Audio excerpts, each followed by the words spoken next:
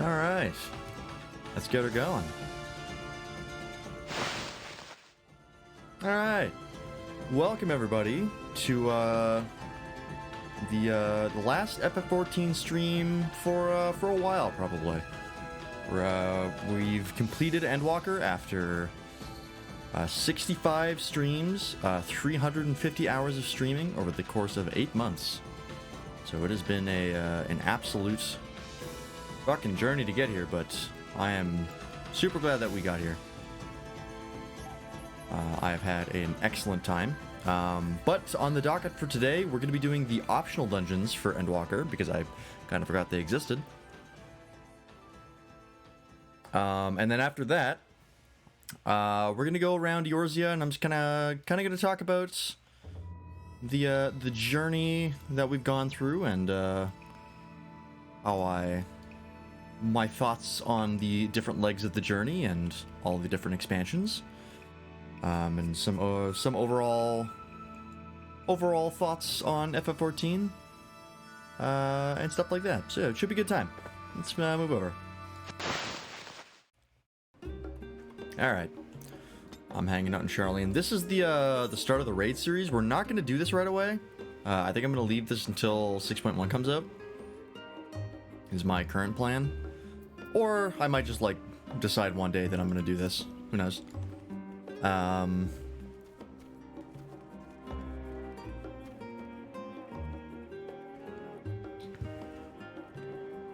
Something on my throat.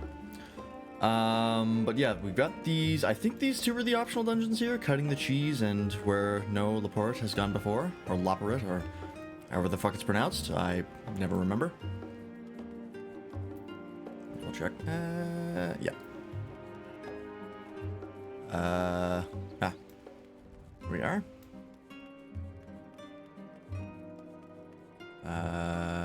There you are. I don't know what these optional dungeons are, to be honest. Oh my god, that looks awesome. What the fuck is that? That looks sick.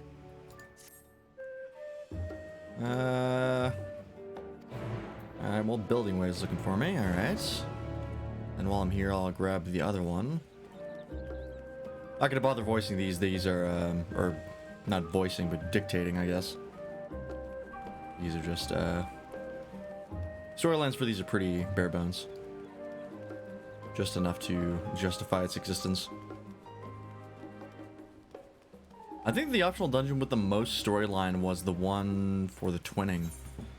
Because that was sort of figuring out exactly how Sid and the Ironworks figured out how to send the Crystal Tower and the Exarch back in time. And to the first. Which is they reverse engineered a goddamn primal in the basement. Alright. And there's nothing else that I'm missing, right? Yeah. Alright. We'll do... This one also looks really cool. So I'm really having trouble deciding which one I want to do first. I guess we'll go top down. So we'll go where No Laporte has gone before and do that one first.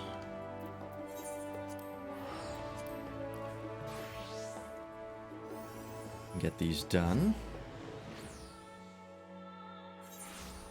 I do also have the high level Wondrous Tales now. And I think I have to do these for, if I'm not mistaken, I think these are the things I need to do for Expert Roulette. Which, I don't even know what Expert Roulette is, to be honest. Light Party Expert Dungeons. Is that just like the level 90 dungeons? Like the final day and then whatever? Oh no, that's the trial. There we go, dead ends. Because dead ends is one of the things you have to do for that. I don't know. What is Expert Dungeons? Does anyone know? Anybody have any idea? Because I do not. Oh god. Much as I love this mount, it is really hard to maneuver the camera around.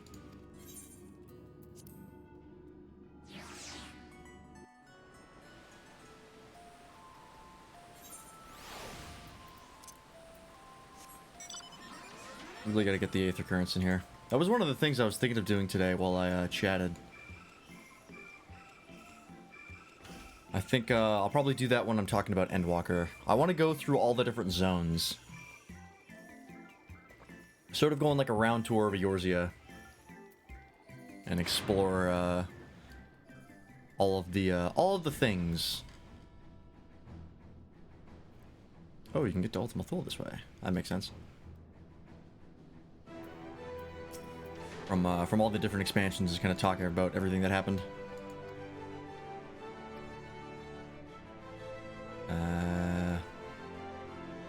Somehow simultaneously exists in both locations. Okay. That's weird. Oh, is that just their explanation for why there's the ship here and in Ultima Thule? That's stupid. I love that. They literally made some like weird lore explanation of just like, yeah, it exists in both places at once. Don't worry about it. That's pretty funny.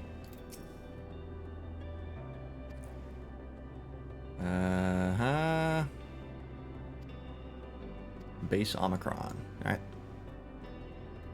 I want to get the, there's a amount that you get with, fate tokens. Oh, this just plays here now. I guess there wasn't, like, music really here before. That's actually pretty fucking rad. Alright. Can't remember what the mount was, though. I remember looking at it and being like, that's cool, I want that. And then I forgot what it was. It's from the Chi Fate. Or Key? I don't know how it's pronounced. I don't even know where to hand in the stuff. I assume Razat Han, which I have not explored at all. Oh, there's striking dummies here. Oh, it's the level checker mount. That's what it is. It's like this as a mount. Which is pretty fun. God, Endwalker is such a good soundtrack.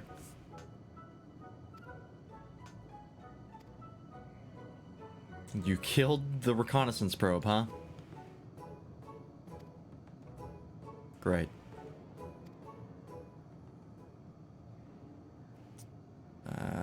Noticed an irregularity. Powerful burst of energy from the remnants of a lost world. Oh, interesting. It's okay. Contained a single word, a single command. Live. Huh. Oh, that's bad. Oh, great. So we just turned on the WMD factory by accident. Oops. I don't think that killing this thing is gonna help. Removing the power source will, though.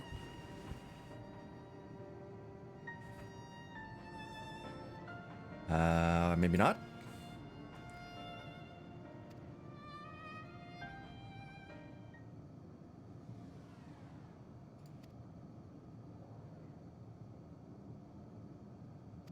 Okay. We're gonna cheat.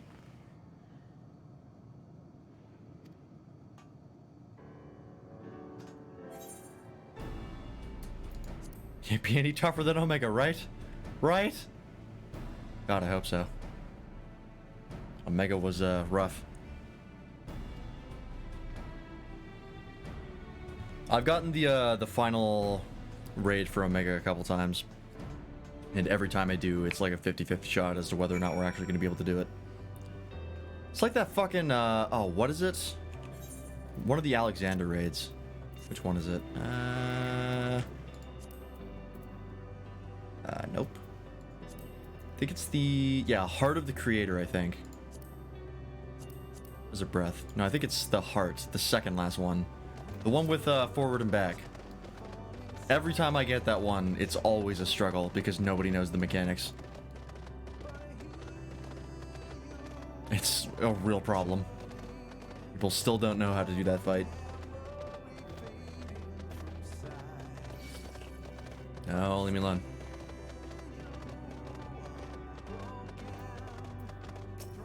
Oh, there's an Aether Current right there. Right.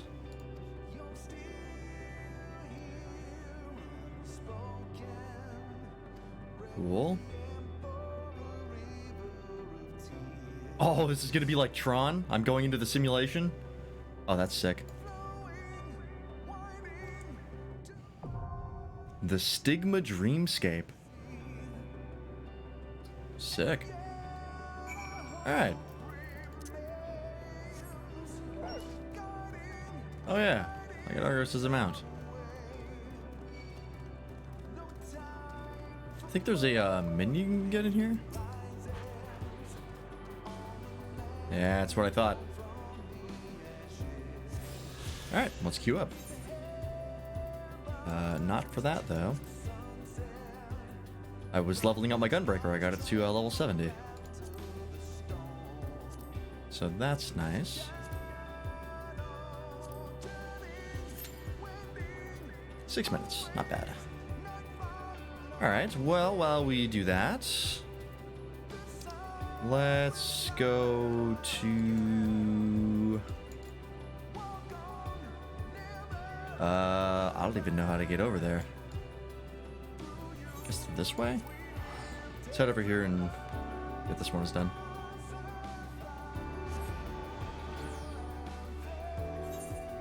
God, Endwalker's theme is so fucking good.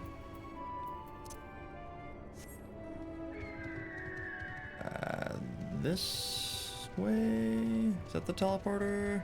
Oh, that's not gonna help me. I'll just take the stairs. That's gonna teleport me all the way back there, I think. Not what I want.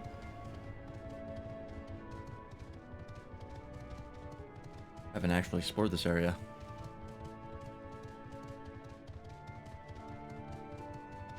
Man, I can't believe this place was like so early on into the expansion. God, Endwalker went so many places. Like, just fucking ridiculous how many places it went so quickly. We killed Zodiark at level 83. Like, holy crap. Yeah, I want to go this way. Not gotten any of the 8th occurrence in here yet. Well, I've got some, but barely any.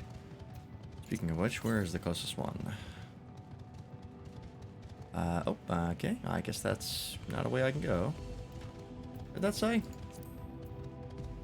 Northeast. Oh. Is it up there somewhere? This camera angle's not doing me any favors.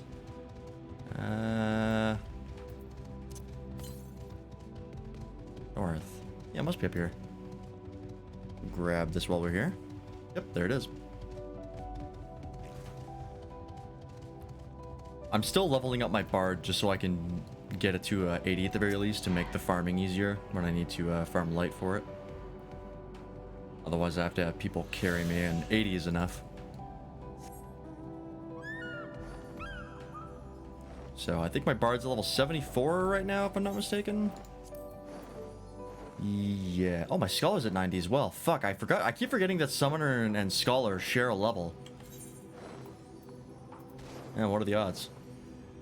Level to healer and to DPS. I still haven't done like any of the quests for scholar. Wow, I'm making good time for leveling things to 70 actually. The only things I have left are monk, dragoon, dark knight, which is never gonna happen. Machinist, dancer, and black mage. We're like kind of halfway there already. Huh. Oh, well. Never mind. Doing this now.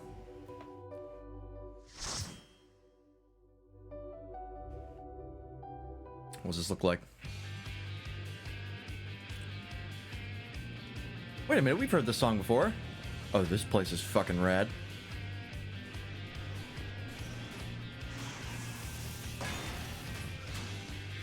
Have we heard this song? Yeah, we've heard this song before. This sounds familiar to me.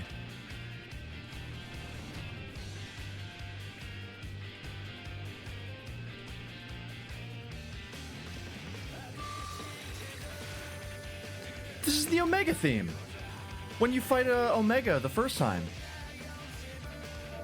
Oh, that's sick. I am absolutely okay with them reusing that track.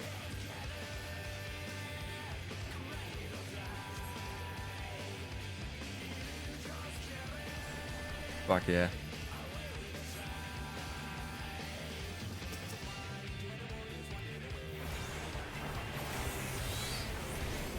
Are we gonna go big poles? Yep. Fuck that guy in particular.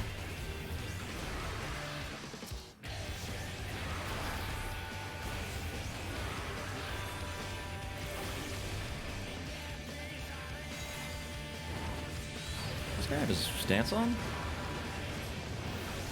Yeah, he does. He just has enough buffs that I can't see it.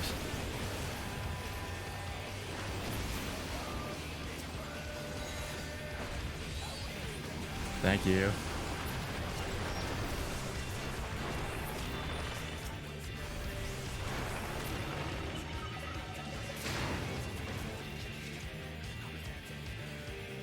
I gotta check out the new titles as well. I'm probably never gonna change off Dungeon Master just because it's a D&D reference. Oh no. Those look intense.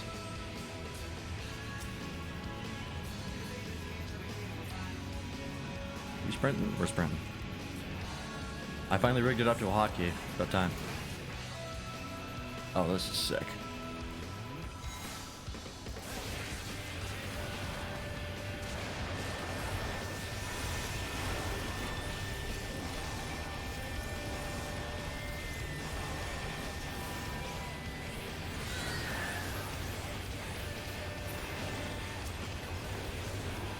Talking is unnecessary. We're jamming now.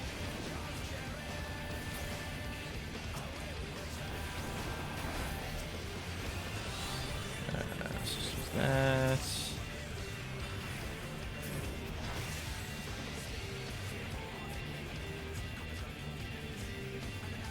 God, I love Summoner. Oh shit, it's like a little Stigma 4 detected. Oh shit, we're like Proto Omega. Oh, that's rad. That's really, really cool.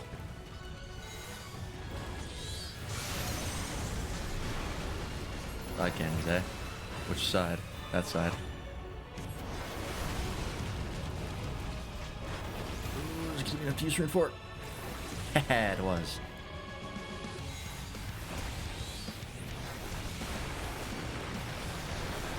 Oh god, that said rear interceptors. My bad.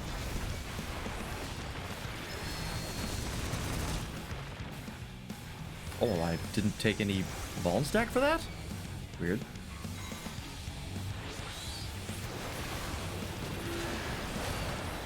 Ow. Oh, there's the sword spam. God, that shit is red. That's definitely the tank that I'm gonna level up to 90 first. Is gonna be Paladin. I mean, it's already at 88. No other tank is currently. Kite that around.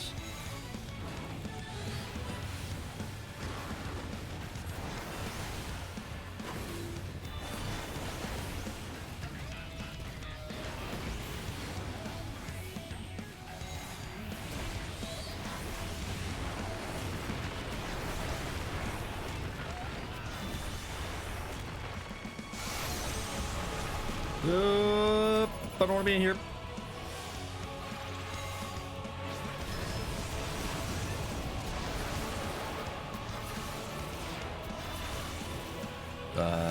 Guided missiles, is that the thing we have to run away from? Yes. Oh, that's not great. Never mind, I'm fine. Fucking Sage is OP. Nah, I don't think it's OP.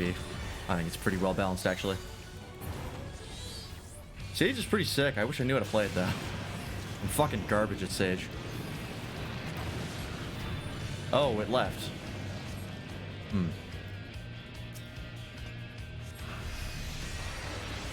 Oh, God. Whoa! Alright, hang on, I'm on my way. Sorry for the delay. God, this dungeon is sick. Oh, Vance Plays! Thank you for the tier 1 subscription. I don't have a lot of emotes, and the emotes I do have are not very good, but one day that'll change. But enjoy not having ads. That's pretty cool. Thank you very much.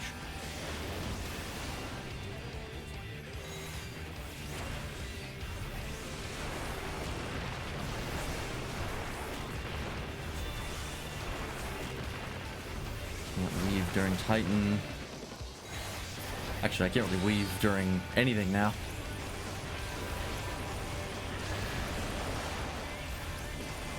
Should have been doing single target. There was only 2 things there. That's fine.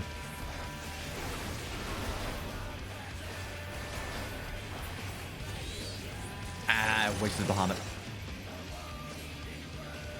Oh, hello. What did I just get? Oh, Materia. Alright, we're fine.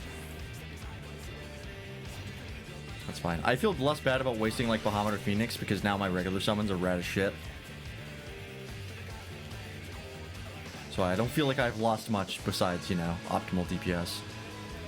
Which I mean, who really cares about that anyways? I'm in that. And that as well.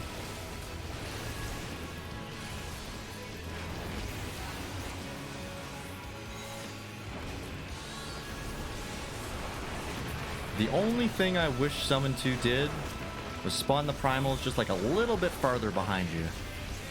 Or like maybe more to like the left or right. Because they kind of spawn like right behind you and to the right. And it can be a little hard to see past them. And freelance, I hear you say. Well, you can just change the size of the primals to make them take up less screen space. To which I say, fuck you. I'm not going to do that. I want them to be large. Oh, a big one of these. All right. Arc Lambda. I have to target it. There we go.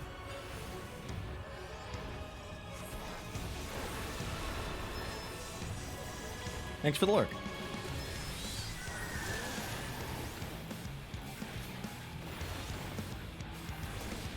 Oh, God. Oh, fuck.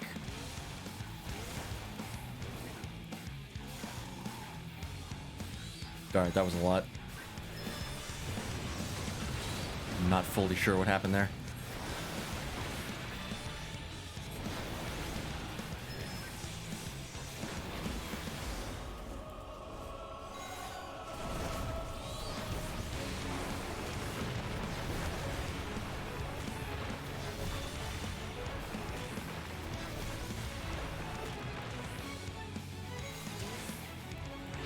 Oh, God. What does that even mean? Oh, I need... Oh, I see, I see. I think I did that right? I'm not super sure on that one, I'm gonna be honest. Kind of winging it on that one.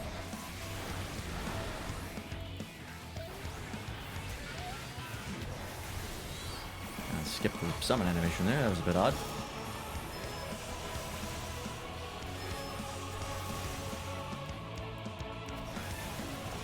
This is safe.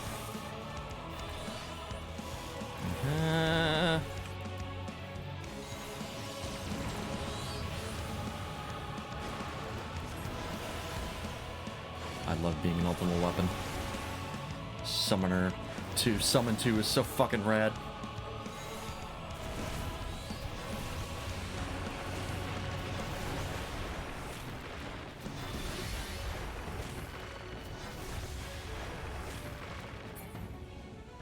Oh, also, I saw some stuff about 6.1 and some changes that they're gonna make. And they're getting rid of Kaiten for Samurai, which is the button that like takes up some Kenki and it makes your next weapon skill deal 50% more damage. So anytime you would use like your 3-sticker single target hit, like a Midare, I think it's called, you would like always pop that first. Ooh. Cool. Cool. But since it was kind of a requirement every time, it was kind of an unnecessary button, so they're just getting rid of it now. And they're gonna buff Midare to make up for it. And that's pretty fucking rad. I think they're making Midare like auto crit. And like do increased damage as well. Which I think is a pretty good change. I see a lot of people upset about it though. They're like, it was such a cool animation. Shut up. They're making things less clunky to play and people are mad.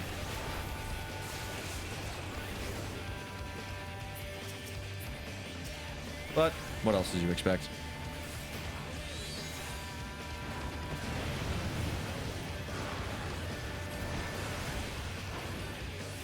Because they want to get rid of buttons. Their samurai has too many buttons. I think they say they want to have a maximum of 36 binds,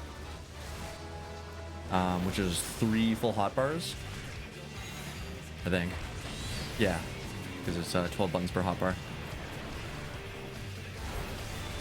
And samurai is kind of crossing the limit. Now there are other things samurai could really stand to consolidate, like Iki Shoten to Oganamakiri, or there's more buttons that you could change as well, like the 1/22 Achi CDs.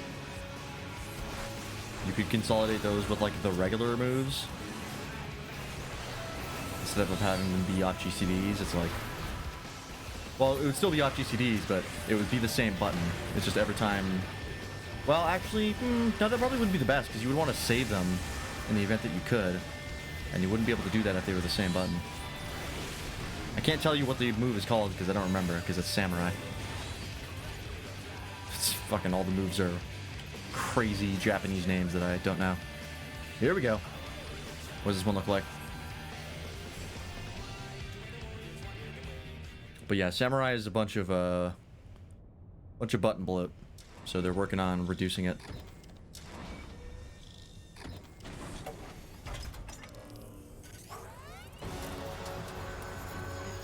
All right, we're fighting a sphere. Siege Matrix, Stigma 4. All right. Orb. But why are you allowed to be that close? That's actually a great question. Huh. Well, in any event, I will grab these. I don't know what that means.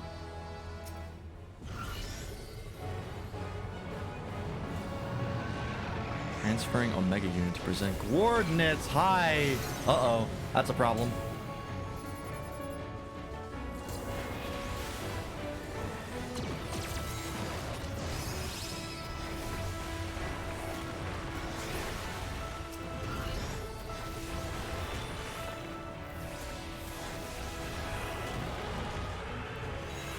We're fine. Let's fine.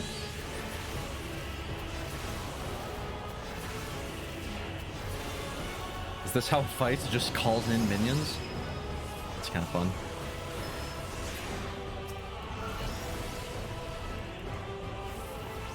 Like, standing on those lines is dangerous, but I honestly don't know. We're fine. I happen to be in the right spot. Wow, we're burning it down fast. Need to get one more off. Don't know what that's about. Okay, that is a Sender AoE.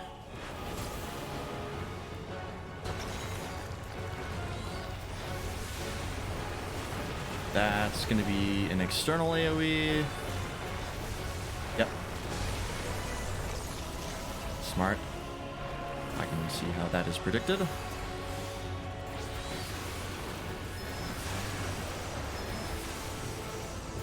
Mind hack. You gonna take over one of us? Move left.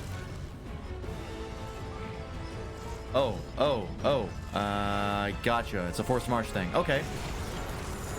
I remember what the deal with that is from that one Stormblood dungeon. The first one. Ow. Okay, that's just raid damage.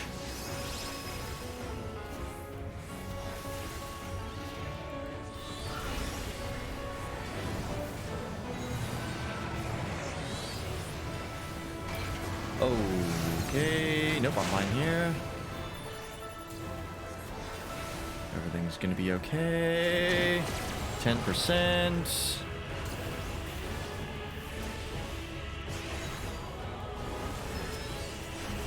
Oh, it's gonna self-destruct. Okay, that's a problem.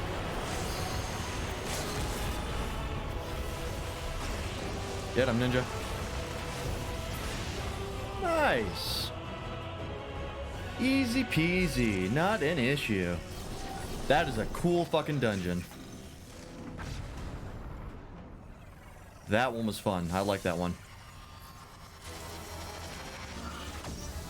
I'm getting a bunch of gear that no one else wants.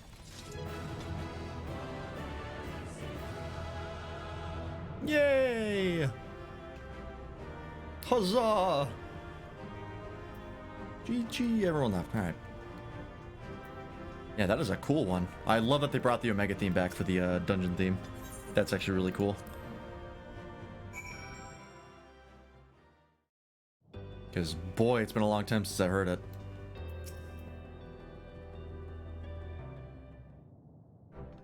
Alright. I have reprogrammed the AI by beating the shit out of it.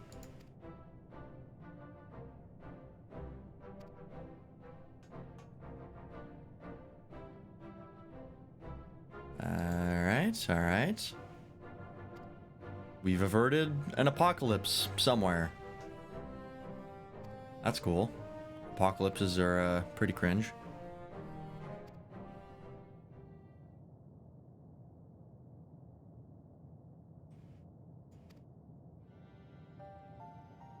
Oh no, it's going to die?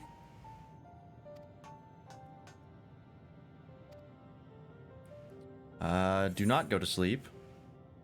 To shut down would be inconsistent with the order Sir gave you. Yeah, that's the most likely sort of answer to work.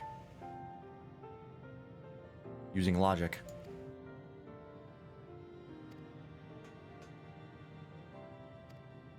Cool.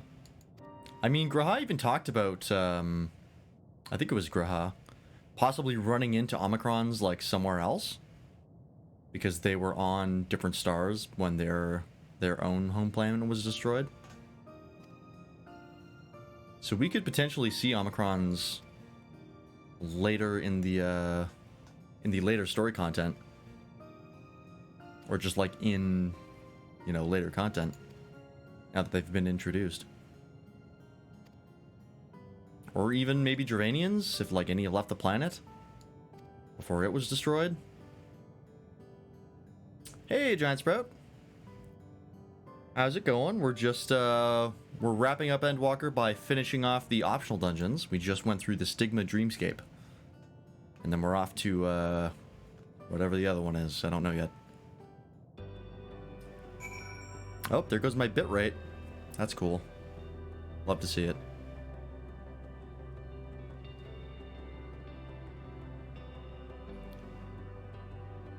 Give me a second.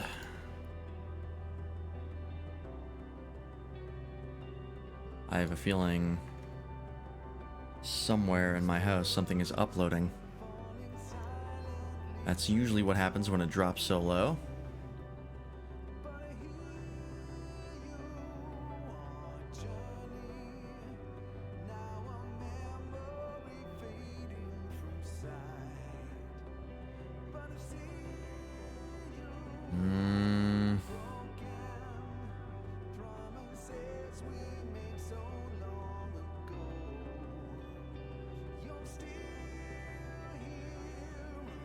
I may have to go... Oh, it might be coming back.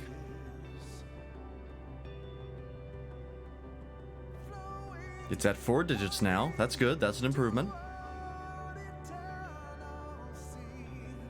At the very least, we get to sit here and listen to this song.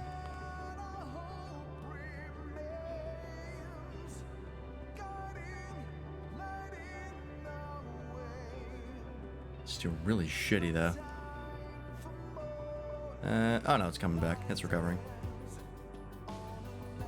Alright. We'll continue on. It'll probably be fixed once we get to the next dungeon. So... oh, how the hell do I get there?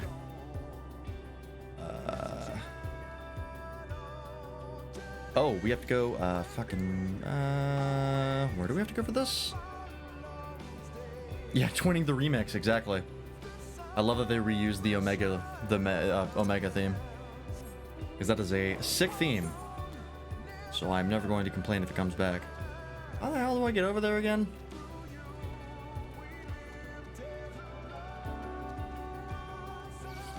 God, Endwalker's theme is so good.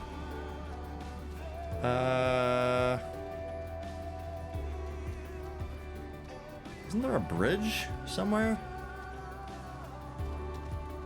Ah, there it is. I have to go over here. I know, I haven't gotten flying yet. I'm probably going to do that when we start talking about Endwalker. I'm going to go in the through the zones and grab all the Aether Currents and stuff. I just beat it yesterday.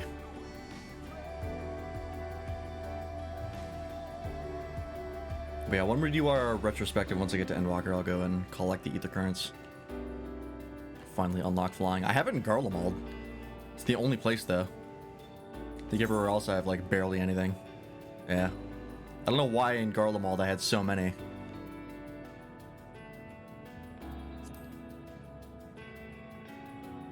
I gotta get the flying because then I can participate in hunt trains and fates and stuff. And get the cool stuff. It kind of sucks that the Endwalker hunt rewards are like kind of lacking. Like there don't seem to be that many rewards. There's no mount or anything like that. There's no armor. Is that gonna come later? Like does that not come out on release?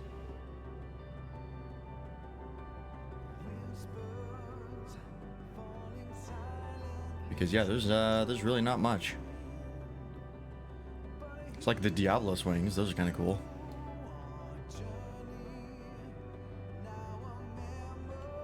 Unless there's another vendor that I'm not seeing.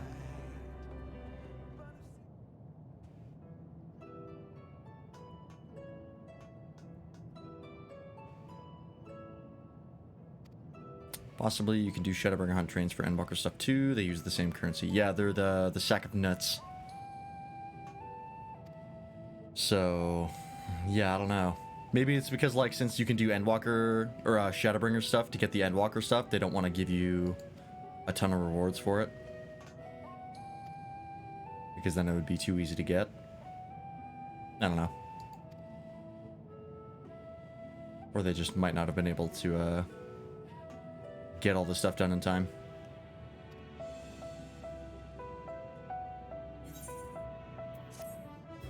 Alright.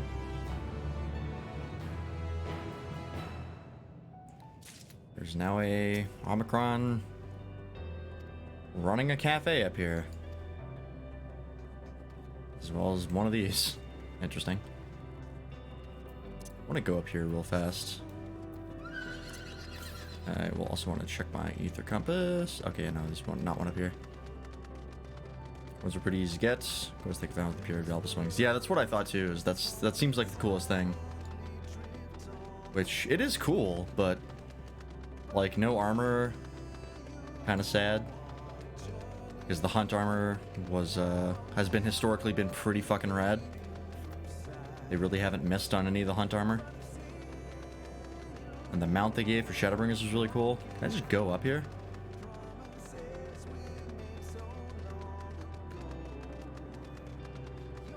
Seems like I can.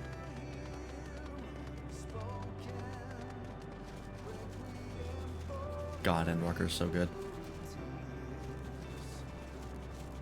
Alright. Well, we have another dungeon to do. Let's back over to Mario Lamentorum. Mayor Lamentorum. I don't know which is the correct pronunciation. And let's figure out how the hell to get over here, because I don't actually know. Looks like there's a bridge there.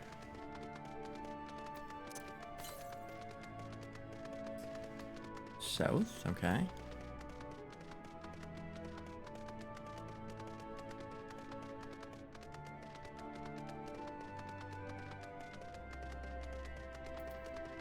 There's a gap on the top left side.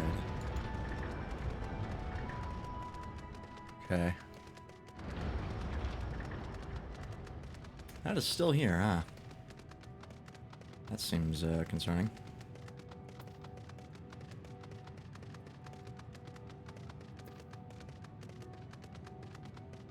I can't wait for 6.1 to come out. Have they do they have a timeline for the Alliance raid and stuff?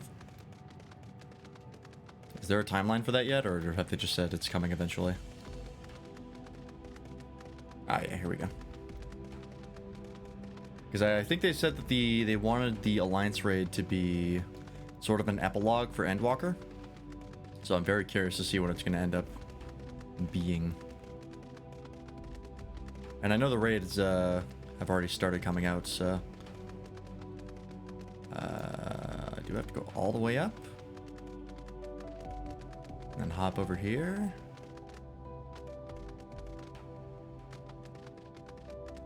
Over here. Yeah, there we go. Alright. Because I'm assuming 6.1 is mainly going to be like the MSQ stuff. And then the Alliance raid and the next raids and all that stuff will come out in separate 6.1x patches or 6.2x or whatever. I have not paid super close attention to the dev letters.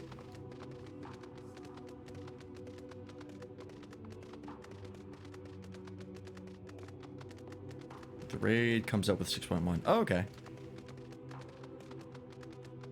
Because I do love me some Alliance raids, and with all of the level 90 abilities being so visually flashy, I can't wait to see absolutely nothing.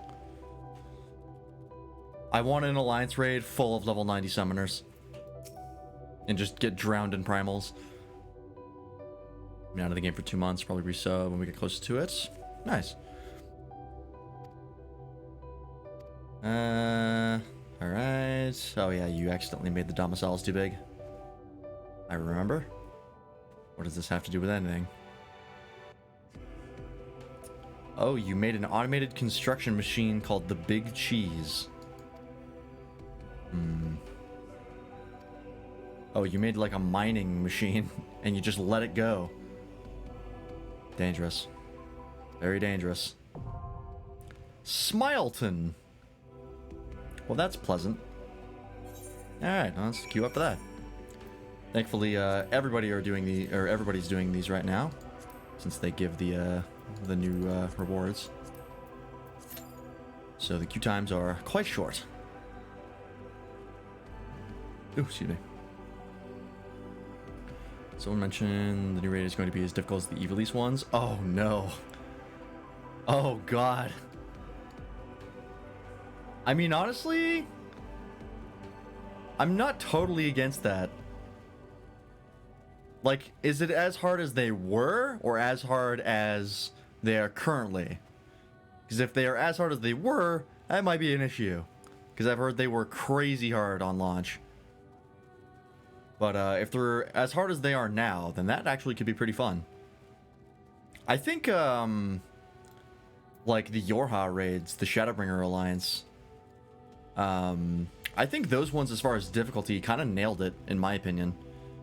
They were a really good mix of difficulty, but also maintaining fun and not being too overwhelming. Because I got to pay attention during those raids, but I'm still like, I'm not freaking out all the time. Which is good, because it takes like an hour to get through, so if I was, that would be very stressful.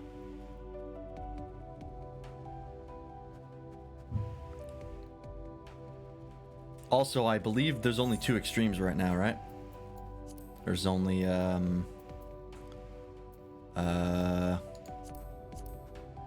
Hydaelyn and Zodiark Extreme. Where are even those?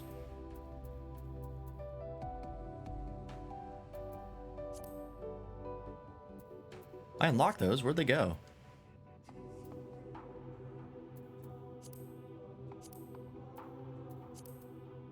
Not PvP. Well, that's... Where are the extreme Endwalker trials in the Duty Finder? I can't even fucking find him. Your raids when they launched was a complete chaotic shit fest. People died in droves. It was hilarious and fun. High-end duty tab. Oh, I didn't even see that. Gotcha, gotcha. Oh, I don't even know what this is. I think I've seen this in the party finder. In here. And there's apparently a bunch of shit here and I don't know what it is. There's a bunch of locked duties I don't have access to. I have no idea what they are.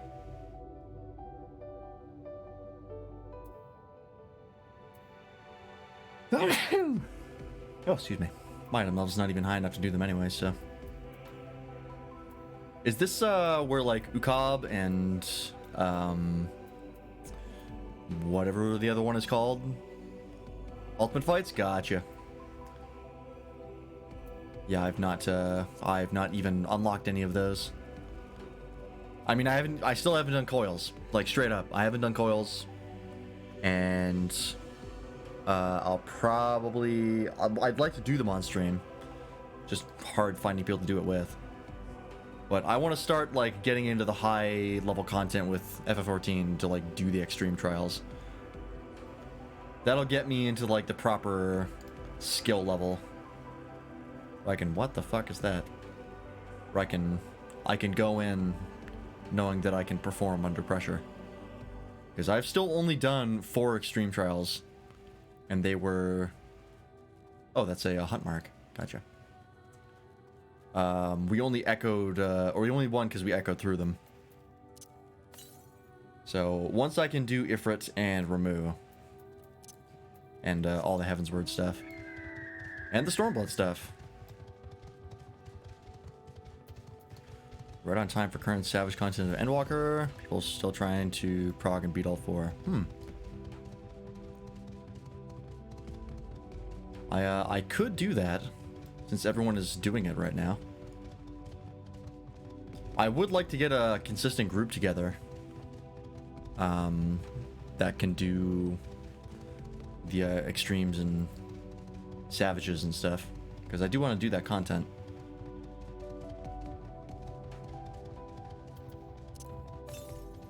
Which is a static, I guess. Statics are raid teams.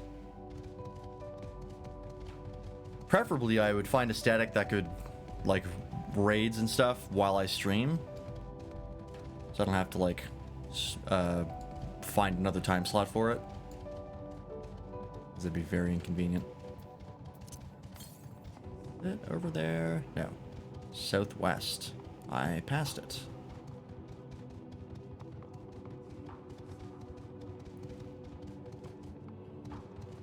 But yeah, I'm not too concerned about it right now. I'm sort of taking a break from FF14. Is it in that crater? Ah, here we go. Whatever the hell this is. Since we're not going to be playing FF14 on stream for a while. Ah, perfect timing. Gonna relax now that we've beaten the MSQ. If I do stream FF14, it'll be casual stuff of just like doing roulettes and stuff and chatting.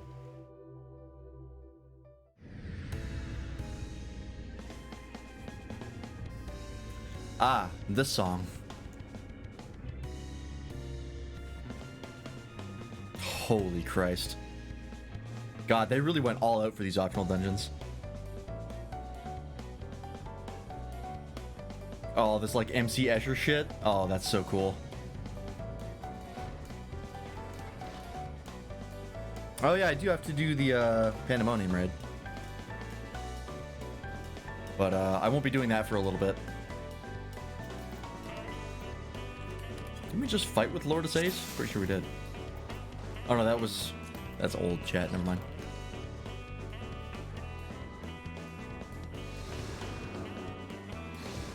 Okay. I see. Yeah, I might do that in a few weeks. I'll do the raid.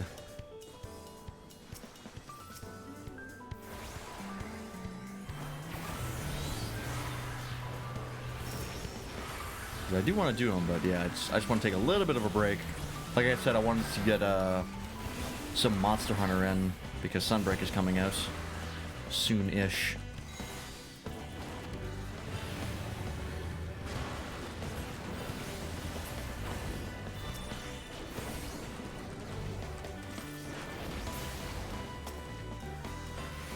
Can I get that off? Nope. And also, it's been like a really long time since I've played any Monster Hunter. I've been really slacking on it. And I fucking love Monster Hunter, so I'm making an excuse to play it. I think I've only played it on stream like once. Like right when it came out.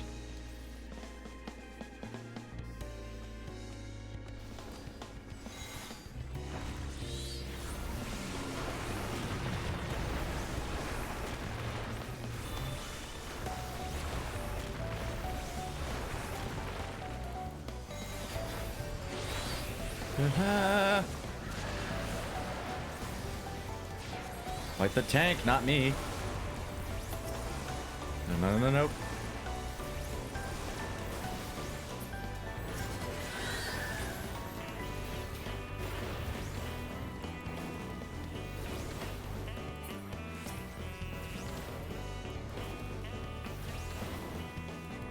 One more. Perfect. Never mind. That's fine. First boss?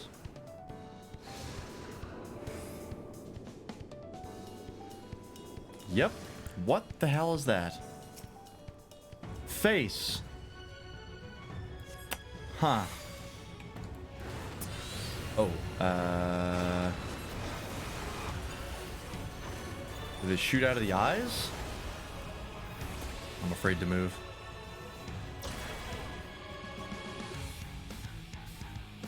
Oh, you have to alternate.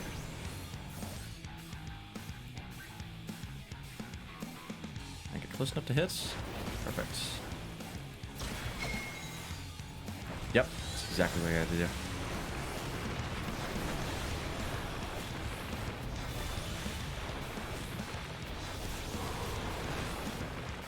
Off my lawn.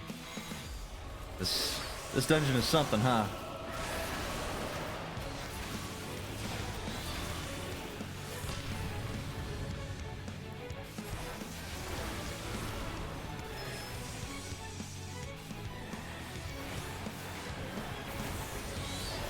Upside down. Ah, they switch. I need that. Oh, how many spaces does this get below me? I want to say 2. 1. Shit. Ow. Alright. Noted. I do appreciate the little check mark of like, you fucked up, or you did well.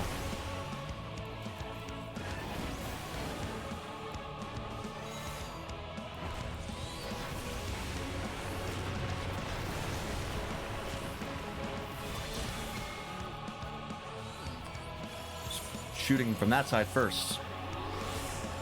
Not the other side that I was looking at. That's fine, we're fine. Oh, I already have that one. Alright.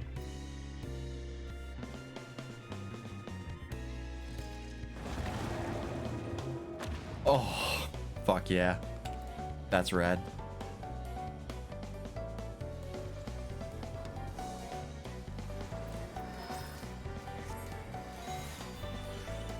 This dungeon, yeah, they really went all out with these dungeons. These are super cool.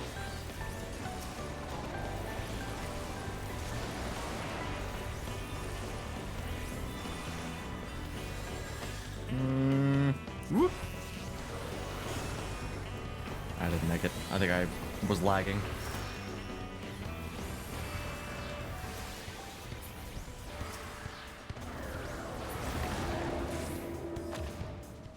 God, this dungeon is fucking rad.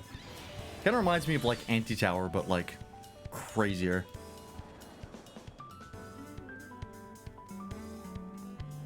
Square Enix really just saw like an MC Escher painting and was like, let's make that a dungeon.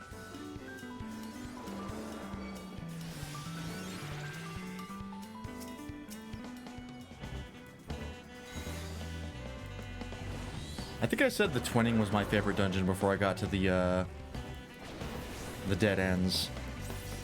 And then I think that became my new favorite, and now this might be my new favorite as well. This is just so unique.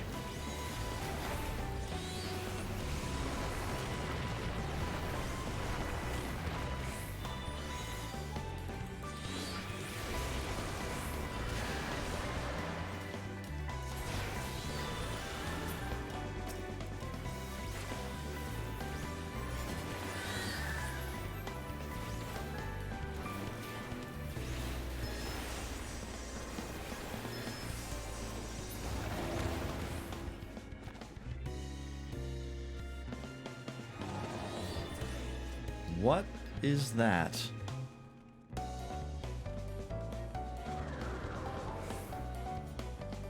Frame worker. Oh, it's like a wireframe dude. Interesting, that's cool. Oh, target the fucking... There we go. Ow.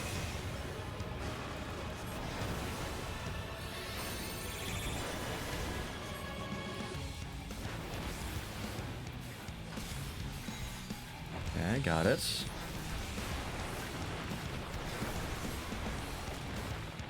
Replicants. Oh, I see. So he leapt forward, now they're gonna leap forward.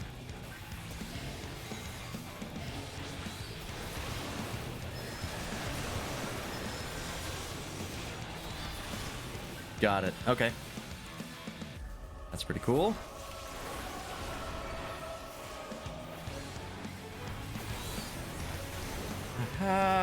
Fine. Oh, that's less fine.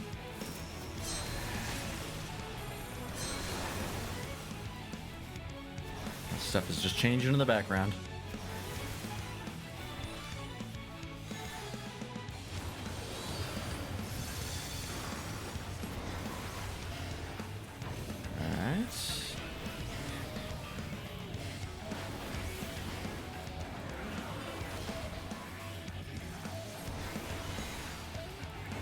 Alright, unless he has any more shenanigans, we should be fine.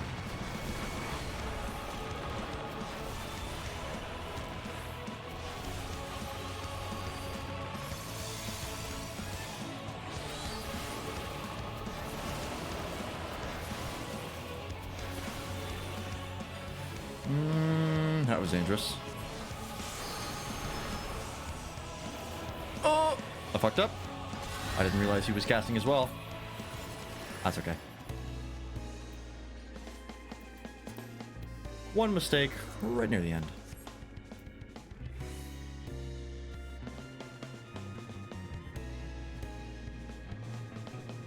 Alright, what's this last place look like? My god. I mean, that is just so fucking rad.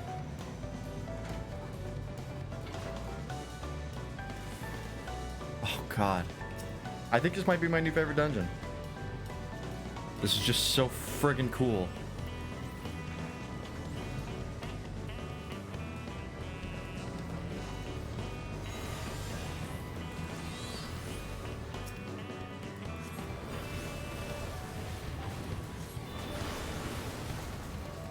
Oh, that's an AoE. Ow. I'd like to get in and use this, please.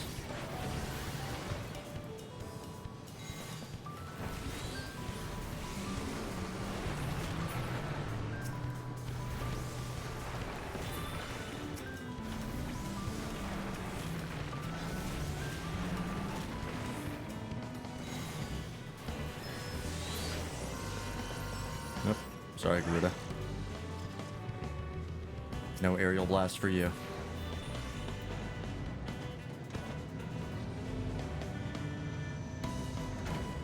I'm surprised I remember what it was called, to be honest.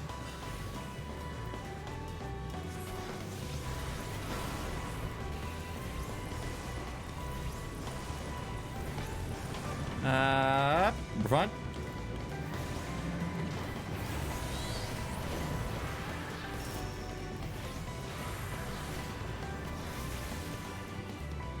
I'd like to catch up with everyone, please.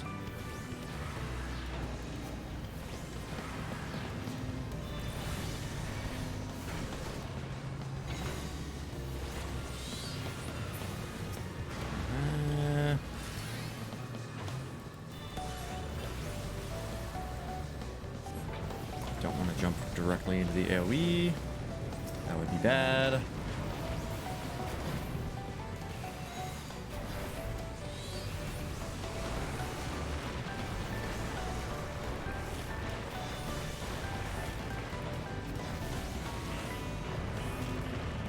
That should be death. Alright. Final boss.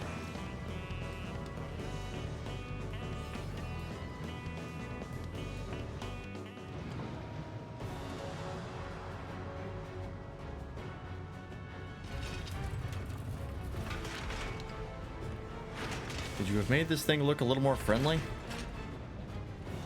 Smile Maker, the Big Cheese. What a name. Alright, well. I'm still intimidated, so...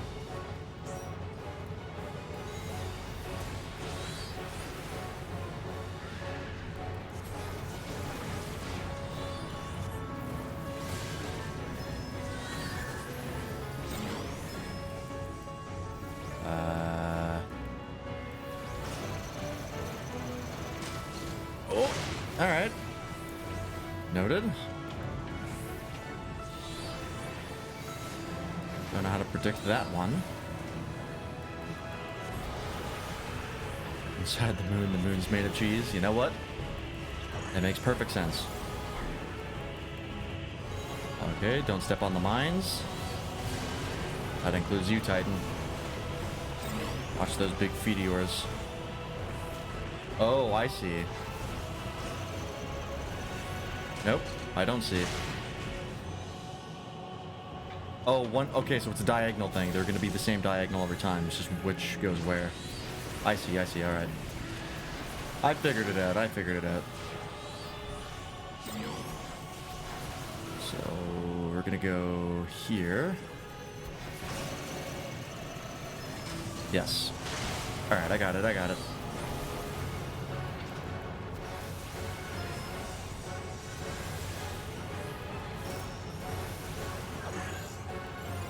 Okay, those are dangerous.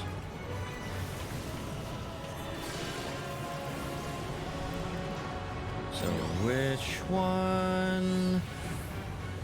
Back here will be fine. That's the wrong button.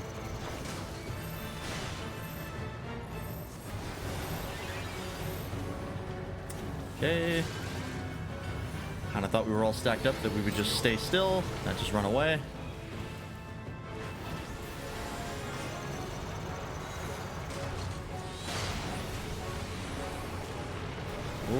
Okay. Gotta worry about that as well now. Alright. A lot happening here, but we're almost done. Nope, I'm dead.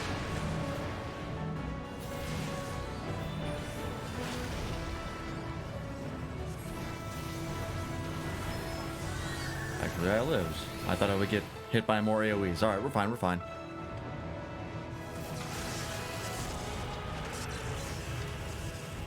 We got there. Yeah, that's got a lot going on.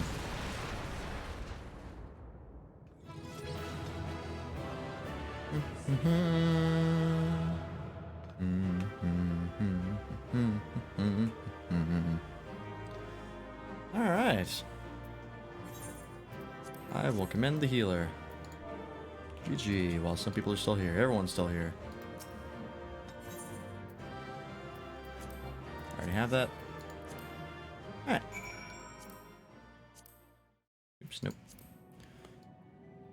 And we just have to go back to where we were. It didn't teleport us there, though, which is odd. Normally it does. Weird.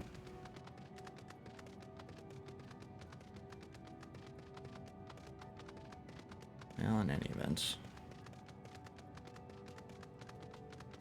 Quickly run back.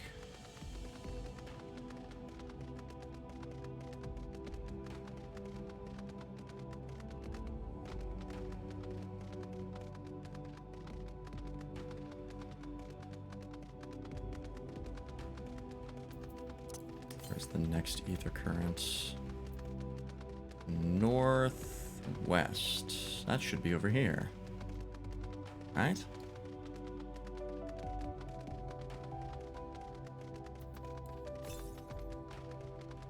North. Oh, it's in there. Okay. It was like 500 yalms. There's a wall there. Can't go any further. Excuse me. Thank you. Alright, I fixed your problem.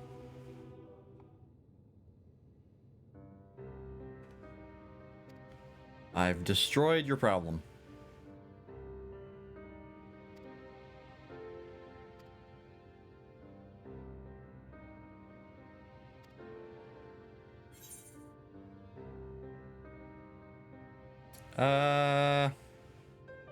Yeah, visit residential areas on Atheris. That's a good plan.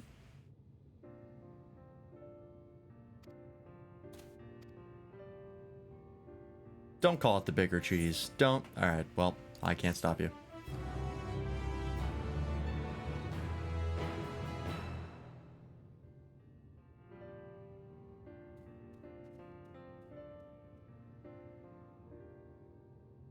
God damn it. Really? It's him. It's the man on the moon. What the hell is that green star up there? Oh, there's a bunch of green stars. Oh, that's a constellation, I think.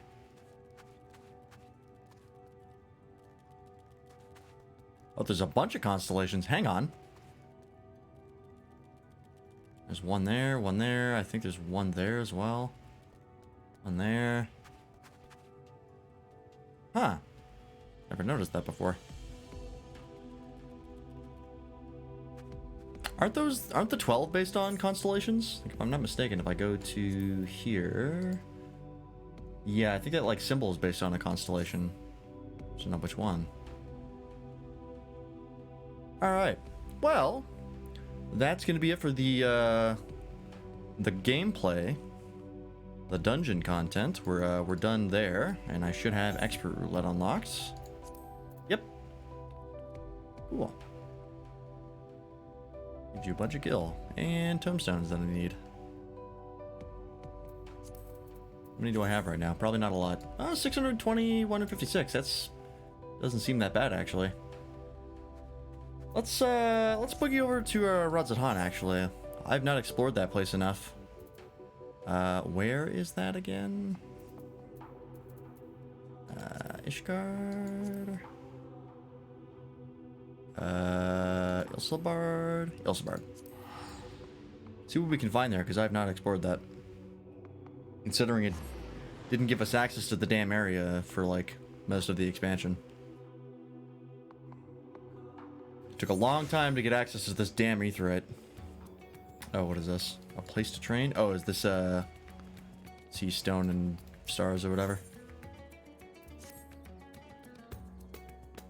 This track is pretty good. Pretty slick. Alright, I'll have to go to Blackistan at some point. That is the role quests over there. Alright, let's talk to some vendors, see what we can buy. What do we got? Collectible merchants. What do you have? Ah, okay. Potions and various garbage. Script exchange. Splendor's vendor. Okay. I have not been approved. Materia vendor. Okay, what about over here?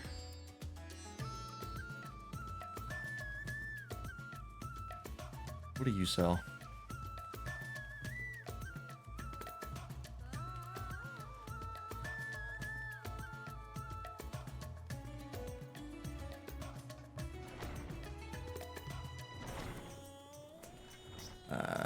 Is this anything? Nah, not really. Who am I looking for? Guild ship hunt vendor. Okay, this is the same stuff. Okay. Just copied over. Alright.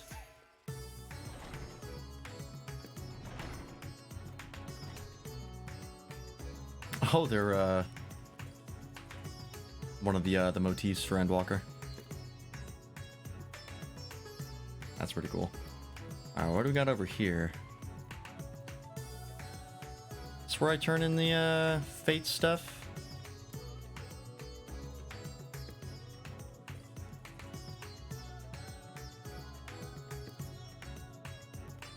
Totem and Sundry, you must be the guy. Totem gear, Zodiark. Okay, you can just get jewelry. Same with Hydaelyn, I assume. Oh no, you can actually get this is the Divine Light stuff that we've been seeing.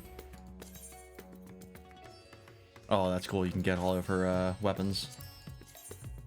Hang on, let's get rid of that shit. Those are pretty slick looking. I think I've kept my eye on this one. Yeah, this one's pretty cool. What else is there? War Scythe of Divine Light. Ooh, that's a slick scythe. I want that real bad.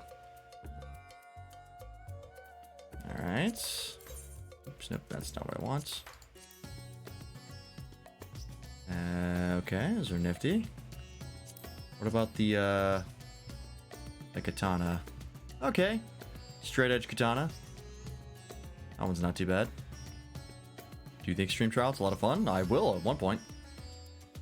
You just gotta find people to do it with. Ooh, those are cool. Got the longbow. Alright. Pistol.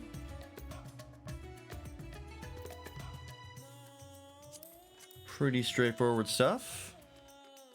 Ooh, I like those chakram designs. I like any of the chakram designs that are symmetrical. I don't like when they're asymmetrical. That annoys me.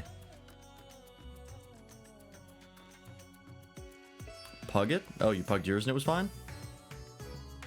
Well, I might try that then. Probably not on this stream, but I might do that at some point. If you can just pug it.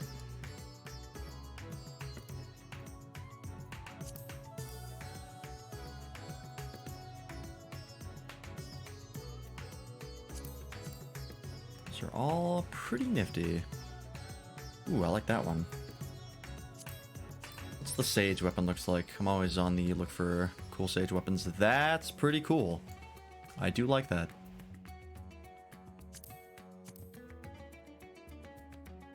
And that is a cool shield. Alright. What about the fate stuff? Yeah, there's the level checker I need the chi for.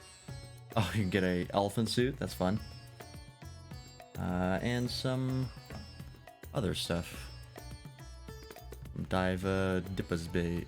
Diva Dippa? Yeah. Okay.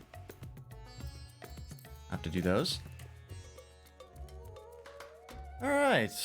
Oh, gear and tombstone exchange. I should actually take a look at this. Let's see. Dispel of magic. I'll need to grab these at some point.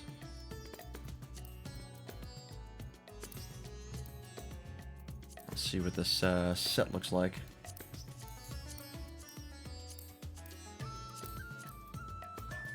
Okay. I can dig it. And what about the astronomy stuff? Ah, that's the radiant set. This is the real expensive one to get. That looks awesome. That is really good looking. Hang on, I gotta check the other stuff. Moonward longsword. Ooh, that's cool looking.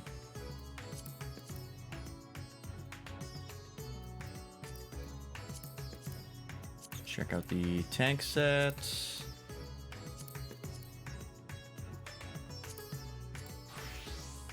Ooh. That's a cool looking set. How's it die? Okay, standard metal die. Alright, alright. Got the axe. Oh, these are really good looking. Hell yeah. What's the Reaper set look like? Ooh. Oh, shit. That's cool looking. I wasn't expecting like a big shuriken on the front. Alright. Show me the maiming set. It is a recolor of that. Okay, I should have expected that. Show me... Ooh, Tonfa. I do love Tonfa for... Oh, and they're bladed Tonfa too. That's rad. Tonfa is one of my preferred monk weapons, and there's not a lot of them.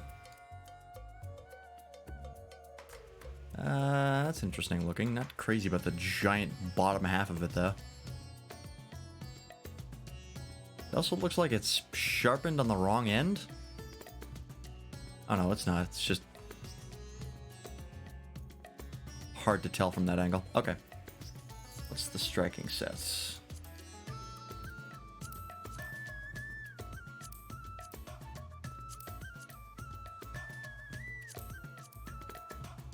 Okay, not bad. Veil's pretty interesting. Okay. What about the ninja weapons?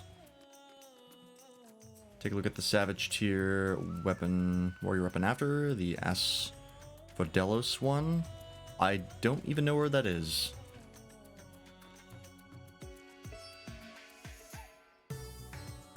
Because I don't know if I have access to that yet.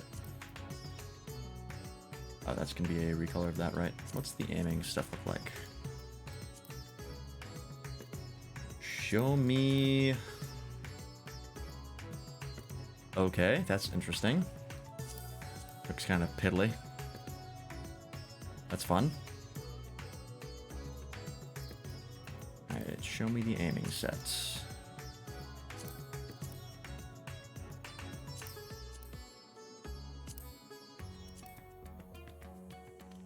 I can dig it. Oh, clips into my face, though. That's a bit odd.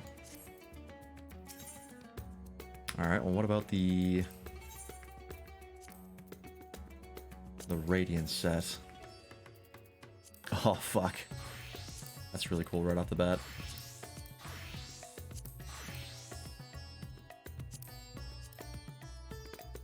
Sick. No weapons, though.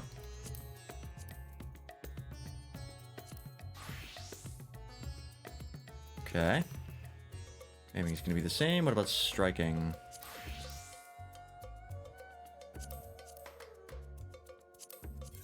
Nope. I literally never want to look at item comparison. This set is fucking cool. Looks like scouting is different. Scouting is the third.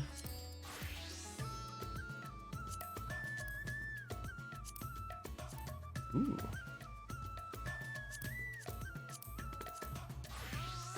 NPC next to Joel has it? Okay. I'll check it out. That is also very cool. And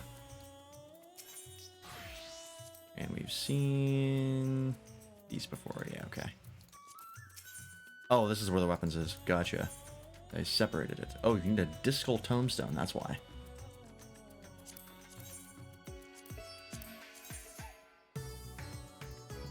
Oh. These kind of look like Zodiark themed. Is that why you couldn't get them with totems?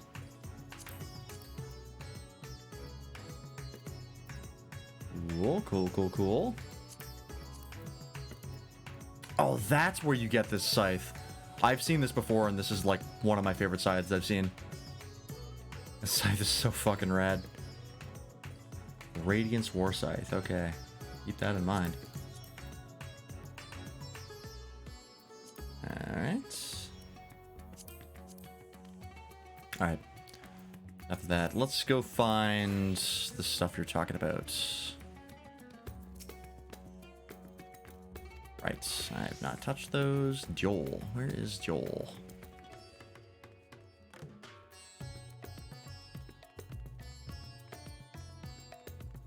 I'm assuming that's somewhere in Razatan. As Kihanti.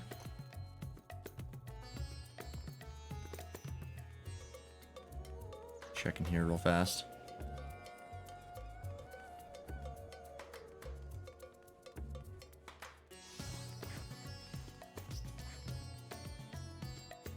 Ten 9.6. 10.3. 9.6. That's.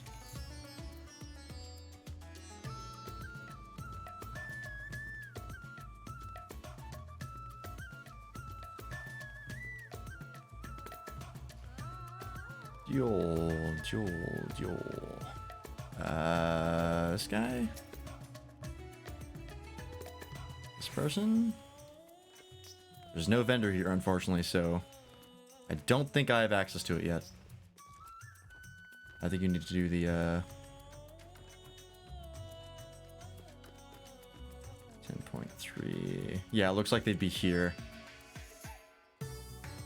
Yep, but there's nobody here for me, so I think I have to do the raids first. Yeah, that's okay. We'll see those later. Okay, well, yeah, I think it's time for us to go and do our little talk, chat about the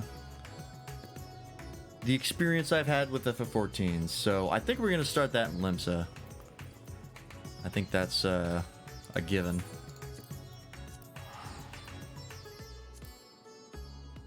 Kind of go through and go through all the places we remember.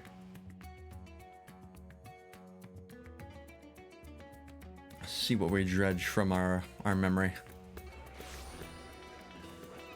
And first of all, what I'm gonna do is Limsa, never change. Let's switch over to Warrior, because that's what I started the game with. I remember coming up to this ramp and having to talk to this guy as part of the tutorial to teach you how to interact with things. I still think Limsa is my favorite of the first 3 cities. I think it's just the best designed. Like, everything you need is right next to the Aetheryte. The only thing that kind of sucks is the second level only has 1 Aetheryte, like, near anything that you would ever want to go around. So that always takes a little bit to run around. But yeah, let's talk about when I first started playing FF14. Because when we first played it on stream, that was on August 11th, but that wasn't the first time I played FF14. The first time I played FF14 was a long time ago. I think it was several years ago. And I think at that point the trial was only up to level 30. I think they hadn't implemented the whole first full, like, entire first game and expansion. Or entire base game and first expansion.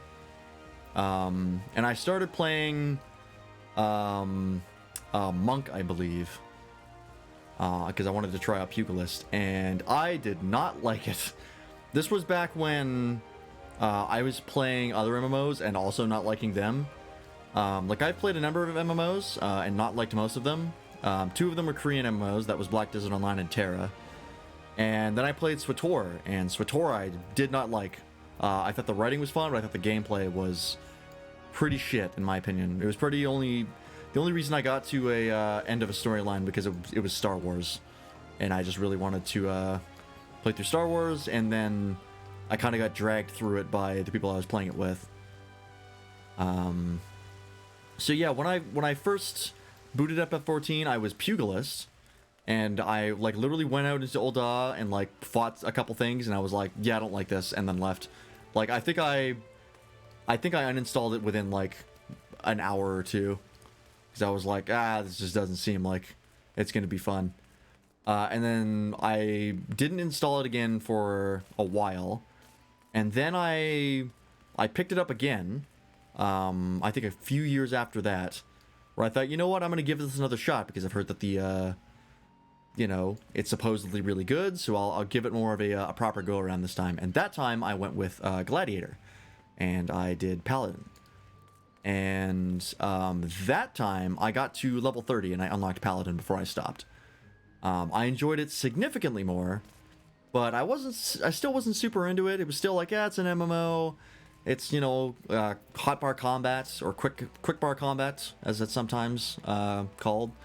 And at that point, I believe I'd played another game that used this sort of old school RPG style, which was Dragon Age Origins.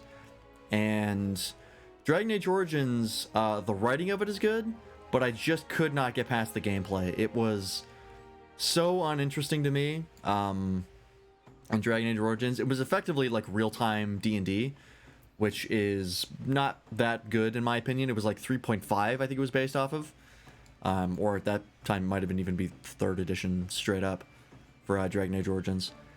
And yeah, I just wasn't a fan. I never really got into Dragon Age Origins. I never ended up beating it. The gameplay was just really not what I enjoyed. And so it sort of turned me off of hotbar combat. And even though I had more fun with FF14 the second time around, I still wasn't super into it. And then we get to around July and August. And at that point, I believe we were playing Helldivers on stream. I'd started streaming I'd started streaming in general, and I also started streaming with Matholomew and Nobody, and we were doing our multiplayer days on Wednesdays. And I can't remember what game we first played on Wednesdays. It wasn't Helldivers. That was the second thing we played. The first game was Terraria. That's what it was. We first started with Terraria on Wednesdays, and it was sort of like an impromptu, not really a full, like, dedicated multiplayer day. And then we moved on to Helldivers on my suggestion, because I thought it was a good alternative. We played that a bunch. That was fun. And, yeah, we had a good time with that. But we wanted to do something new, because we were getting a little burnt out on Helldivers. We had kind of hit the limit of what people were kind of capable of doing difficulty level-wise and what people wanted to do difficulty level-wise. So, I had heard that FF14's trial went all the way to level 60, and it included the base game and the first expansion, which is a ton of content. So I figured, well, if this is free and we're looking for something to play, this is a really good option. Like, it costs us nothing to get into, and it's a ton of content, so it's going to last a long time. So we decided that, yeah, we would try out FF14, and so I went into it not expecting to like it. Like, I'd played it twice before, I wasn't super into it, and I figured that, like, maybe I would like it, but I was fully expecting to be like, well, you know what, I'll do this, it'll be fun because I'm playing with friends, and we're sort of hanging out, and not necessarily because the game itself is what I enjoy. And so I started playing on August 11th. That was when we all first started FF14. That was the day when John accidentally selected the wrong server and went to Behemoth. And we still give him shit for that to this day. But it was good times. And I think when I first started playing it, I was not taking it super seriously. I was kind of like, you know what? I won't skip the story because I've heard that the story ends up paying off once you, if you put in the time in A Realm Reborn, you're gonna get rewarded for that later in the story. So I thought, you know what? I'll read through this. I'm pretty patient as a gamer. It doesn't really bother me that I'm gonna be reading a bunch of dialogue. I like to read.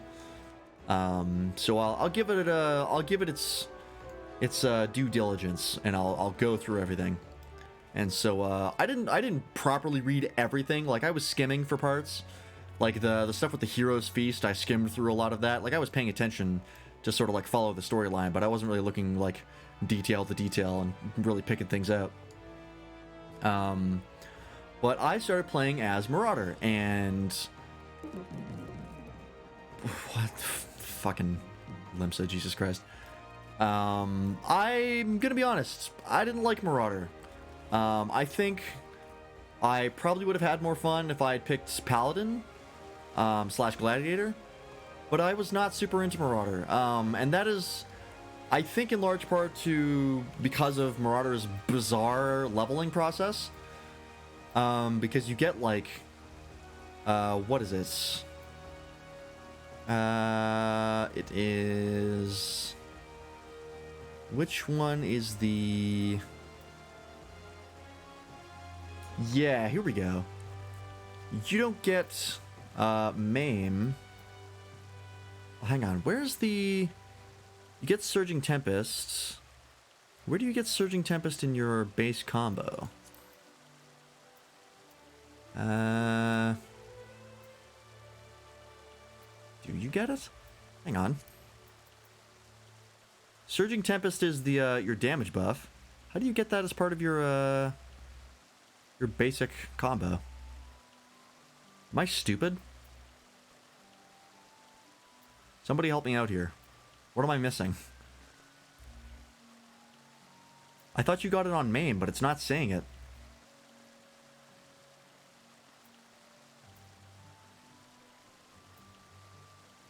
Oh, that's why. I'm stupid. Yeah. So, I was looking at the wrong skills. Because I thought it was like, you get it in the base combo, but I forgot it's an alternative combo ender.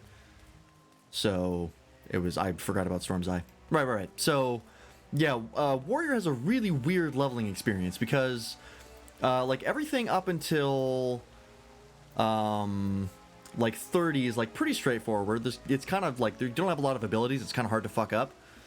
And then you get, like, Mithril Tempest, and it's like, okay, that's cool. But the thing is that Mithril Tempest you get before Storm's Eye. So before you get, at about level 40, or at least before level 50, the only way to get your damage buff is by doing your AoE combo. And you don't get to do that in your single target combo until level 50. And you get Holmgang at level 42 as part of the Marauder class and not Warrior. Very strange. Very, very strange. And the other big thing for Warrior is that Warrior, in my opinion, has dog shit animations. Let's go to... I'll go to my free company house real fast to show you what I mean. That is in others... Yeah. Let's head on down to the Only Friends house. And I'll show you what I'm talking about. So let's compare here.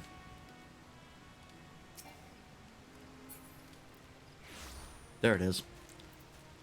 Let's take Paladin, for example. By the way, this is my new Paladin Glamour.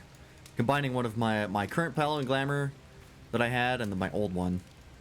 And rocking the orange font shield and looking a little more armored. But anyways, let's take a look at the level 1 striking dummy. So let's take a look at that. That's not what I wanted to hit. Let's look at the basic animations for Paladin, alright? Right, so this is your first hit. Pretty straightforward. It's kind of like a double slash. Not a big deal. Then you got your second hit.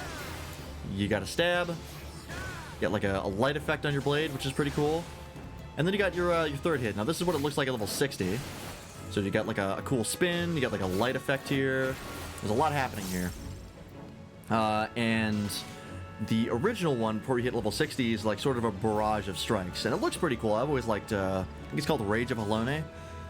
Or Hydaelyn, I don't know how it's pronounced. But I always liked the Rage of Hydaelyn's looks. And Royal Authority looks pretty cool as well. Let's compare Dark Knights, which I do not play anymore, but we'll get to that. Let me quickly go in here to break aggro.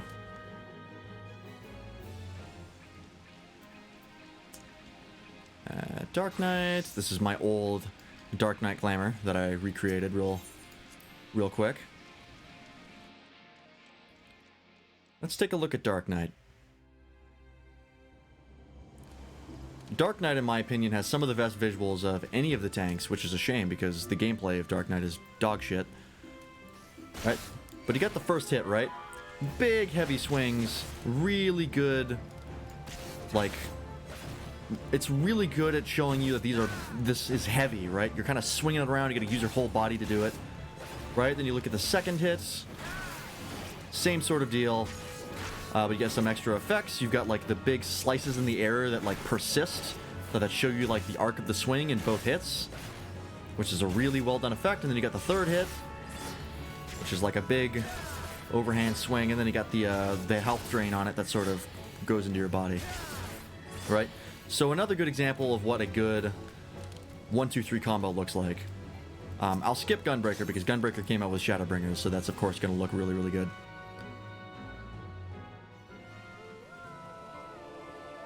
Now let's take a look at Warrior. And you're going to see what I'm talking about.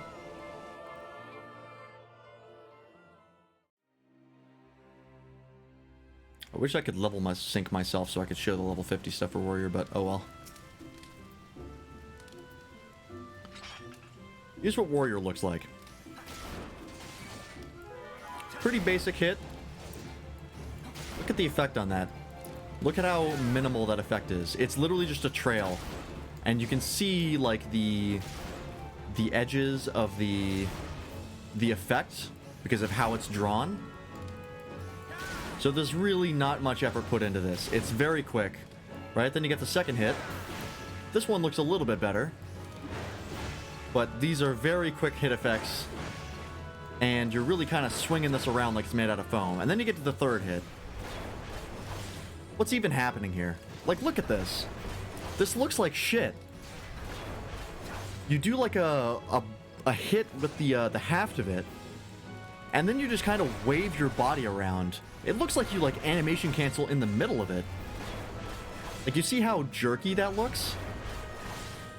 You go from like the second hit and then just like yank yourself into the third one. It looks like shit. The base combo for Warrior is one of the most disappointing combos in the entire game. It just looks like garbage. Even the alternative combo ender is like a major improvement. Like, look at the difference of effects compared to like this and this. And even this is like not great in and of itself. You can see the effects are pretty basic. Yeah, just very disappointing. Now, of course, now if you look at the other effects for Warrior, you got stuff like Fell Cleave, which looks pretty rad. You've got Decimate, which looks really cool. You've got stuff like Upheaval, which definitely look better. But I think Warrior has a real problem with its visuals because you took a look at like Raw Intuition. Take a look at what this looks like, right? If you pop Raw Intuition, you got like this weird diamond effect that just kind of appears around you. Like, what is that? Nothing about that says Warrior. Nothing about that says Rage and Strength. It's just a bunch of like effects that they just had in the back. That looks pretty good. Like you're breaking through some sort of binding. Like, that looks good. Thrill of Battle is good. It's got like a little effect. I mean, it's a mitigation effect. It doesn't need to be crazy. Vengeance is pretty basic. Nothing really special. Inner Release is, of course, the coolest looking effects for Warrior. They really nailed Inner Release. Having the glowing eyes, the dark red aura. Inner Release was very well done. And then the Onslaught is pretty well done as well. Like a big shoulder tackle. They got like a red effect on it. So they've definitely improved Warrior, but I think visually Warrior overall just has terrible visuals. So yeah, I was not super happy with Marauder. But I was the tank and he was that or Gladiator, and I wasn't about to change. So let's go ahead and head over to one of the other locations and kind of talk about the story a little bit. I don't recognize this song at all. Oh, now I recommend it, or I recognize it.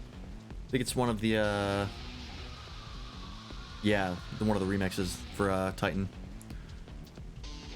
Let's go head over to everybody's favorite building in A Realm Reborn.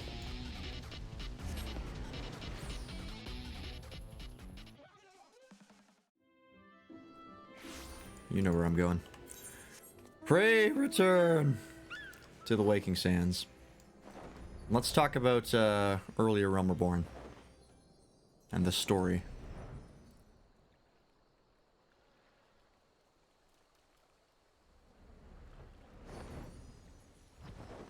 Hello there. Still a lot of new people going through FF14. They have really exploded in popularity. There's still people around the starting zones that are just going through everything.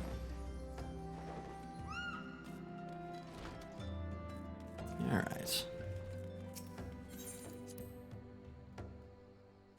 I see someone else's prey returning to the Waking Sands. Oh boy, let's talk about early Realm Reborn. So the first 15 levels, I mean, are pretty basic. It's literally just you going through and dealing with the Grand Companies, doing like odd jobs until the Scions notice you. And then you get introduced to the Grand Companies. You get introduced to the Maelstrom, the Black Adder, and the... or the Adder and the Black Flames. Or Twin Adder, that's what it is, not Black Adder. That's a British TV show. And you also get introduced to a number of the Scions, including Alphino and Alize. God, Alphino was the worst. I fucking hated Alphino when he first showed up. He was just this insufferable little know-it-all, and I just could not stand him. Alize was basically a non-character. She doesn't get actual character until, like, post Heavensward. Like in the patch content in Stormblood, she's basically not a character until then. I guess if you do coils, she's at least there. But yeah, she might as well not have even existed. But the rest of the Scions are alright. Like, you had Urianger, who is still here, which is kind of interesting. We've traveled back in time, I see. Oh no, he's just kind of hanging out here. He's just switched back to his old outfit.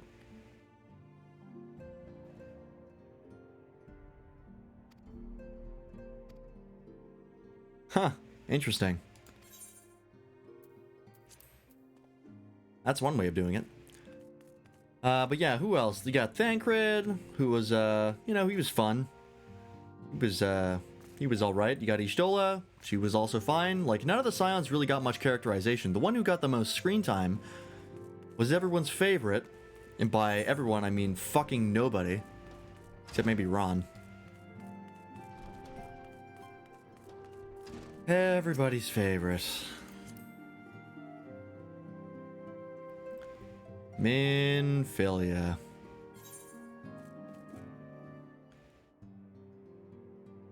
I don't think everything that Minfilia did after going to the first was quite enough to redeem how absolutely awful she was in her Realm Reborn. She just didn't do anything. Like, all she would do was to get captured. She got captured twice. And she just didn't do shit. She was just so ineffective. It was just so annoying. And it really checked me out of a Realm Reborn a lot of times. Anytime the Scions show up, it was just like, I don't really care what happens to you as a character. But then the Garleans showed up after dealing with the Primals. And I mean, the Primals were literally just like you running around putting out fires for a long time. Like, it wasn't until you took down Garuda that the story kind of started in earnest. And then you got to Mordona. And that was where the story started to pick up a little bit, where the Garleans sort of invaded. And by sort of, I mean they straight up did. Like, the Waking Sands were attacked. And Minfilia got captured. And then Thancred was revealed to be the bad guy, sort of, kind of. He was possessed by La Habrea. And we get introduced to Mordona, we get introduced to Cid. And then at that point, I think A Realm Reborn was actually pretty good. I think at that point, it was... it held my attention enough that it wasn't kind of a slog to get through. And then you got, like, Castle Meridianum and Praetorium, and everybody kind of memes on that stuff, which they should. But like the first time going through Castrum Meridianum and the Praetorium, it was a good time. I had fun going through them. I think they were a decent end to A Realm Reborn. I mean, at the time, like, it was 10 years ago, right, when that first came out.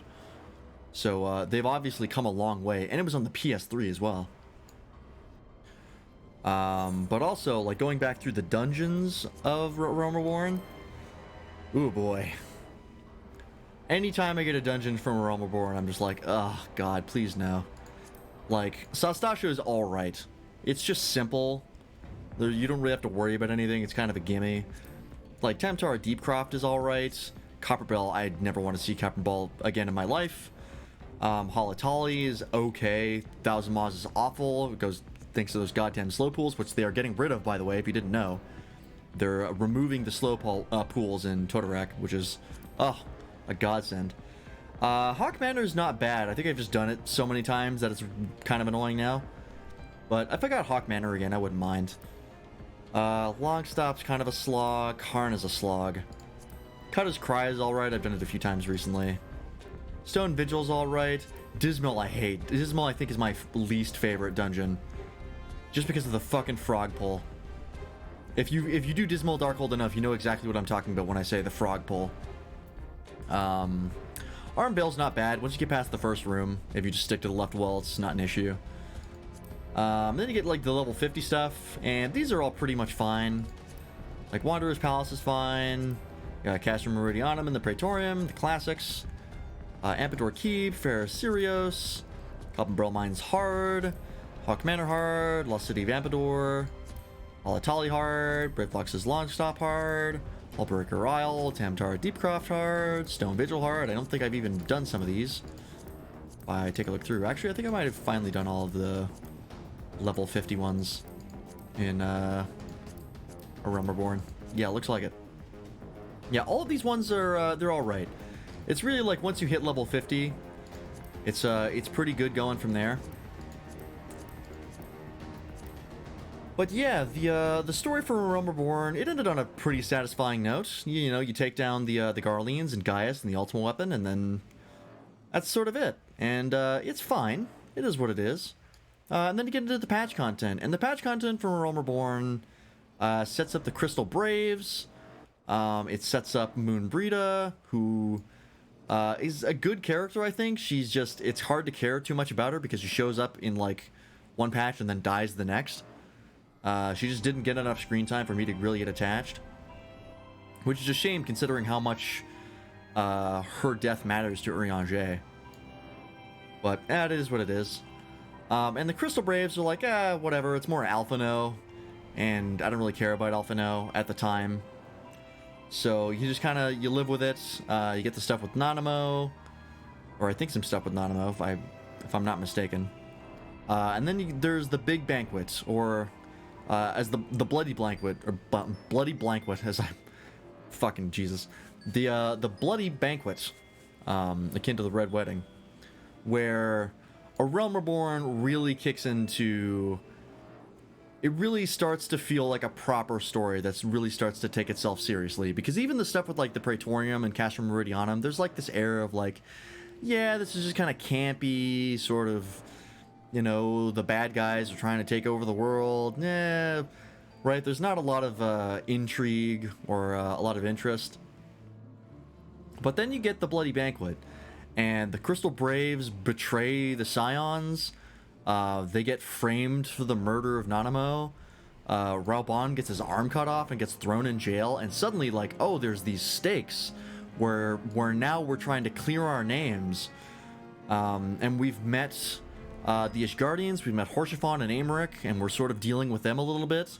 And then, now that we're basically wanted fugitives, we end up going to Ishgard. And that's where we're gonna stop by next, as we talk about Heavensward. And yeah, getting to Ishgard, it was really a difference, because when you got to, like, Limsa the first time, you were just some sort of traveler, it wasn't a big deal, and then you eventually became, you know, the grand spanking warrior of light. It was all very impressive. And then you get to Ishgard, and the tone really changes, because you're showing up to this effectively ruined city. And you're a wanted fugitive, and there's, like, There's, you know, poverty and like what's the word I'm looking for? Like authoritarian, like a regime in place with the Temple Knights.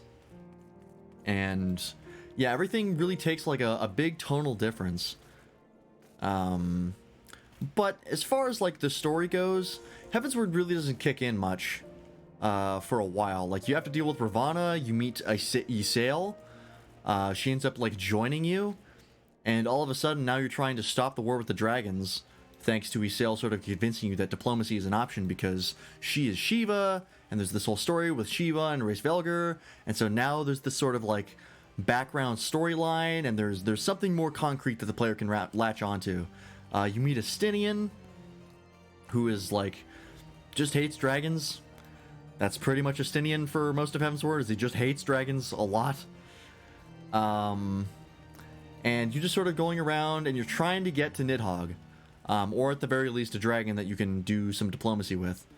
And that takes about pretty much half of Heavensward. You get introduced to the Fortalms in the Falling Snows, and they sort of become your new family, effectively, as you're just trying to hang on. All the Scions are separated. You're just trying to survive and not get taken out. And Lord Edmond Fortalm is like one of the most friendly characters, and Horsefant is always one of the most beloved characters because he literally is just one of the friendliest people you meet in the entire game. Like he can do no wrong. I can triple try that guy. Didn't know that. Yeah, Count Edmond. Like I'm pretty sure. What does he say now? Yeah, like we're always welcome in Edmont's Manor, which is just after everything that happened with the Bloody Banquet and being betrayed by the Crystal Braves. This place just becomes like so friendly, and it means a lot to the player to have this. And it was around that time that I switched to Dark Knight.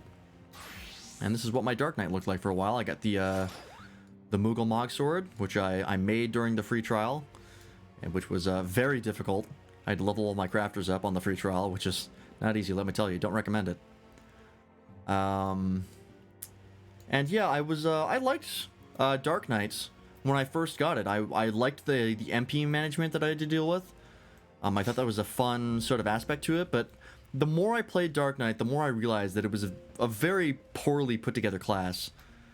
And I've talked so many times about how much I dislike Dark Knight and why I think it is as bad as it is.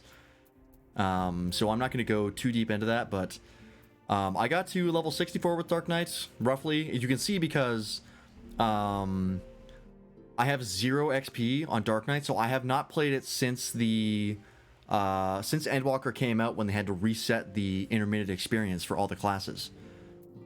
So you can see how long it's been. And it was really the lack of changes that I saw in Endwalker that ended up making me drop the class, where you just didn't get shit for Dark Knight and Endwalker, and I thought that was a real kick in the dick, considering I was really sort of falling out with Dark Knight. But we'll keep it on while we explore through Heavensward. And so yeah, we kind of go around putting out fires in Heavensward. Like you're really just trying to get to Hraesvelgr and Nidhogg, and that takes about the first half of Heavensward, and then you get to where is it? The Churning Mists, which we want to go to Zenith, and we finally meet Hraesvelgr. And I think when you finally meet Hraesvelgr and you start to talk, and he reveals what the actual story was, or the Dravanians, and what Shiva is. Because at the time, right, you gotta remember, up until King Mooglmog, which is hilarious because King Mooglmog is sort of a joke fight that ends up becoming plot relevant retroactively. But up until this point, we had thought that the Primals were basically gods that we would call down through prayer and crystals. And it wasn't until we met King Mugamog that we sort of threw that into disarray, because King Mugamog, as far as we were aware, was just a story. But the fact that he was summonable as an entity was weird. And so when we get to Hraesvelgr, he reveals that, oh, Shiva is just the Shiva that Ysiel, or the Ysiel, there it is, summons is not actually the soul of the Shiva that Hraesvelgr knew, but is just an entity created by the stories of man and by Hydaelyn's beliefs and her desires. And that basically breaks Hydaelyn. Like, she doesn't show up again until the end of Heavensward. And the chance for diplomacy that we have is pretty much destroyed beyond that point. And Estinian goes, all right, well, diplomacy didn't work. We have no case. It's time to kill Nidhogg. And so that's what we do. We go to the area and we take out Nidhogg. And then at that point, it's like, well, the war's over. Like, Nidhogg is done. There's really nothing else we need to deal with. And then the Ashians kick in, and all of the stuff happens with King Thordan. We sort of talk to him, and we reveal that Hraesvelgr's eye was one of the eyes that Nidhogg had. And then Aymeric gets captured, and we go to the vault. And the vault, in my opinion, is the big turning point for FF14 as a whole. Because going through the vaults and seeing the end cutscene for the vault, and of course seeing Haurchefant die, that is the moment where I realized that the story now took itself completely seriously. Because up until this point, I did not really believe that FF14's story was going to take chances. It wasn't going to take itself seriously enough to really drive home the fact that if you fail, or if things go wrong, characters can die. That they will kill off characters, even characters that you know and that you've known for a long time. And so when Haurchefant like has that moment, right, where he's like, you know, whatever his name is, I forget his name and I shouldn't, but he's dead now, so you know, we've avenged Haurchefant. But whatever his name is, like, throws the light spear towards the Warrior of Light, and Haurchefant does the look out and like blocks it with his shield, and he like stops it there, right? It's up until that point I'm like, oh, okay, like he saved us, right? He's gonna like deflect it. You know, he managed to get there in time, and then it breaks through his shield and kills him. The first time we see blood in the game, to my knowledge. And that was sort of the point where I realized, like, oh, this is for real now. The stakes are real. This is not playing around anymore. If the game presents stakes, there is a very real chance it will carry out the threats that it makes on the characters. And then King Thordan is revealed to be the ultimate bad guy. And then we try to get to Aziz's Law. And once we get to Aziz's Law, we get through the barrier with the help of Cid. And then we go confront King Thordan himself. And that trial, the whatever it's called, where is it? The Singularity Reactor.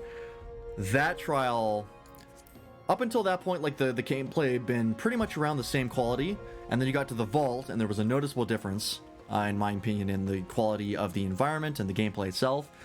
And then the Etherochemical Research Facility was a good dungeon, and then you got to the Final Steps of Faith, where they really went all out in making the final trial be something spectacular and something cinematic, and you take out Thordan.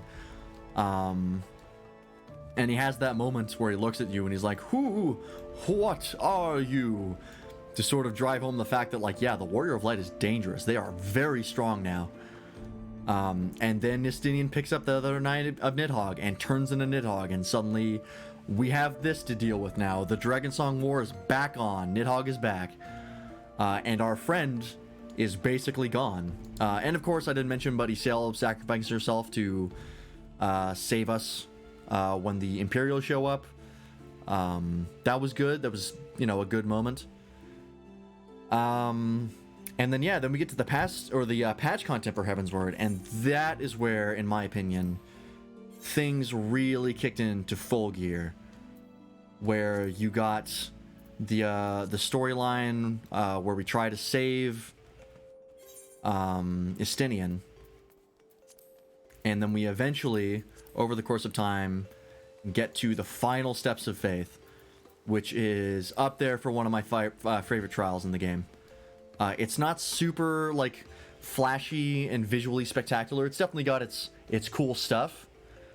But that moment where you're sitting on the bridge, and Dragon Song is playing, and you see Nidhogg off in the distance, just waiting for you, as you queue up for the final steps of faith. That moment where it was like, this is it. This is the final showdown of Heavensward, where the story is finally coming to its end.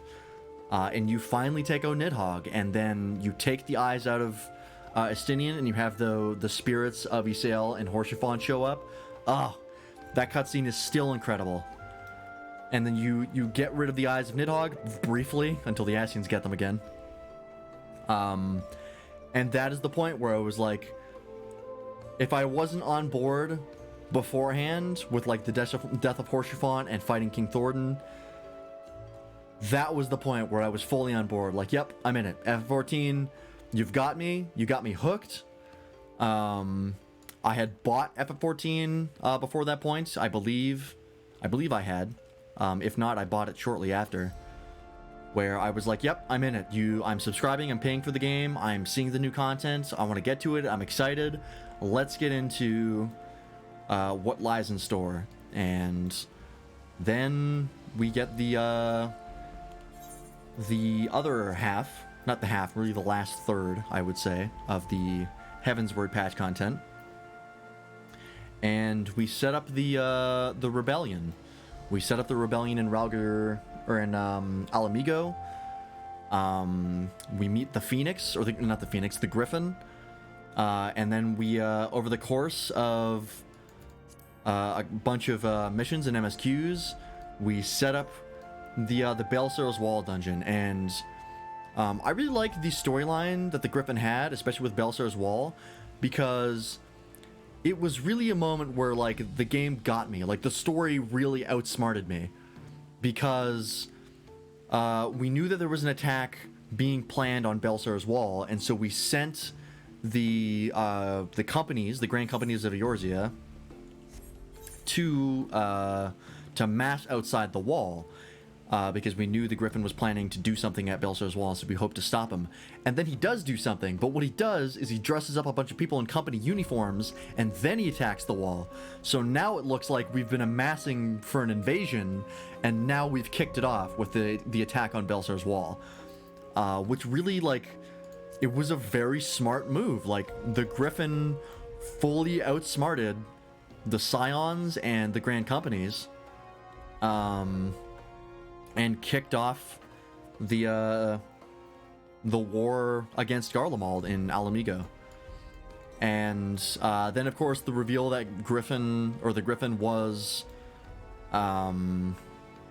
Ilberd, and him sacrificing himself and all of the people at Baelsar's Wall to summon Shinryu, and Papalimo having to sacrifice himself to contain it until we can do something about it. Like, suddenly there's all of these stakes, and we've known at this point that FF14 is willing to carry out the threats that it makes on the characters through those stakes. So the stakes are high. We gotta deal with Shinryu. We end up awaking Omega, and then Shinryu and Omega basically disappear in a big fight, and we go, oh fuck, now what do we do? And so we end up heading to Ralgar's Reach, and heading to the peaks, and we kick off with Stormblood. And at that point, I had made the change to Summoner, which is my current main. So let's head over to Stormblood. We'll go over to I don't know. Let's go to Ralgar's Reach.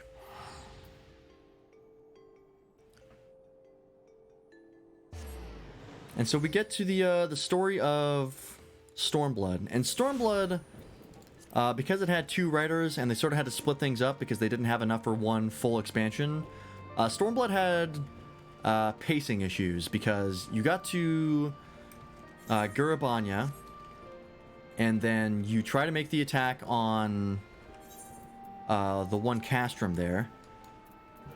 The Castrum Orions, I think. Or no, Castellum Belladina. And you basically get stonewalled there because you don't have the resources to get through. And Xenos ends up attacking Ralgar's Reach and basically, like, taking Y'shtola out of the expansion and killing a whole bunch of resistant members. And now we're screwed, right? The resistance has been quelled, so we need more manpower. And it's like, okay, well, what do we do? And that is the point where we go over to Kugane and Doma, and we think, well, we're going to force the Empire to fight on 2 fronts by starting the rebellion in Doma. So let's head over to Kugane. And I thought the environments for the peaks was pretty cool. I liked the way it looked. It was pretty deserty and arid. But it was really once we got to Doma where I fully realized how much the game had changed from Heavensward to Stormblood, because I wasn't aware at the time, but I learned later that Stormblood was when they stopped supporting FF14 on the PS3, I believe. So now they had access to the hardware on PS4. That was their new breakpoint. And so now you get to Kugane, and it's a whole new world. Like, compared to the previous cities, Kugane is like a huge step up. Like, look at how expansive this is. Look at all the size of stuff that we have, and it's all one zone. So you've got like the giant jumping puzzle here, like you've got all these buildings, you got this giant like castle over here. Like, Kugane is just so expansive. Every time I'm in Kugane, I'm really awed by the size of Kugane and how much effort went into all the different colors and the layout of the city and making it really feel like it's lived in. You see all the different like districts and all the different NPCs. Like, you've got the market district over here where it's got its own like little vendors over here, and they've all got their own little style. You've got the Kugane, or no, the Aegean district, where like you have the foreign consulates effectively, and where all of their buildings are. And this really set the stage for what was to come. I think I talked about it earlier with Ragzin when we were finishing up Endwalker, but Stormblood was the foundation that I think Shadowbringers and Endwalker built off of, where they finally had all of these new resources to work with, and they could really push the limit with what they were capable of. And push it they did. They pushed it to a fantastic new level, as evidenced in the Stormblood dungeons, right? Just getting to this place, we had to do the Siren Song C, which is like, it's like probably like a late Heavensward tier dungeon. Like, even when you got to late Heavensward, you got stuff like where is it?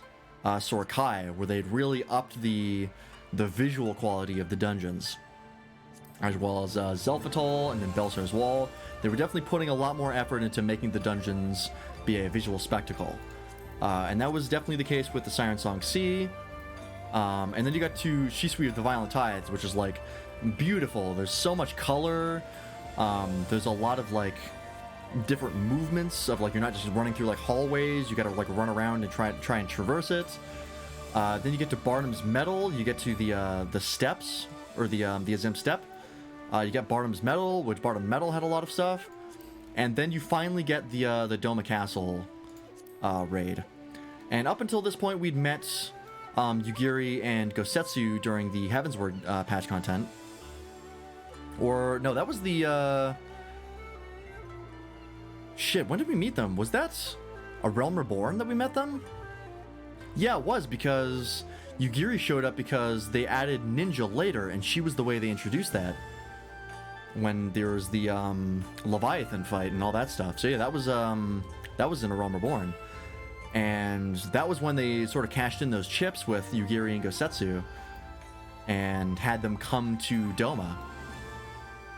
And so we met them. We met up with Hien, which is one of my favorite characters. Just a really, really well-written leader. Very, very friendly, but very responsible. Very good at like making level-headed decisions and not letting his emotions get the best of him. Yeah, I was very impressed by the characters of Stormblood.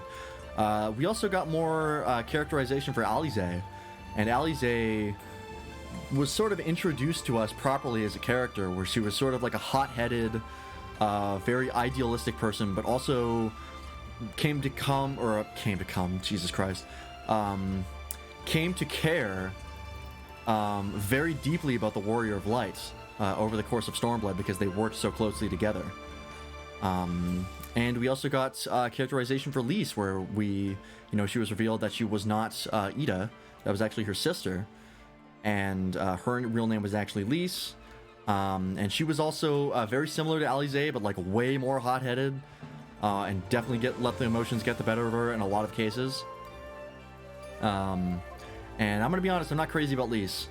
Lise is still kind of an annoying character, but she's mellowed out considerably now that she's head of the Resistance.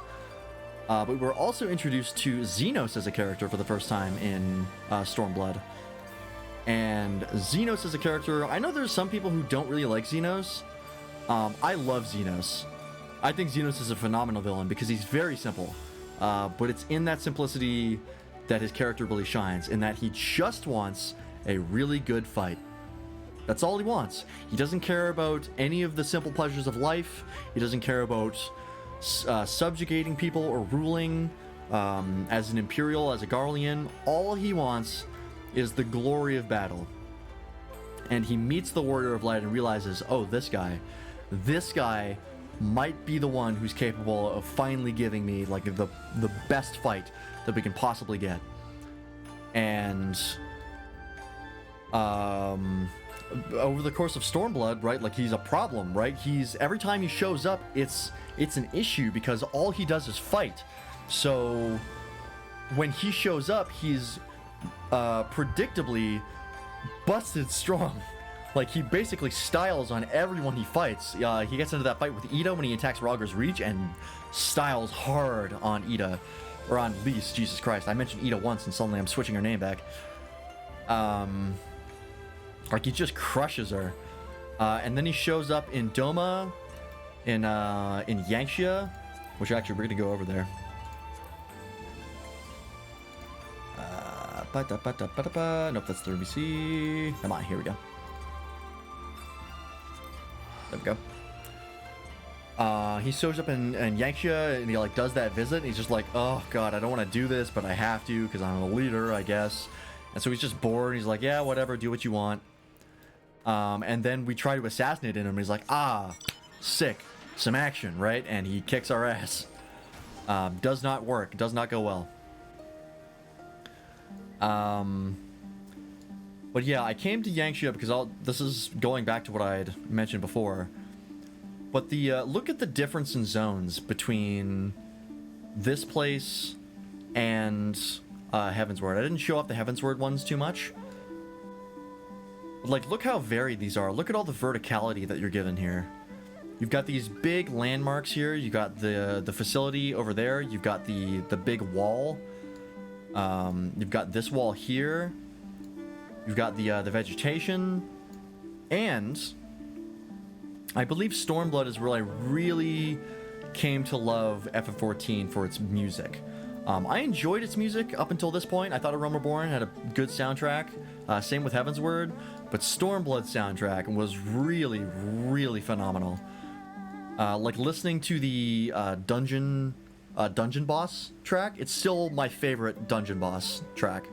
I like the ones for Shadowbringers and Endwalker, but like hearing like Storm of Blood, Born of Blood, like the chorus come in anytime the dungeon boss or in the dungeon boss theme, oh god, I love it every time I hear it. I can't get enough of it.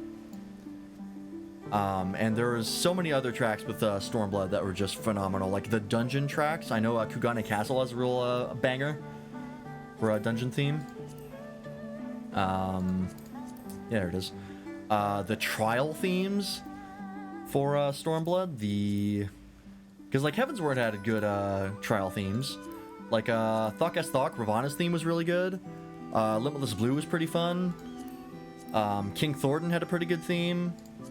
The Final Steps of Faith was a really good mix of themes, like Dragon Song, and then all of the Heavensward motifs coming back, really good. Like the Sephiroth, the what did she call it? Sophia, and the Demon or Zervan. They're pretty good. I think Zervan had the best theme out of all of them. And then you get to Stormblood, and you get the Pool of Tribute, and like right away, comparing the Pool of Tribute to like Thok Thok, like Ravana to Susanoo, it's night and day. Susanoo is like this massive 3-phase fight. Like the first bit of the fight is like, yeah, okay, whatever, this is about what we're used to. Sort of like, you know, pretty straightforward. He's throwing some AoEs at us. He's just kind of a big floating model that just kind of hits us with a little sword. And then it gets to the phase change where he like turns into this big water guy, and then the big hammer comes, or the big sword comes down, and one of the tanks has to sit there and like block it while everyone else like hits the sword. Oh my god, like it was a huge cinematic upgrade. And then you get the third phase of the fight where like it's raining, there's you know, big AoEs that are coming around. And like suddenly it's like this huge deal that you have to deal with. And then you get like Sri Lakshmi, and it's like you get like this very almost like Bollywood-esque track that you've got in the background. That's like a really it's a really good song. I don't know how else to put it. It's not like very intense, but it's just got a good like rhythm to it. You've got like Sri Lakshmi like putting all the AoEs on people, and people having to figure out like, oh shit, where do I go to like not kill the rest of my team? Then you have like the duty action where you have to like defend yourself against certain moves. Like a night and day difference. And going to the dungeons like Doma Castle, She's Between the Violet Tides, all major increases to the gameplay quality. Castrum Abanya as well. And then we do the assault on Doma Castle, and we liberate Doma. Like, we've done everything that we need to, after a very long period of convincing a bunch of people to fight for us, which is part of the pacing issues that I mentioned, like having to go to the Confederacy and the Ruby Sea, and having to convince them to fight for us, and then having to go to Yangxia and convince the villagers here to fight for us, and then having to go to the Yizim Steppe and convince them to fight for us. It's very repetitive after a while. Like, there's always a stage where, like, we've just shown up and we have to do odd jobs to get people to sort of trust us. It just ends up becoming very repetitive during the course of Stormblood. But once you get to the Doma Castle raid, that's where things kind of kick off, because now you're calling in all of those favors that you've built up. Where, like, and you get to see everybody come in that assault, in that cutscene. And it's a very satisfying thing to see all those people come back. To feel that, like, even though what you did might not have been, you know, super well paced and kind of annoying to go through, and it still was worth it, because now they've shown up in the Doma Castle raid. And then you confront Yutsuyu, who, when I first met her, I did not like at all, because she was way too comically villainous. Like, she was...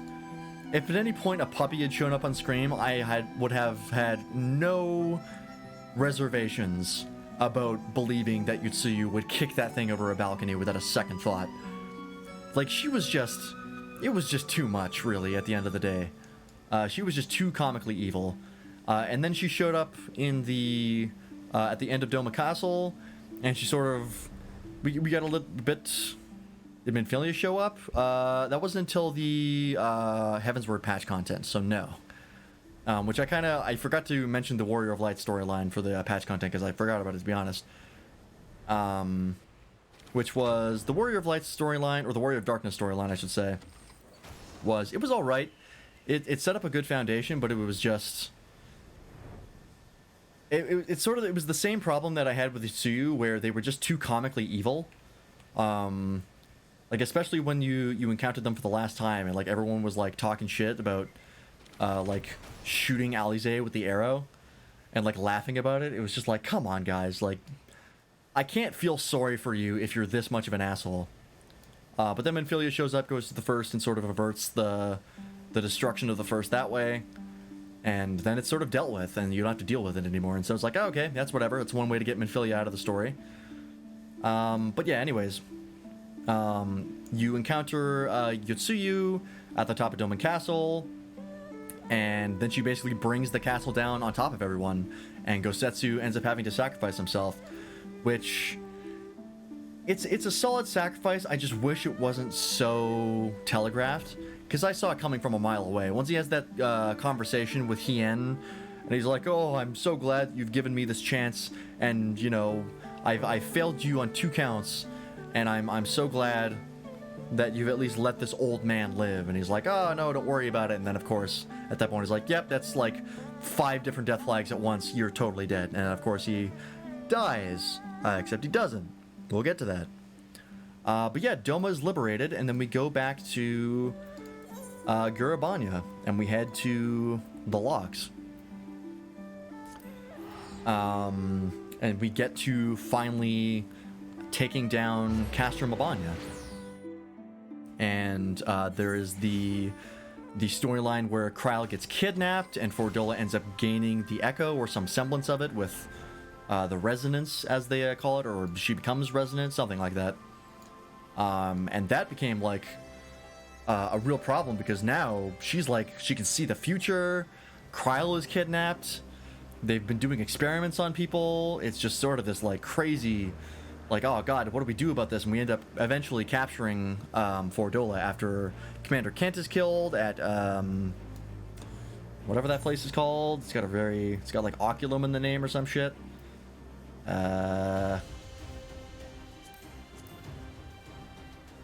Specula Imperatoris, that's where it was. And we get to see like the salt lakes of this place as well, which is really, really cool. They did a good job of like splitting up the arid environments in Gurabanya, in my opinion, with having a variety of different environments you kind of run into. But yeah, anyways, like you get to Castro Mabanya, and then you do the assault on the proper Imperial Palace in Alamigo. And then you encounter Xenos, and you find out that Shinryu was captured by Xenos, and then he ends up telling you, like, yep, this is what the Echo is actually capable of. You can actually absorb the power, or, like, command the power of the Primals, and he becomes Shinryu. And there's the, whatever they're called, the Pool of Tribute, no, not the Pool of Tribute, the Royal Menagerie, that's what it's called. And you fight Shinryu, and that like really crazy fight where like you're just trying to hang on with all these AoEs flying around and all that stuff. It's a really cool way of ending out Stormblood. I think it was a very solid way to end it. But Stormblood's not done, because Xenos ends up like killing himself. He's like, yep, I got what I wanted, see ya, and fucking slices his own head off. And then you get to the Stormblood patch content. And you get to the Yotsuyu storyline, you get to the Asahi storyline. You get the Xenos' body being hijacked by Elidibus. You get the stuff like that. And like knowing an Ashian was riding around in Elidibus, or in Xenos' body, was a real problem in and of itself. But then finding out that like at the end of the patch content, you get like a lot of hints that Xenos himself was still alive. He was basically an Ashian. Like that was a really cool storyline. And then finding like Gosetsu again. Gosetsu and Tsuyu end up surviving the destruction of Doma Castle.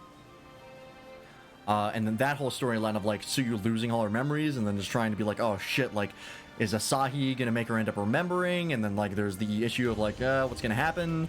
And then Asahi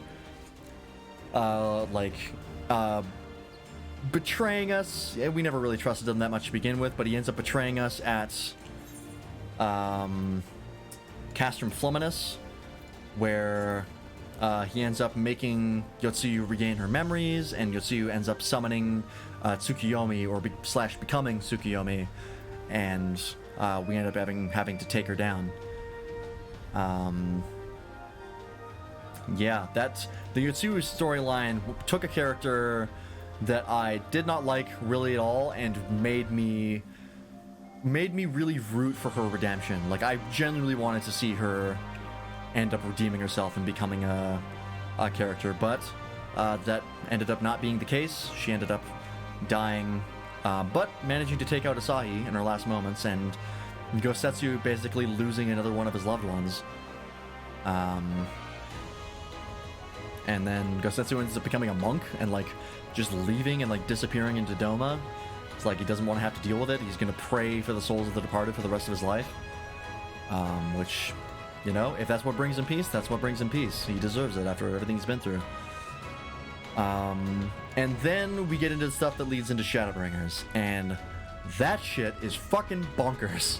Because now all of a sudden you have this like disembodied voice, like pulling the souls out of people, and like it's like, oh god, like everything's going wrong. You meet Gaius again as a Shadow Hunter, which was crazy that Gaius ended up surviving, and then him becoming a really cool character over the course of the patch content, and then like him and Estinian going to Garlemald to trying to like figure out what's going on in Garlemald because shit's just crazy.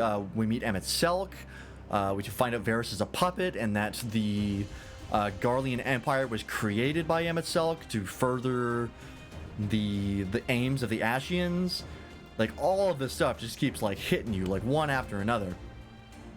And then it all culminates in the Gimlet Dark and the final fight with Xenos, where like the Scions have been dropping like flies. Xenos slash Elidibos shows up on the front lines and just starts like wrecking people and potentially punching through. Now there's a new war with between the Garleans and Eorzea, and we basically have to be sent out to stop him. And it is only through the help of our comrades that we end up surviving, and then we lose all of them because of what ends up being the Crystal Exarch later. And if I'm not mistaken, the Gimlet Dark was the last one. Yeah.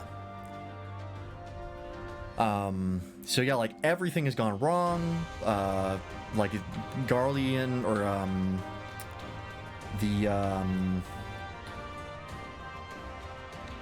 the Garlean Empire, that's what I'm looking for. I wanted to say Garlia, and I'm like, no, that's not it. Garlemald.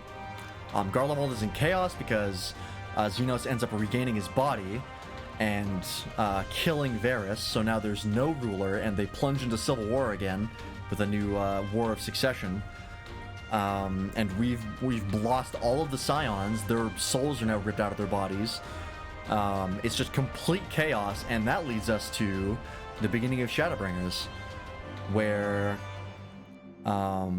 we meet the Crystal Exarch in a vision, and he tells us, go to the Crystal Tower so that I can basically bring you to me. And that kicks off Shadowbringers, or Shadowbringers. And so let's head over to the Shadowbringers zone. Couldn't get behind the Yotsuyu Redemption Act. She was evil and deserved to die. She was definitely evil, but like she had been through so much, and so with the loss of her memories, I thought like maybe she could kind of end up repenting for everything that she had done. But yeah, she was like super duper evil. Because she just hated the Domans so much because all of the Domans completely betrayed her and like sold her into a life of basically prostitution. Like every Doman she met was the worst, and then her parents come back and they're the same shitty people they've always been. And Asahi as well. Like they basically were just like, yeah, we can sell her again. We can get some money out of this. If only you had, not done everything that you did, you could have been a proper daughter to us. And I was like, at that point I was rooting for her. Like, yeah, kill your parents. Fuck them. But yeah, her redemption arc at the end of the day, I was like, but what if she could redeem herself? Like, what if she could maybe not fully become a good guy, but like someone who could possibly repent? But no, she ends up dying, which I think was still satisfying. I want to go to Hostile Imperative, I think.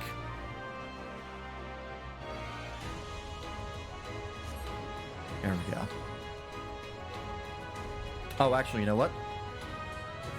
Before I go here, I'm gonna head over to the Crystarium. Because I have a different Reaper Glamour now than when I started, and I want to remake that Reaper Glamour real fast. Just for shits and giggles. Oh, I could have remade my Summoner Glamour. Ah, that's fine. Not a big deal. Oh. All the squad. Let's go remake the Reaper Claim. Parents did, the Domans didn't, in my opinion. She took out her hatred on a nation of people because her family treated her poorly. Yeah. I mean, I think they showed her other Domans mistreating her. But yeah, no, I could agree with that. I thought there were Domans that treated her like shit.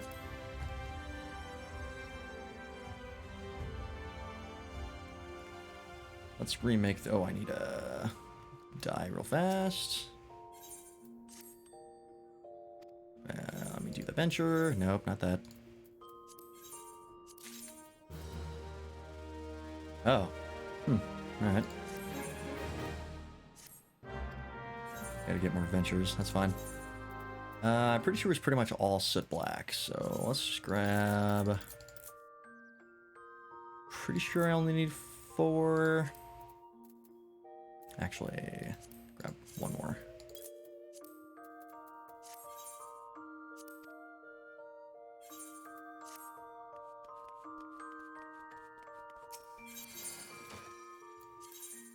I don't want to get rid of my other one. We'll use this one because we're not using this setup anymore. So if I recall correctly, I had this. That. Where is it? Where is it? There it is. This one was that. This was... what was this one?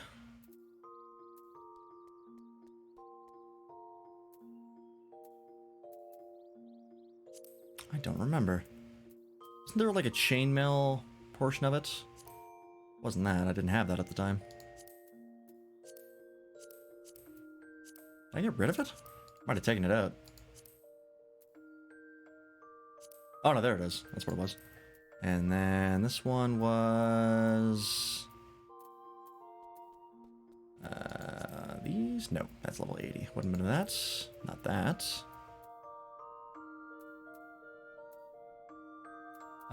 I think these ones I might have ended up taking out because I wasn't going to use them again.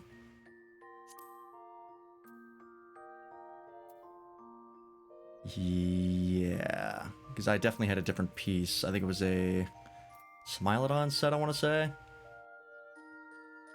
But we'll settle for, well, actually, we'll grab them off the market board real fast. But that was black. That was regular color. That was regular color. That was that. Pretty sure it was like a level 72 item.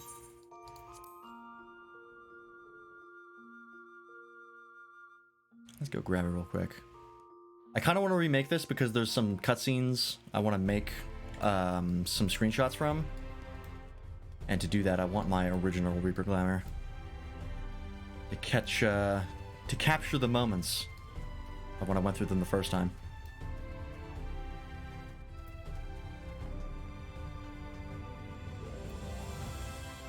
I have to go all the way over here. But yeah, let's talk about Shadowbringers for a bit, because Shadowbringers was, coming off the heels of Stormblood, a huge improvement when it came to the writing, because all of a sudden now we're in this unfamiliar world. We're in the first, which was built up in Heavensward, and they basically built an entire expansion off of that. We had the Crystal Exarch and the mystery of him, like what his deal was. Let's just see here. Was it that? No. It's level 70 maybe? Might have been. Yeah, there it was. I believe that was the piece that I was using.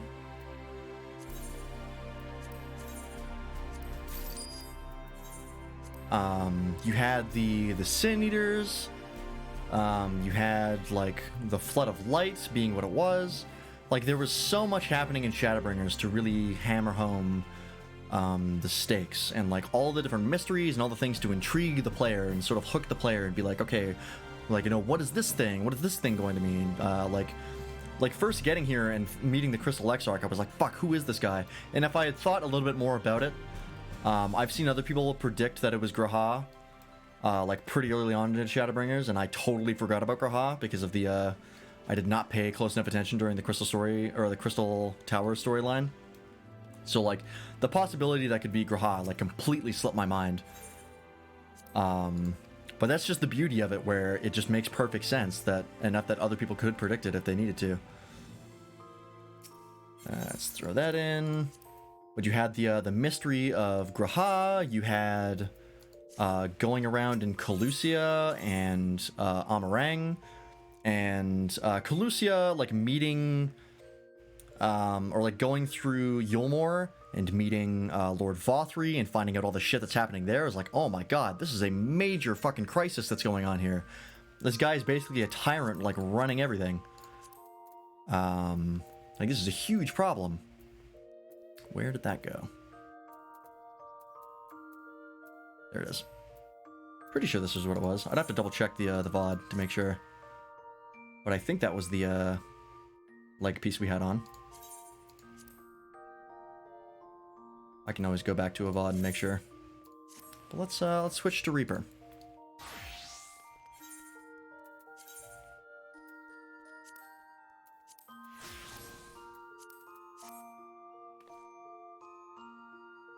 Yeah, that looks about right.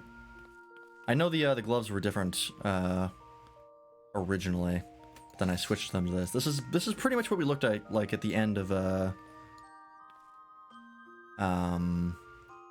Shadowbringers, if I'm not mistaken. And so yeah, I switched from, I did Aroma Born with Marauder, I did most of Heavensward with Dark Knight, and then I did Stormblood, or I did the patch content for Heavensward with Summoner, and then I did Shadowbringers with Reaper. And Reaper is really, really good. I actually really like Reaper, so I'm super glad that I ended up deciding to do it. It was also very thematic, like having a very darkness inspired job in Shadowbringers was very thematic plot-wise. And so yeah, I ended up really, really being happy with my choice to switch to Reaper. But yeah, like, learning all the shit that's happening in Yulmore, and then going to Aramarang and watching Tesleen go through, like, this horrific transformation into a Sin Eater, that was so fucked up.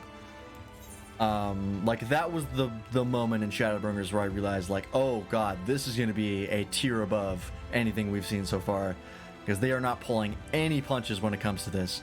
I even heard that, like, originally they wanted to show Tesleen, like, actually physically changing inside, like, the feather cocoon during that, which is like, oh god, that's fucked up. What is going on over here? Just a bunch of Lalafels just hanging out.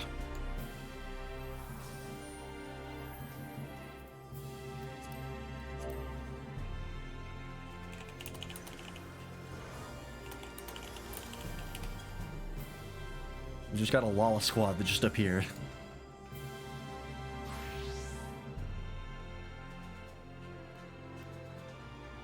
I literally just saw a post on the FF14 subreddit of, like, how Lalafels attract each other. It's just the truth. Fucking Cabbage Patch Kids. Field trip? I see. Interesting. Well, you all have fun.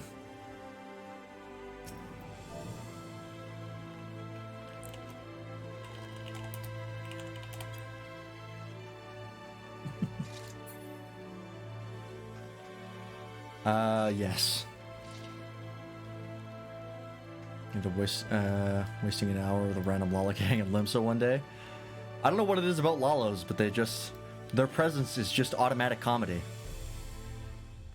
Just the fact that we can be in this, like, anime world and be a tiny Lalafell, this little Cabbage Patch Kid, and be on par with this giant lion man is hilarious.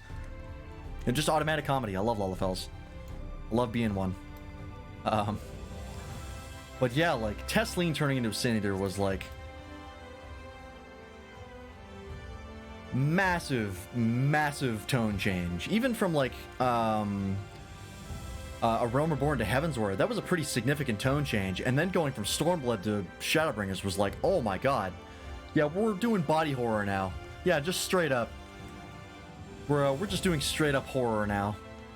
Like, holy fuck, Shadowbringers pulled no punches. And then, yeah, going through Holminster Switch, which was like, oh god, Holminster Switch was so fucking cool. This, like, really cinematic experience that Stormblood had really started and now continued with Shadowbringers, of, like, watching all the Sin Eaters, like, taking people out and turning other creatures into Sin Eaters, fighting Tesleen. Oh god. And then we at that point we had hit, like, a level of familiarity with what was going on, right? We'd seen all the new stuff. We've seen Yulmore, we've seen Sin Eaters, we've seen the Crystal Exarch. Then we went to Ilmeg. And Ilmeg was the point where, like, okay, now we've got a foothold in this world. We're familiar with what's going on. Now we're just going through and taking out the Light Wardens and trying to stop the Flood of Light, or trying to stop the 8th Umbral Calamity, with how Urianger saw a vision. And so we're like, okay, we got to take with these Light Wardens. Once we got to Ilmeg, I was like, okay, now we're just going through the checklist of, like, all right, the Light Wardens here. How are we going to get to them? How are we going to take them out? And then enacting our plan, right? We also met Reen for the first time, and Reen was a pretty basic character. Like, I wasn't really crazy about her, but she wasn't really supposed to be a very over-the-top character. She was just like, yeah, she's a young girl. She's been kind of locked up her entire life. She's just trying to hang on and trying to help, but she's not stupid. If she makes a mistake, she acknowledges it and learns from it. So she was well written. She just wasn't, like, you know, anything very impactful.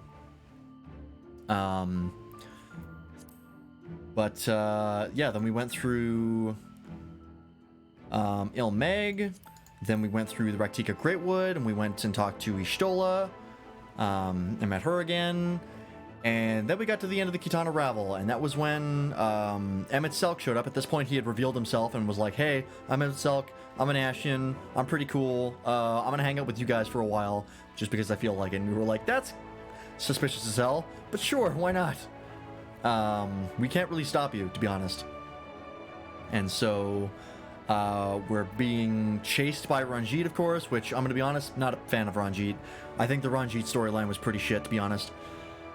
It's really just like, he's the general, he's chasing Reen, he shows up literally everywhere you go, and causes problems, and then at the end you find out that he just had, like, a weird father complex, and then he died. And he was also, like, stupid overpowered. But, like, it felt way less satisfying than Xenos was overpowered. Yeah, I didn't like Ranjit.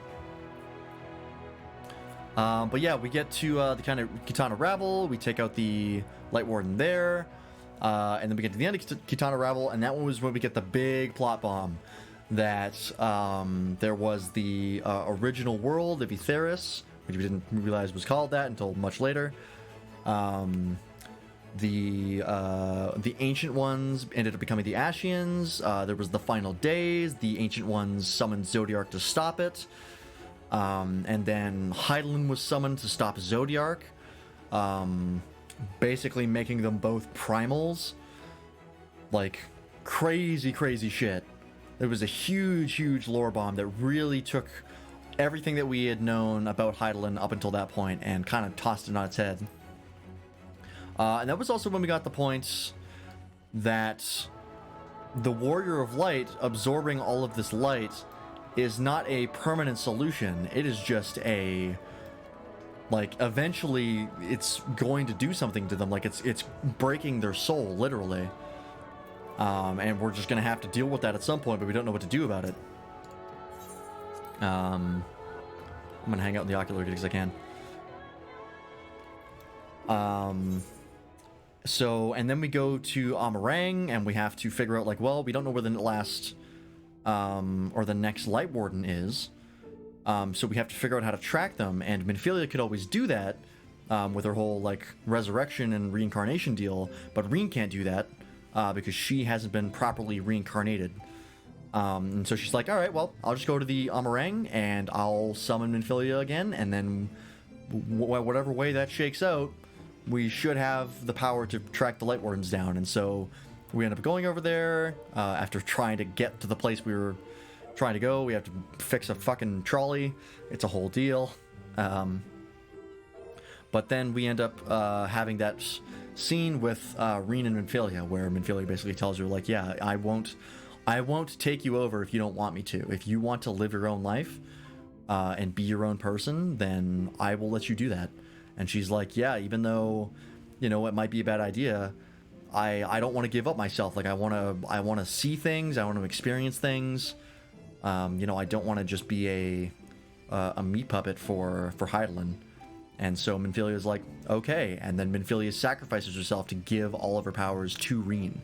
And Reen becomes the Oracle of Light.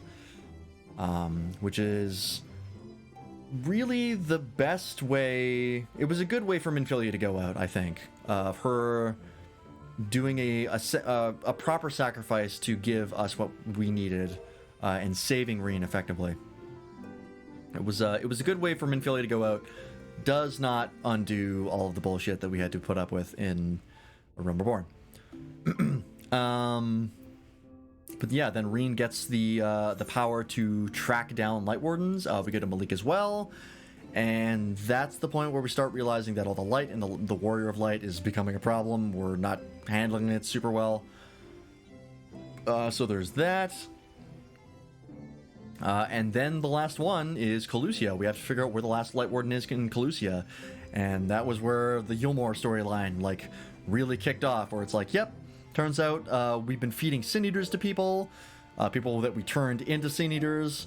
Eventually we fell back to the people, so we were starting like green, and I fucking called it. And then we see Lord Vothri, and it turns out that, like, Lord Vothri is like this crazy Light Warden human hybrid. And he, like, rips Mount Golg out of the ground, like, sprouts wings and flies away. And he's like, shit, now what do we do about this? We have the whole deal with creating the automaton, or the Talos, and basically making a bridge onto Mount Golg with the help of, like, literally everyone we talked to up until that point. And then we have the big showdown with Vothri. We go up to Mount Golg, and then we head on down to where is it? The Crown of the Immaculate, and we get the Vothri trial, which is fucking rad. One of my favorite trials. Like, fighting Vothri was like, it's like, okay, he just kind of, like, floats around, he's got tiny little wings, he, like, throws some stuff at us, and I was like, okay, this is whatever. And then, like, he starts sprouting those, like, giant, like, metal swords out of him, and I was like, uh-oh, something's up, something's gonna happen. And then he transforms into Innocence, and that was just like, oh fuck, like, this is crazy now. But we end up taking him out, and then it all goes wrong. The Warrior of Light is unable to hold in the light inside of them. The Crystal Exarch is revealed to be Grahatia. Then itself shows up and betrays us, shoots Grahatia, and leaves. Reen basically just manages to, like, suppress the light enough that we can walk around and fight. And of course, throughout this whole expansion, I should mention that we met Ardbert, and we've been talking to him. He's been sort of our companion throughout the expansion. And then it's like, well, we have to track down Emmett Selk, and he said he would be waiting at the Tempest. So let's go to the Tempest. So we go to the Tempest. We meet the Ondo and try to get to the the place where Emmett Selk is waiting, and we discover Amarat, and we see what everything used to look like. We meet the Ancient Ones, and the little place that's the little theme park, effectively, that Emmett Selk has made for us. And we go around and basically track him down, and he says, "All right, you know what? You think you're worthy of the world that the world that has been sundered and reduced. You are worthy of? Fine. You know what? You think you're so worthy? I'm gonna put you through your paces, right? I'm gonna take you through Amarat, so you can see exactly what went down during the final days. And then, after all that is done, he's like, all right, now you gotta face me." And he fucking clowns us like it's nothing. He like rips the Scions of the apart. He like almost kills a whole bunch of people. And he's like, yeah, look at you. Like you can't even suppress the light inside you and control it. So you know what? Yeah, turn into a monster. I'm going to use you to do my own ends once you do that. And then that's when Ardbert basically fuses souls with us, and we do end up controlling the light. And Emmett Selk is like, what the fuck did you just do? And then Grahatia summons everybody, and we do the final trial against Emmett Selk / Hades. Which, again, unsurprisingly, one of my favorite trials in the game. Just this huge cinematic masterpiece. Well, masterpiece is a strong word, but just this, it's a spectacular. Of like, you go through the first phase with Hades, and then he goes into the second phase where he like turns into a bigger monster, and then you have that like big anime moment where you manage to overcome him, and then you finally take him out, and then you get the final cutscene of Shadowbringers where all the Scions come together and use the white aetheryte to finally take out Emmett Selk with the help of Ardbert. And Emmett Selk in those last moments finally says, all right, you know what, you took me out. You are worthy. Remember us. Remember that we once lived. And he fades away. And that's the end of Shadowbringers. And as a cohesive storyline, I think it's the best. I think from like a beginning to end for Shadowbringers, it's probably the best in the game, because while Endwalker has really good highs, like when it hits, Endwalker is fucking smacks you right in the face with all of the things coming together and all the emotions that it's hitting you with. But Shadowbringers as a full storyline was paced almost perfectly. Like there were very few moments that I could even think of that like dragged at all. Like probably the worst part of it was probably getting the trolley to work, and getting to Nabatharang. That was probably the slowest part. Maybe building the Talos might have been another dip in Shadowbringers, but beyond that, like Shadowbringers, just like the pedal was to the metal for pretty much all of Shadowbringers, and it just kept hitting. If you want to make a plot line for an expansion in an MMO, Shadowbringers is the expansion to look at. Shadowbringers did almost everything right. Is near flawless. And it's still, even though like the pacing was good, the finale was good, the climaxes were good, the resolutions to its plot threads were strong. It was just very, very well made from start to finish. I'm still very impressed by Shadowbringers. But yeah, with that, we basically go back to the Crystarium, and then it's like, okay, well, the Scions are still stuck in the first. Like, where do we go from here?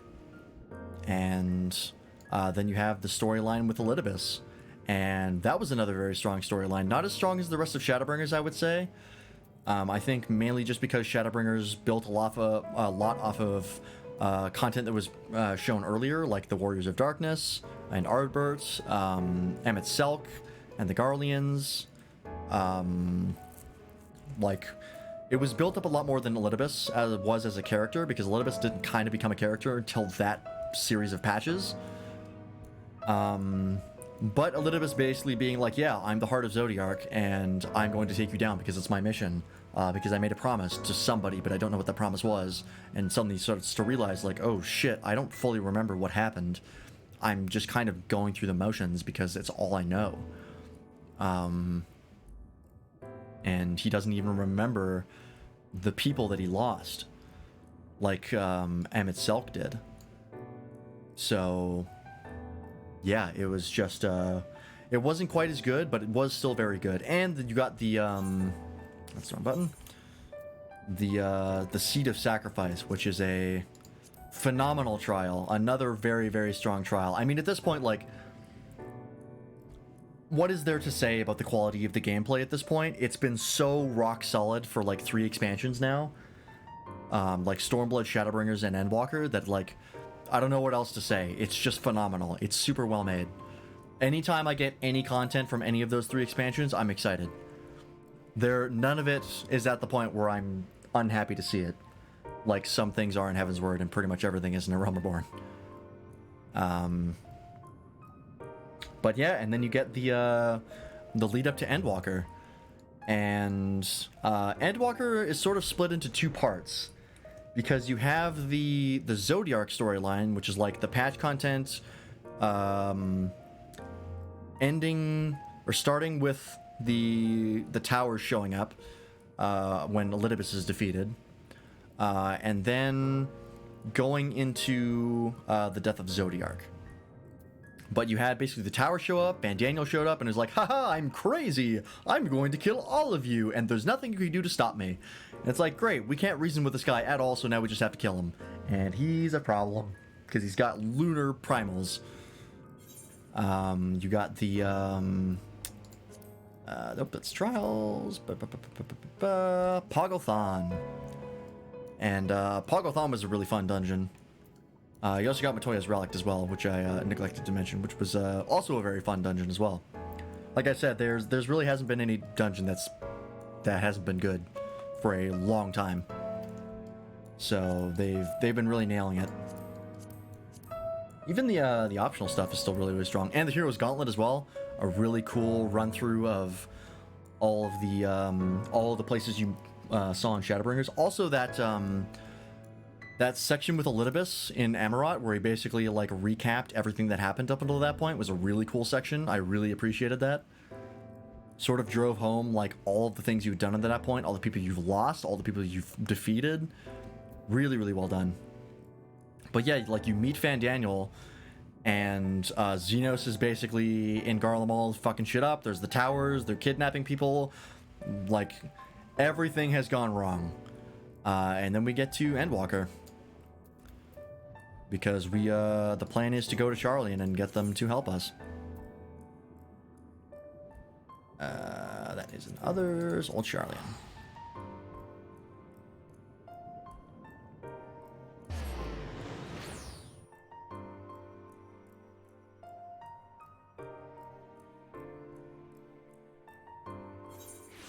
Alright. And so we get to the stuff that we literally just did over the last few weeks. So let's talk about Endwalker. Because I didn't want to talk about it too much yesterday, considering I knew I was going to have this day to kind of talk about everything.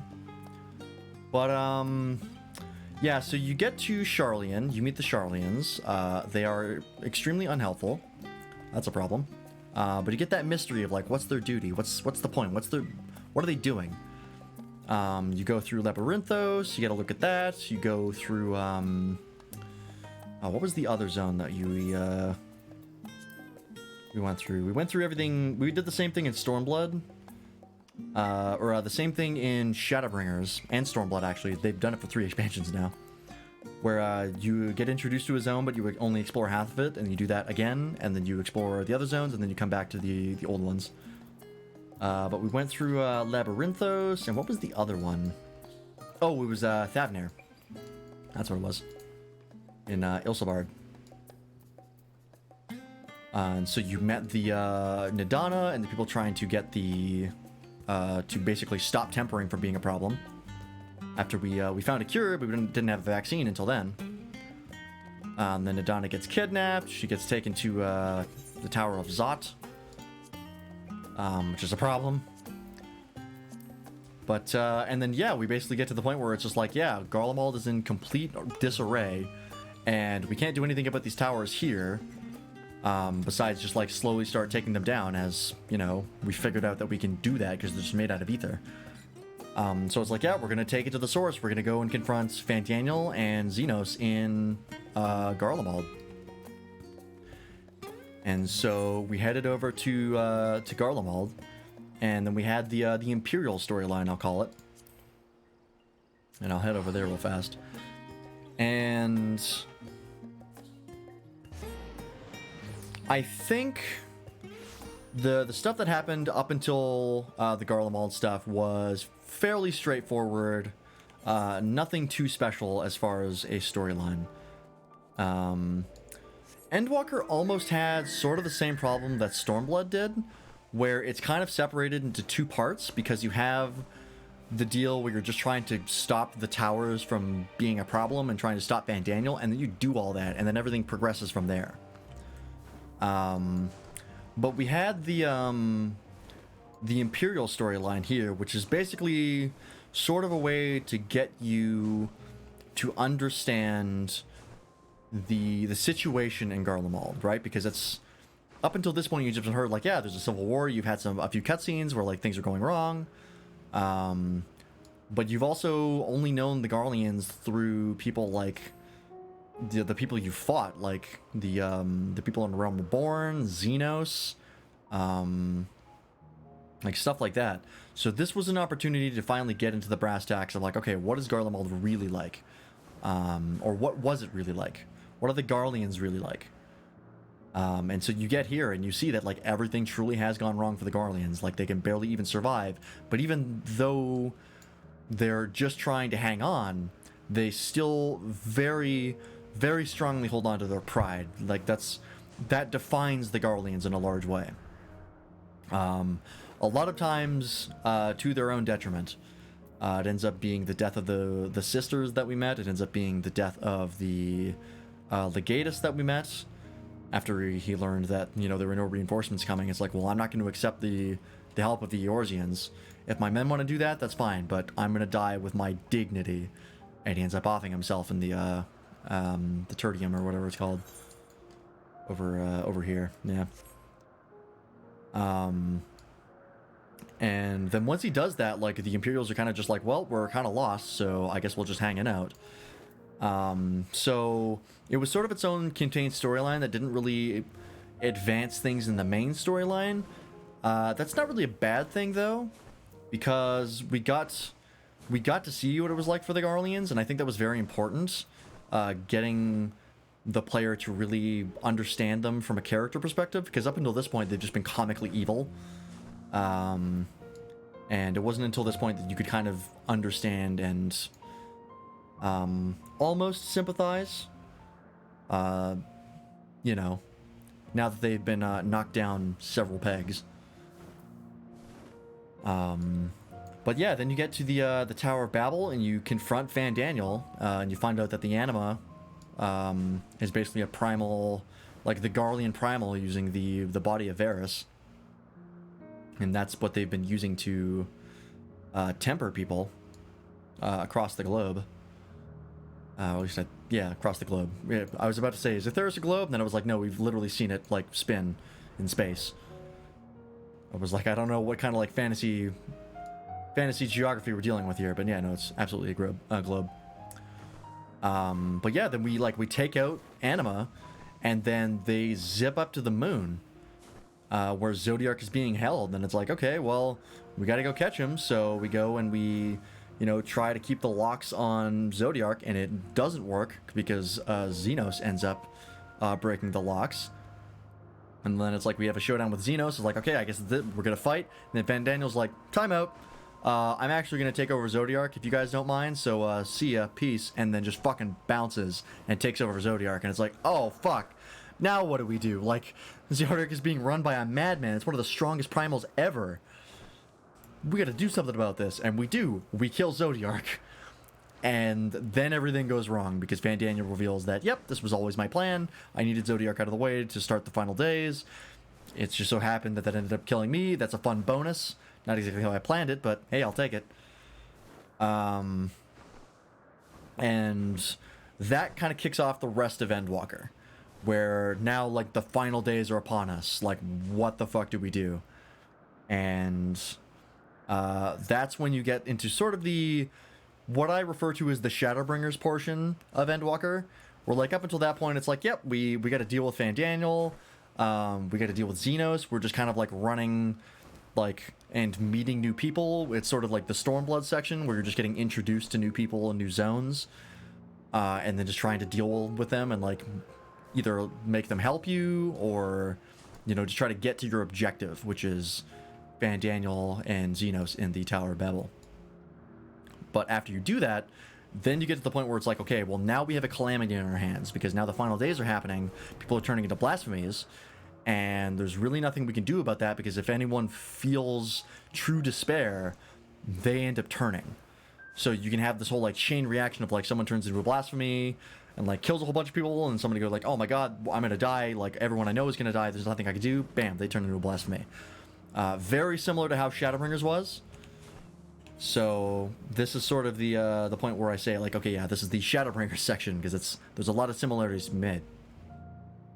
But yeah, you basically go to back to Thavnir, and sort of try to figure out, like, okay, what the hell do we do after this point? Because now people are turning, we can't stop it. The best we can do is, you know, have people have a positive fucking attitude. What are the other zones that we got? Just so I remember what. Yes. So we got Mara Lantorum, of course, because we went to the moon, and we went back to Thavnir, fixed up Thavnir. And then it's like, okay, well, we've dealt with the situation in Thavnir for now, but what do we do about this, right? Like, the final days are happening, and there's nothing we can do to stop it. So we need info. We end up coming to the conclusion that, well, we do have one ancient one left, technically, if it ends up working. We have Elidibus in the Crystal Tower. Literally after I had just said during the stream, man, I hope we end up getting to go back to the first at some point to sort of remind people that it's still there. Maybe during the patch content. Nope, part of the MSQ. So yeah, we go back to the first, and we go to the Crystal Tower, and we meet Elidibus, and we talk to him, and it's like, yeah, we need info, right? Hydaelyn has told us about this Elpis flower, and she's sort of given us a hint that Elpis has something to do with everything. And he's like, okay, yeah, that's a research facility, I'm familiar with that. You want to go see it? And we're like, fuck yeah, we do. So he sends us back in time to Elpis. And so that was when we headed over to the zone of Elpis itself, and we ended up meeting Emitzelk and Hythlodius, and that was the point where we sort of learned everything that had happened and what the cause of the final days were. Now, at this point, we're basically just sort of like in an observation phase of, like, okay, we're seeing everything that's happened, we're meeting these people, trying to figure out what the deal is with Hermes and Medion as we meet them.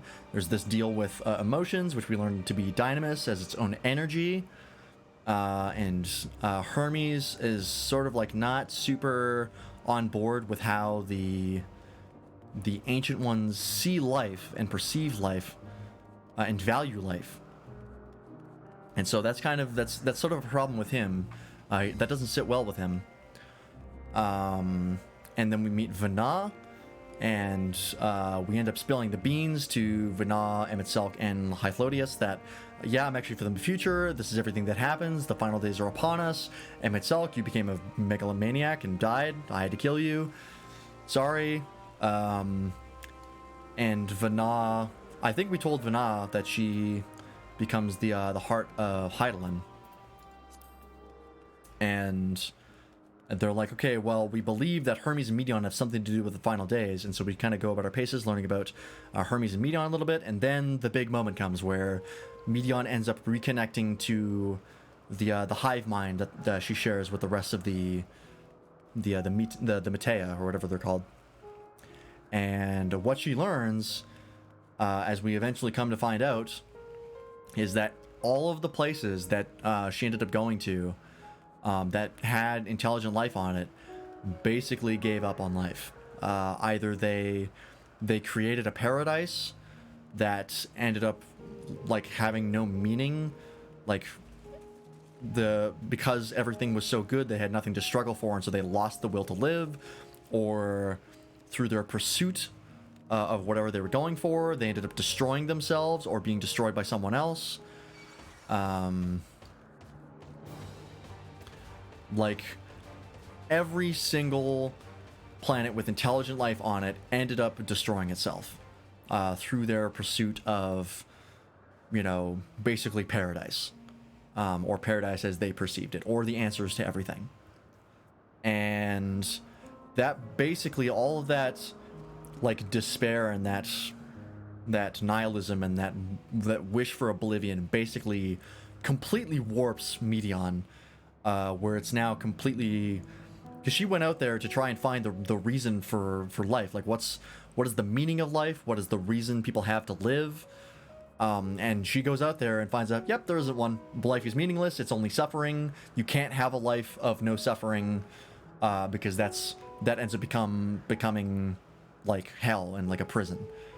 And so Medion basically comes to the conclusion, like, well, if life is suffering and there's like even the most advanced races that we could possibly imagine have ended up destroying themselves, or being destroyed by others, or wishing for death even when they can't get it, I'm just gonna give everyone like oblivion, because this shit is awful. Like, this is the worst.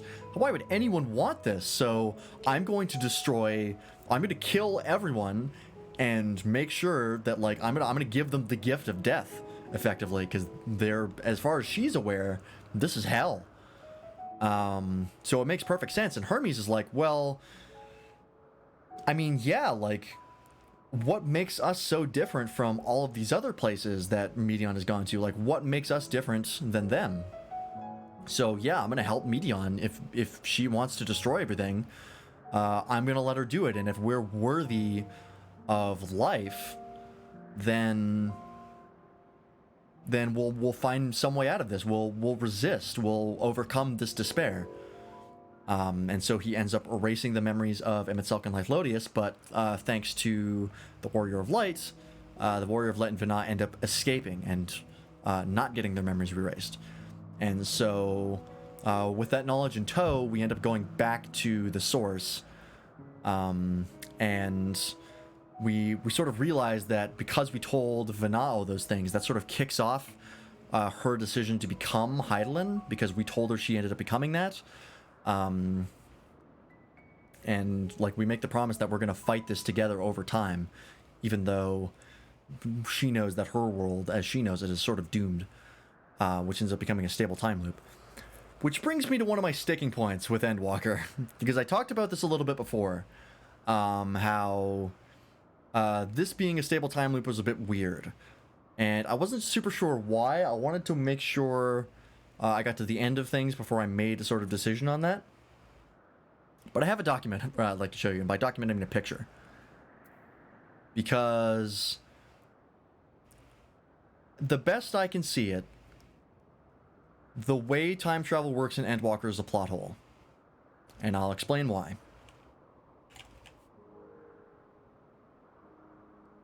Either it's a plot hole, excuse me, it's a plot hole, or the rules of time travel have not been fully explained, and there's a reason why it works this way. So let me open it up real fast. I named it fuck.png. Okay, so here's my shitty drawing in Paint that I made. So this right here, the I'll sort of point to it in yellow. This right here, this, oops, can I make a bigger line? And can I get a less P-like color that's more visible? Here, I'll use red there. This here, right, this solid line here, right, this is reality that occurs, okay? This is reality that 100% occurs and is not something if, you know, it's not something that, like, gets destroyed because of time travel, right? This purple line is the 8th Calamity timeline, where the 8th Calamity occurs, the Warrior of Light dies. It's the timeline that Grahatia comes from. That's G for Grahatia, all right? And the dotted lines are the to show the time travel that occurs. So this is Graha going back in time to the first and pulling us into the first and kicking off the events of Shadowrunners, effectively. And this dotted line is where the Warrior of Light goes back in time to cause the events that Hydaelyn talks about. Or basically ends up, like, making it so that Hydaelyn can exist. So the issue here is that in the event of Graha's time travel, the time travel works as a timeline split. So the timeline occurs where the 8th Calamity happens, the Warrior of Light dies, and then Graha ends up getting sent back in time to avert that, and he does. So this timeline here, it does occur, but it ends up getting negated because we changed the past and negate the future. So it no longer is something we have to deal with, right? It's an alternate timeline. We have split the timeline as far as we are aware. Then, in Endwalker, we go back in time and change the past, and it doesn't result in a timeline split, as far as we can tell, because Vana has the moment in Endwalker. We'll put Vana, like, right here,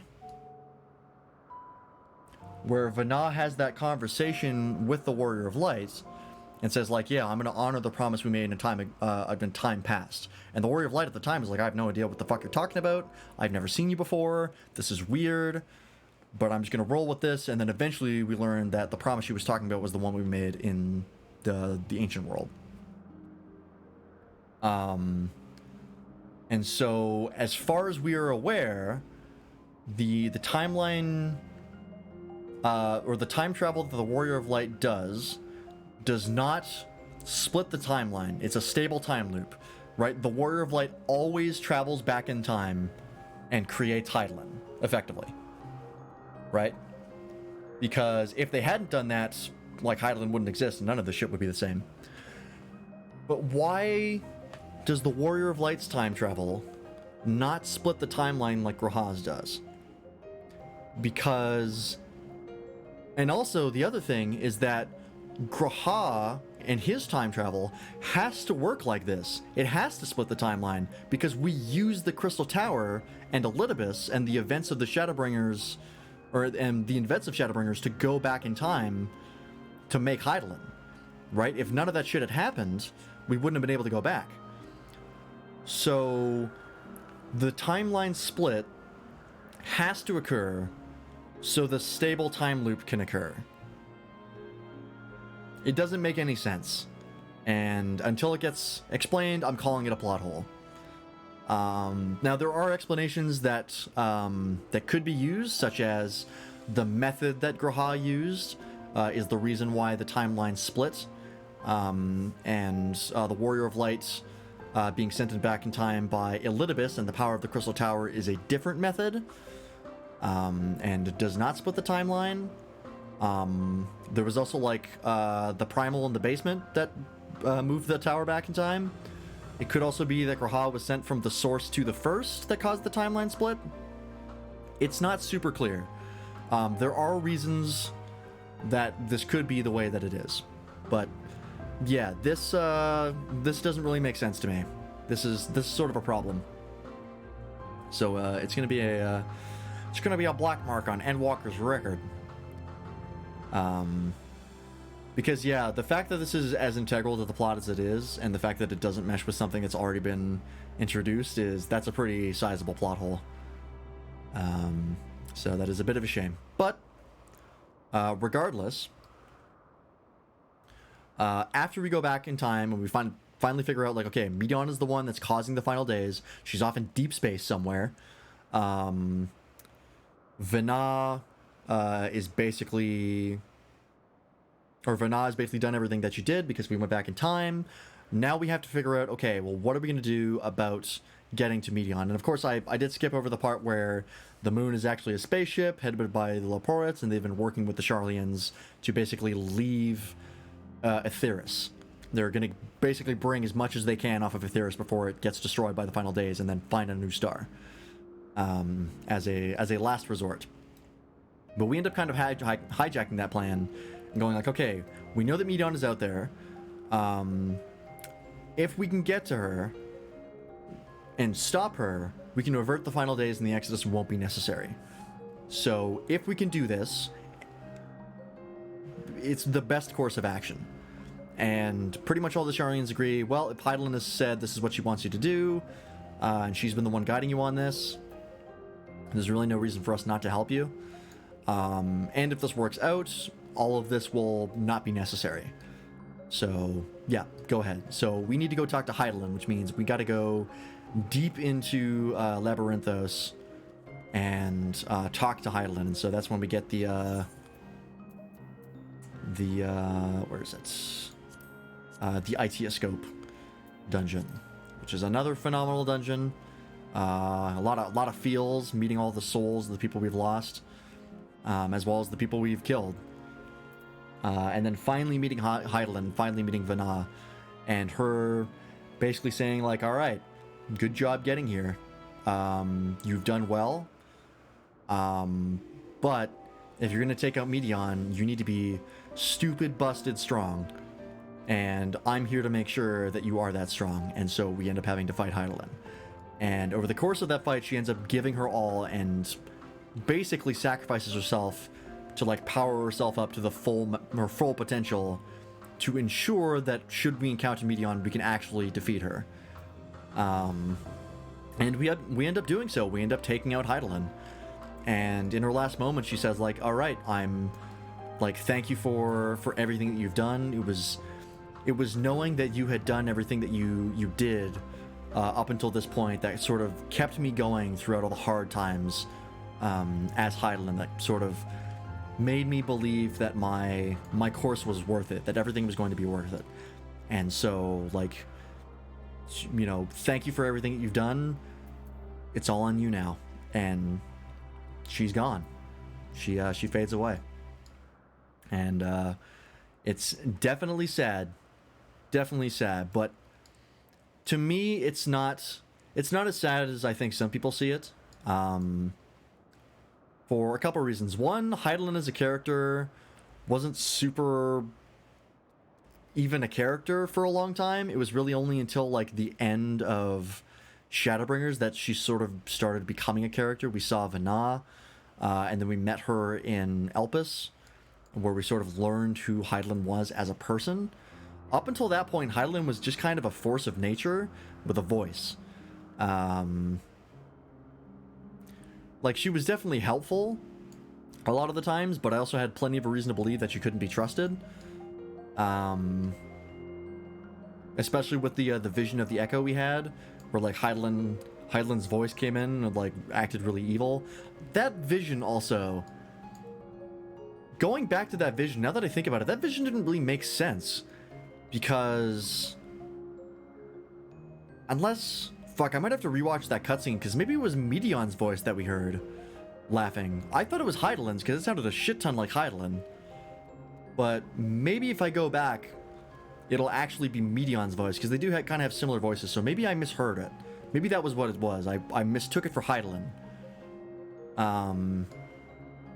But yeah, the fact that Hydaelyn was also a primal and was basically built to stop Zodiark.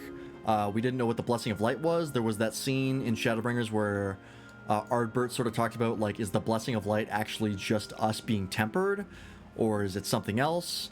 And that kind of never got resolved as to what that was.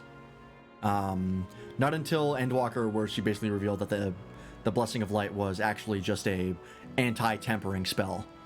And that's pretty much all it did.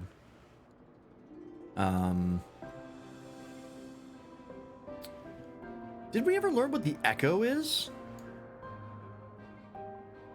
We didn't, did we? We never got a full explanation for what the Echo is and what causes that. Because some people have the Echo and some people have the Blessing of Light and some people have both, but like they're not one and the same.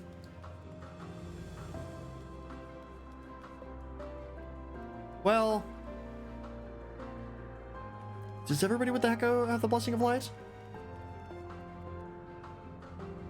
Did the one guy in the white armor with the blonde hair who got relegated to a wheelchair, whose name escapes me, did he have the Blessing of Light? Or did he just have the Echo? I don't know. I might have to wiki dive that to get an answer on that. Because yeah, like Vana, there was a cutscene with Vana where she said like, yeah, the spell that you have on you, it's like my make. It's basically a anti-tampering spell or an anti-etheric corruption spell. But that doesn't explain why the Echo works the way it does, where it's like a universal translator and also a way to like look into the pasts of beings. He had the blessing. Forgot if he had the Echo. That's the thing, is like I don't know if he had the blessing but not the Echo. Because I don't remember him ever having the Echo. I don't remember. I might have to look it up later. But yeah, like the Echo itself was never really explained, was it? The Blessing of Light was explained, but not the Echo. Maybe that'll be something that gets explained later. They might be waiting on that. Because the Resonant have the Echo, but they don't have the Blessing of Light, like Xenos and Fordola. Maybe Fordola ends up becoming like a much more important character later. Because she has the Echo, but no Blessing of Light. I don't know. But yeah, regardless, yeah, Hydaelyn wasn't really a character per se until Endwalker, so I wasn't super attached to her. Like, you know, I appreciate the help with the Blessing of Light and all that stuff. It got me through some jams. But yeah, she was just sort of like a force of nature. It was sort of an ambiguous, disembodied voice. And it wasn't until like Minfilia kind of took over as the voice of the mother that we got more characterization, but it was still more like Minfilia being worked as a sock puppet. And so yeah, like I wasn't super attached to Hydaelyn as a character. But the other thing too is that I do still like Vana, and I do think that her death as Hydaelyn is sad. But also, like, she spent thousands of years doing everything that she could to make sure this moment could happen, right? Like I said when I beat that trial, like it literally all came down to this, that she could make the Warrior of Light strong enough to take her down and hopefully take down Medion. So her death is basically like, yeah, everything worked. And so yeah, she had to sacrifice herself, but now she gets to bow out. She gets to say, it's all on you now. I can't help you anymore.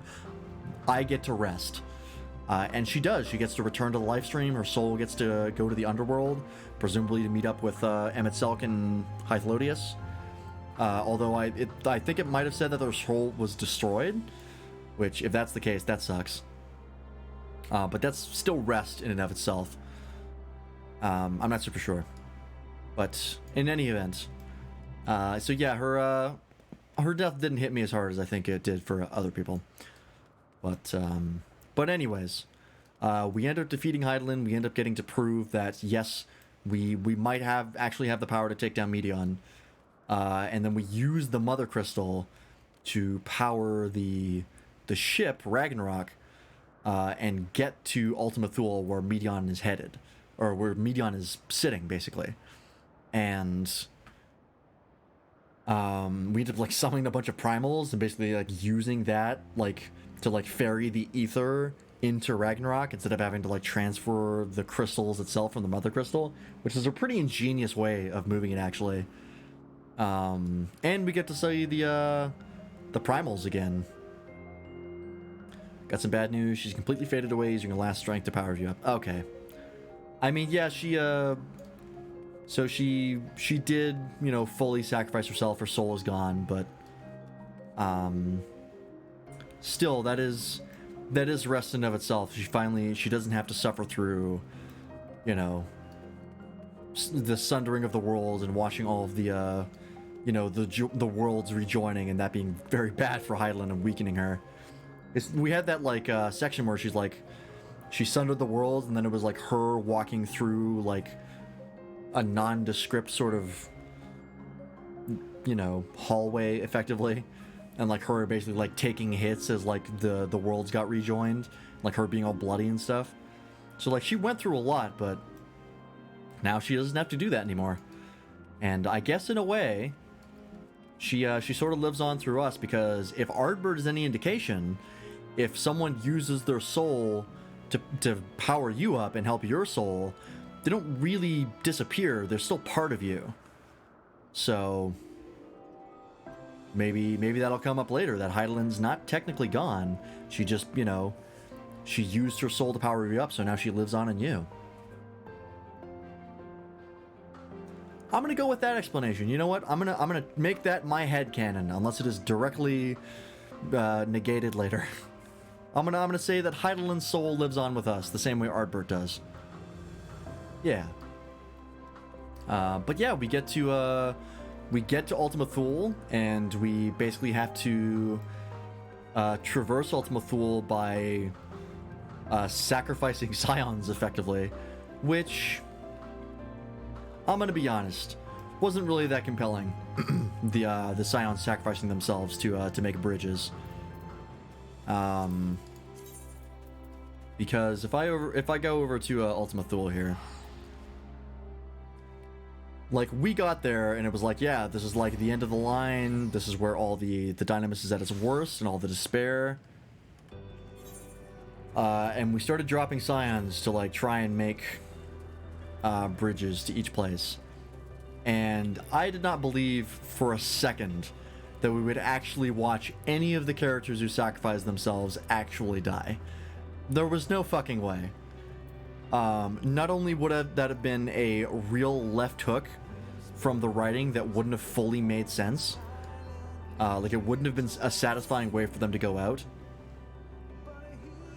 because like having to literally build bridges in between landmasses is sort of a contrived reason for people having to sacrifice themselves.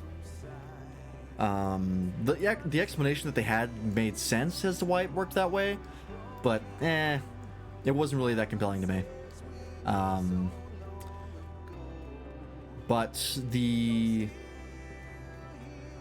sacrificing of the scions wasn't really super compelling to me, but the speeches that they had, as they sort of explained like what allowed them to overcome despair in all of their moments as they sort of sacrificed themselves to make the new bridges.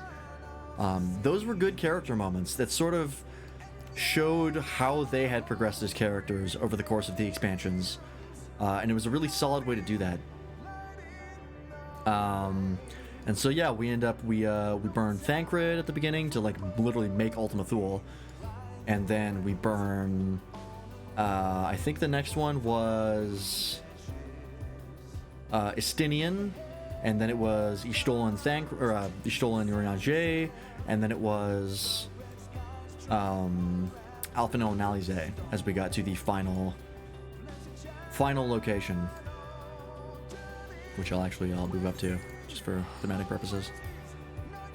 And then we get to the last moment where it's like, yeah, we've basically proven that like we have the power to overcome despair, and it's just me and Medion at the end. And in our last moments, it's like, well, we basically have to convince Medion that like everything is worth it, that there is a reason to live, and that despair is not the only answer. And we used the MacGuffin that we had, that Hydaelyn powered up, and summoned the is this the right way? Where's the place I'm looking for?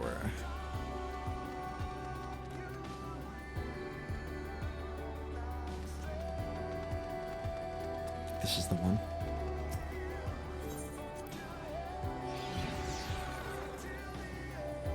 Just want to double check I'm going the right way. This place is kind of hard to navigate if you're not flying. Nope, that's the wrong way. Let me Stigma 1. Get all turned around. But yeah, we end up using the MacGuffin that that Hydaelyn had basically powered up for us, and we summon not the souls of the Scions, but we actually bring Amitselk and Hythlodius back from the underworld, and we use their creation magics to basically build bodies for the Scions again, and then bring all of them back. And then we take on the dead ends, where we go into the giant mass of the souls that Medion has been keeping cooped up, because if the... How the fuck do I get over there? Oh, that's what I need. Fuck.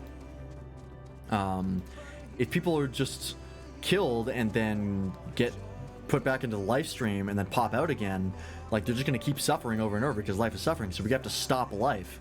So she's just going to hang on to all the souls in the star over there in a big egg, and make sure nobody can escape.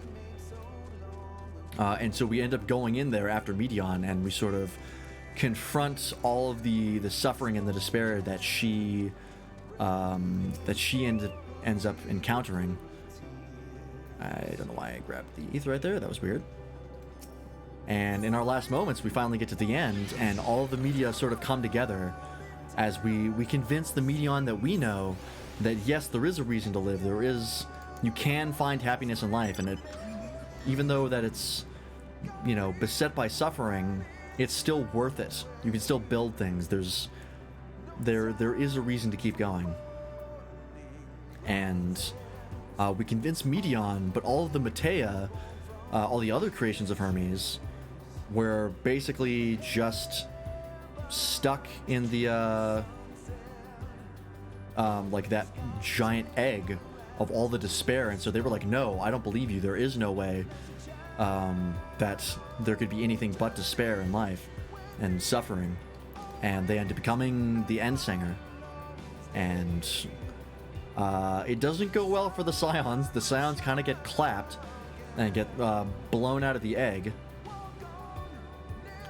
But in the last moment of like, yep, it's the Warrior of Light versus the Endsinger, one-on-one, let's go, fucking Xenos appears. And he's like, I don't know where you have been, but we are not fucking done. We have a fight to finish. I don't know who this bitch is. We'll get rid of her so we can have her one-on-one. All right, let's do this. And we end up literally fighting on his back as Shinryu. Ended up, you know, getting the power to turn into Shinryu as well, which is bonkers, but I mean, not really that outlandish, to be honest. And so we have the final fight with Endsinger, which is like, I think my favorite trial in the game. I think it's my new favorite trial. Just a phenomenal fucking cinematic experience, and like having the moment of overcoming the darkness thanks to the prayers of all our friends. Oh god, that shit was the best. Like having that callback to 1.0 where like everyone is praying. That shit was so good. And yeah, we end up defeating the Endsinger, and we talk to Medion, and Medion is like, yeah, well, I'm going to use my power to get you out of here. And but before we leave, Xenos is like, we're not done, you and I. Like, we have one final fight. I'm not letting you leave until we have that fight. And so we fight Xenos, finally, like the big climactic showdown with Xenos, where we go all out against each other. And we end up coming out on top. And that fucking fight with Xenos, I really desperately hope that someday there is a way to replay instanced content in the stories, because that fight is fucking awesome. It's a trial in and of itself, but you play it solo. It's just so fucking good. And Xenos does literally everything he can. He uses his entire power to take you out, and he can't do it. You end up coming out on top, and he's like, yeah, that's it. I don't know if my life was really worth it, but I'm gonna have to believe it was. And then he ends up dying. It's coming as just New Game Plus mode. Oh god. I mean, there is New Game Plus, but doesn't that just like reset your MSQ progress? And you could just replay it again or something? I don't know how New Game Plus, because it always says like chapter, New Game Plus added. But I don't even know like where that is and how that works. You can redo the entire MSQ in New Game Plus. Can you pick and choose like what parts? Or do you just start from the beginning? I don't know how that works. It doesn't reset, you just pick a point and you redo the MSQ. Sick! Well then I will do that at some point. Is it for everything? Or I don't even know where to access that. New Game Plus. Oh shit! Rumbleborn, Shadowbringers. Gotcha. Okay, okay. Okay, well, you'll have to do sections of it. Because yeah, if I hit commence, it's probably going to be its own thing. Okay, cool, cool, cool, cool. Well then, yeah, once the New Game Plus for Endwalker comes out, in like 2 years, I will be redoing that fight. Replay the entire game with your current character, I think. Okay. I mean, I was thinking of doing making an alt just to replay the MSQ, but if I could do it with my current character, that'd be kind of nice. Just to be able to go back and re-experience that. That's actually super nice. I totally forgot about New Game Plus. Cool. Well then, yeah, I look forward to doing that, because that fight is super fucking cool. Hopefully there's a way to do the instance contents. I don't actually check, or know how to check, but I can't think of another instance fight. Oh, I know, the Stormblood fight with Xenos. That's an instance. I don't want to do this because I don't know what this is going to entail. I'll hold off on that. But yeah, you and Xenos basically beat the ever-living shit out of each other. And then you return to the Ragnarok. Medion ends up getting you there. Or how did the Warrior of Light end up getting to the Ragnarok again? It was Medion that got you there, right?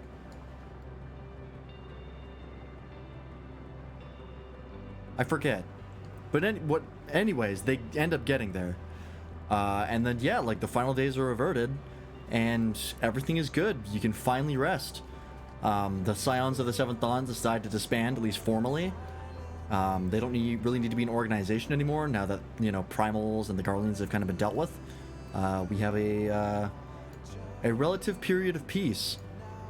And so we're everyone kind of spreads out into their own ways to try and figure out, you know, what's next. What's the next thing we have to worry about? And we are ended with the shot of the bird. You gonna drop the homing beacon? Oh yeah, the homing beacon. Totally forgot about that. Yeah, you're right. Like the homing beacon teleported you back. Yes, but yeah, we're treated to the final sight of Medion in her blue bird form, sort of just disappearing into the sunset. Well, not the sunset, but in the bright blue sky. And Medion lives on in a way. I don't know to what aspect, but she survived in a way. And yeah, that's the MSQ. And so, with that, we gotta open up Paint one more time.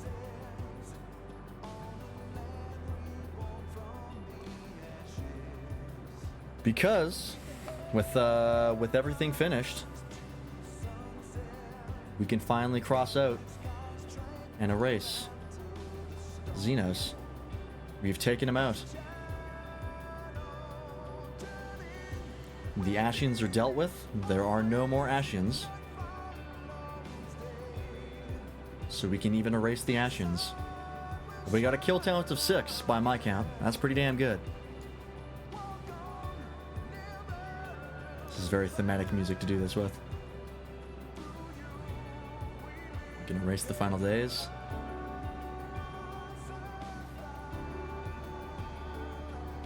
Oh, there's still a few Ashians? We'll keep the kill count.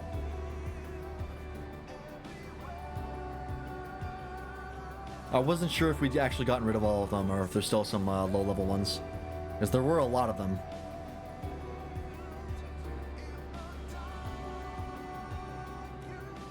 And I'm going to keep Medion up there. Because I don't know if she's really gone. But we saw that bluebird. So I'm gonna say, she's still there. We killed all the unsundered ones. Yeah, I know that. But yeah, well, I'm gonna move over Hydaelyn and Zodiark a little bit just to make some room.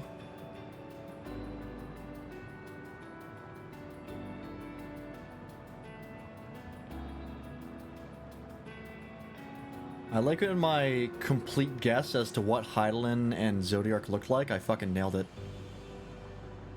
One has bat wings, one has feather wings. What else did you expect? And we're gonna move the Warrior of Lights back up here. Back to center stage. We still have the Blessing of Light. Well, I don't know if we do. Like I said, I don't know if the Blessing of Light is ontological inertia, so I'm gonna hold and keep the Blessing of Light there.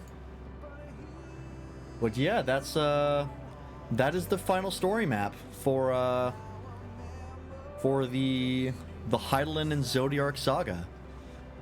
We've lost some friends, we've made some friends, we've turned some friends into enemies and enemies into friends.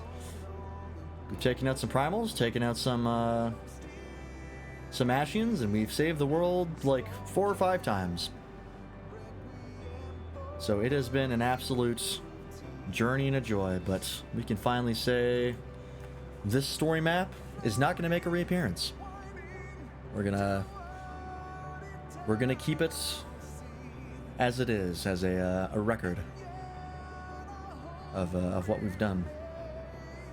But when the next story stuff comes out with the patch content and stuff like that, we'll just make a fucking new one. A new chapter. A new adventure.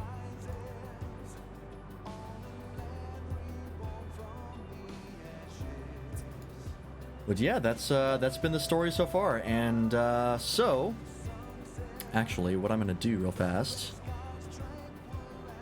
is I'm going to open up Paint again.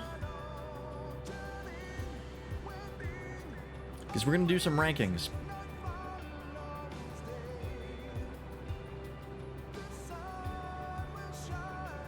So we're going to go with overall. Can I even... I do not have a lot of formatting options with Paint.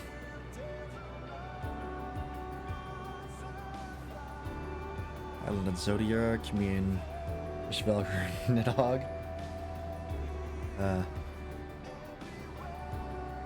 Alright. So, overall... expansion ranking.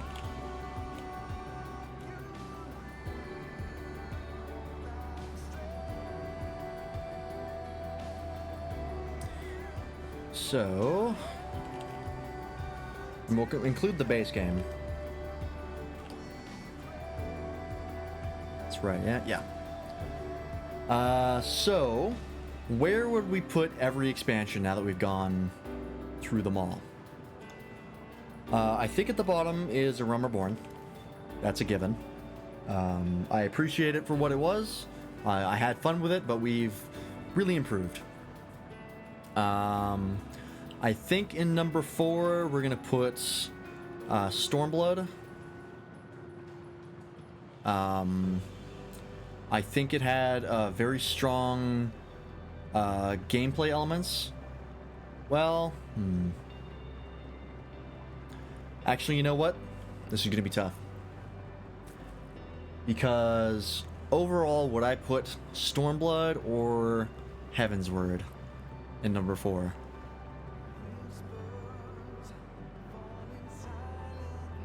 That's tough because Heavensward I really liked, but Stormblood did literally everything except the story better than Heavensward.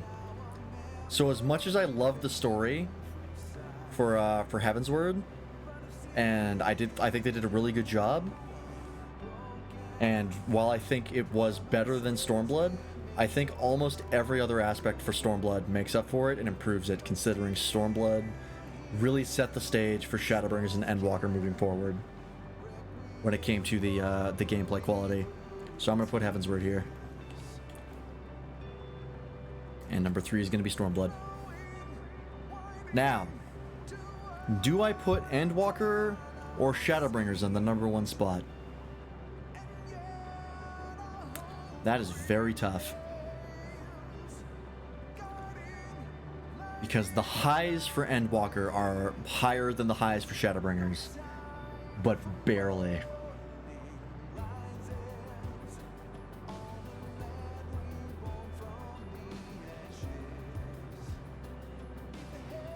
I think, except for like the ending of Endwalker, I think Shadowbringer had it beat.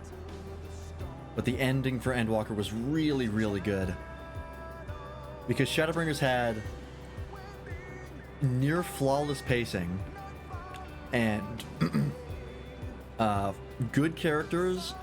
It had a mystery to solve. It had strong emotional climaxes. And it had a good overall climax. And Endwalker had pretty much all of those, but I don't think its pacing was as good as Shadowbringers. But its ending was really, really good. And from a gameplay perspective, like if I look at the dungeons for Endwalker, and I compare them to the dungeons for Shadowbringers, we got Holminster Switch, which was phenomenal, Don Meg, which is great, Kitana Ravel, which was good, Malik as well, which was good, Mount Gold, which was phenomenal, Amarot, which was phenomenal, and in Endwalker we had the Tower of Zot, which was good, Tower of Babel, which was very good, Vanaspati, which was very good, Hyperborea, which was really good, the Ideoscope, which was really good, and the Dead Ends, which is probably my favorite dungeon. So I think Endwalker improved off of Shadowbringers when it came to the dungeons. And then when you look at the trials, Shadowbringers had the Dancing Play, the Crown of the Immaculate, and the Dying Gasp. And I think the only one that I didn't love was the Dancing Plague. And I still really, really liked the Dancing Plague. It was still a really, really fun trial. But the Crown of the Immaculate and the Dying Gasp were fucking awesome trials. And then you have Endwalker, which has the Dark Inside, the Mother Crystal, and the Final Day. And I think they're better than the Shadowbringers trials. So while I think Endwalker did not have quite as well crafted of a story as Shadowbringers did,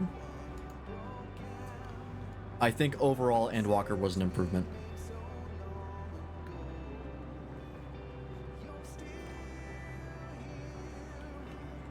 Oops.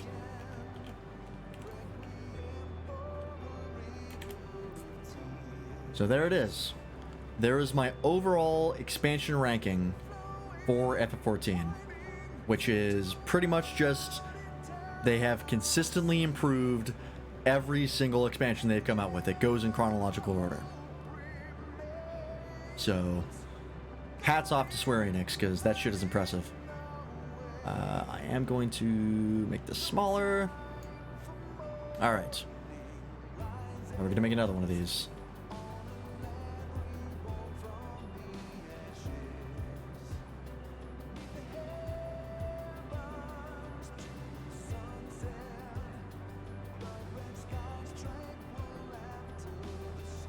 Oh, can I not edit that now? It is paint after all, that doesn't surprise me. Alright. So, now we're gonna go by story. And since we talked about story a little bit already, it should be a fairly straightforward thing to go through.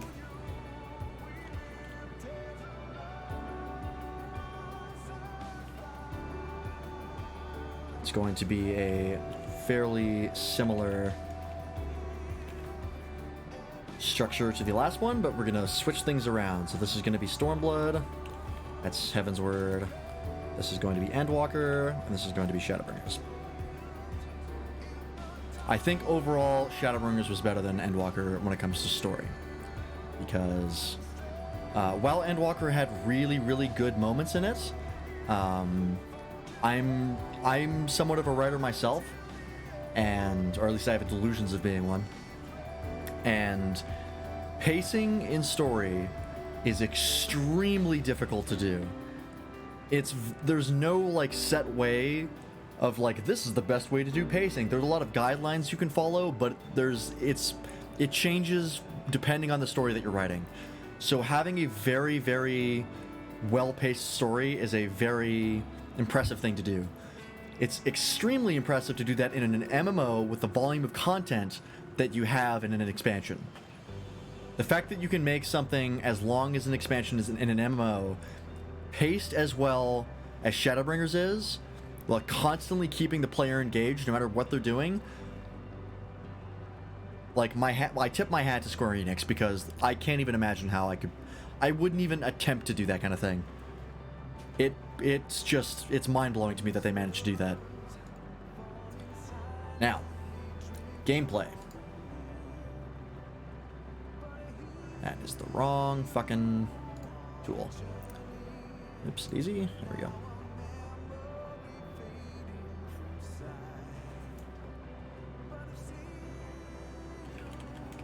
Caps lock. Gameplay ranking.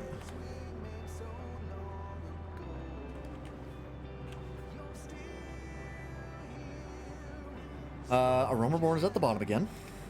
That's no question. Heaven's Word is going to be here. Stormblood is going to be here. This is going to be Shadowbringers. This is going to be the same as the overall expansion ranking. They have just improved the gameplay. They have only improved.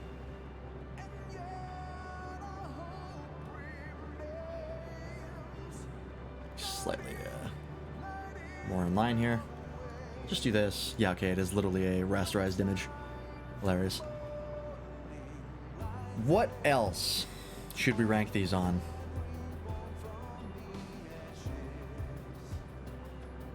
Because gameplay and story is kind of everything.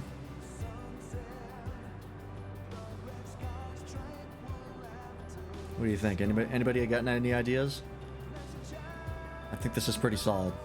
I think this kind of covers everything.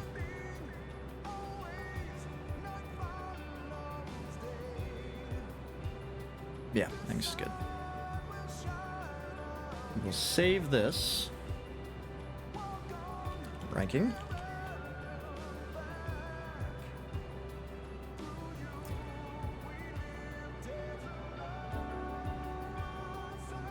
God, this fucking Endwalker sound. Oh! Soundtrack.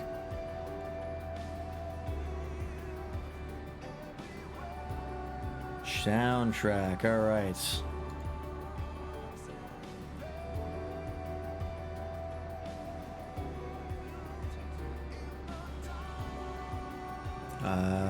Call it OST ranking. Oops.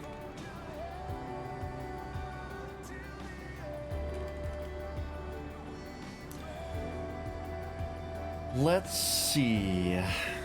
Aromaborn's at the bottom again. I think Aromaborn had a solid soundtrack, but everything else is better.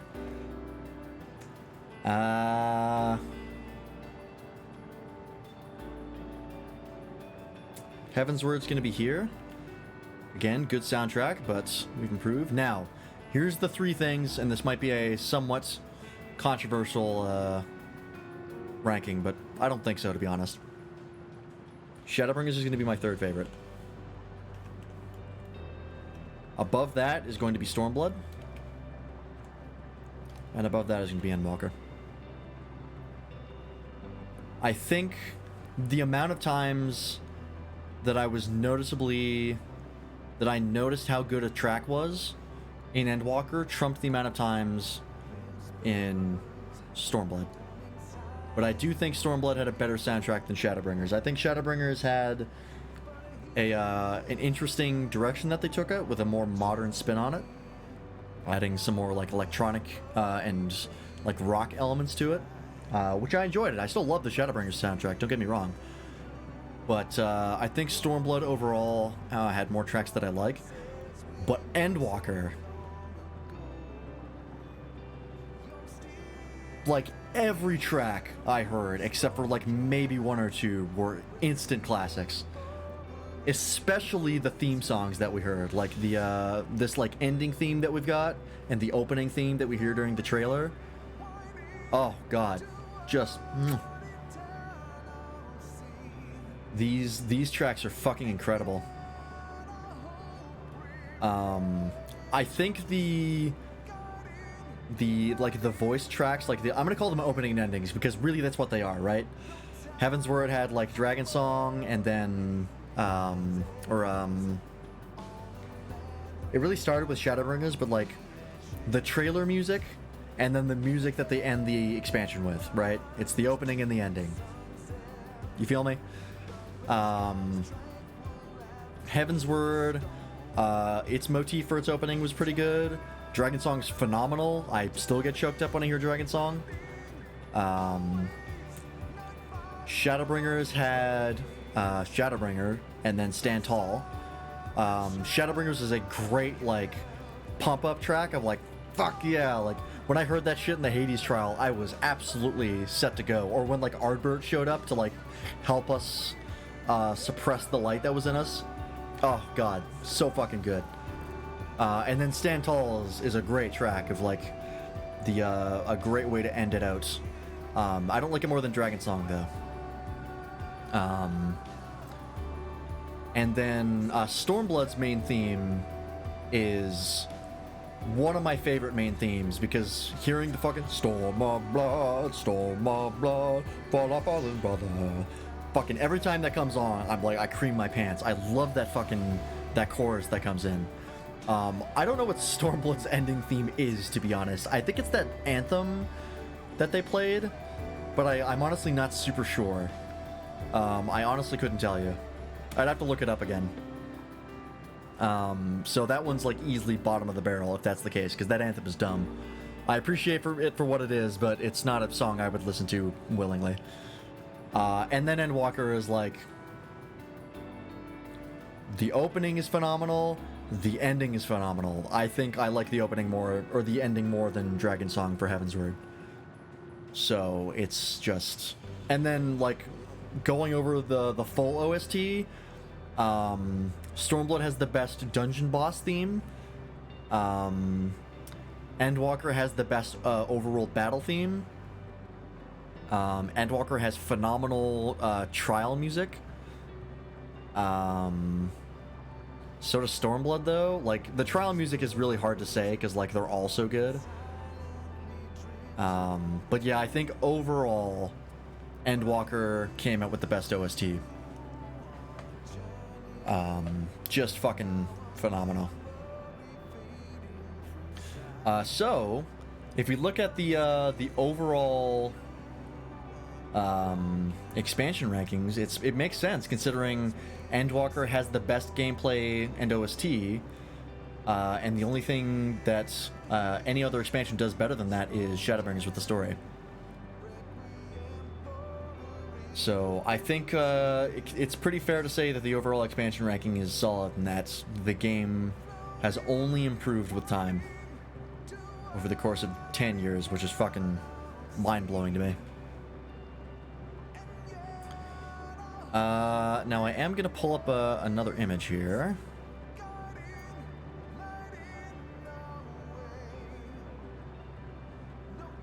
Because Giant Sprout, you did mention that you wanted to see if any of the characters would change ranking after finishing Endwalker. Do I want the Endwalker OST? I mean, yeah, but I can find it online. I would like to get it at some point, like pay money for it, but I don't really have the money for it right now. But like I said, I can just look it up online. I'm like, it's probably on YouTube already. I'm looking for captures. That's what I'm looking for. Gotta add a quick capture for this.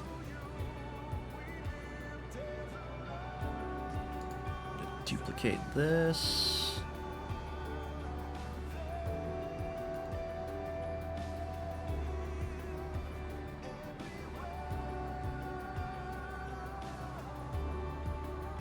I'm futzing about in OBS, one moment. Image.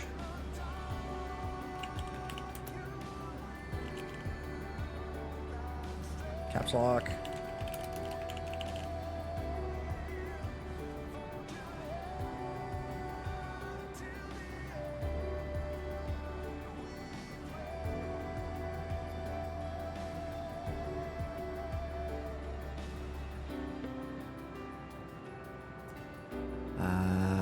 I should not have picked paint, actually. Hang on, let me delete that. I just realized that would not work for the purposes I want it to, because of how I cropped the paint capture. Let me grab, let's grab the image right. Oh no, I need a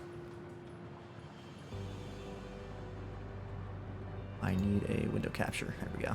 That'll work.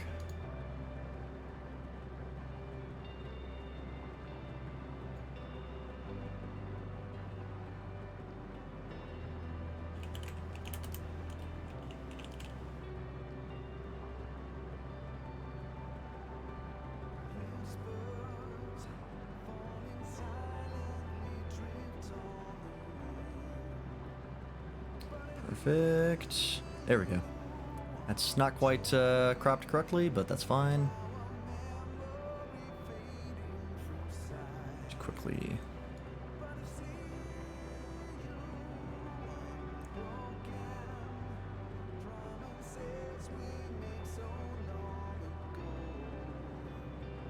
Oh, that is weirdly captured. Just... Oh, nope, I'm grabbing everything.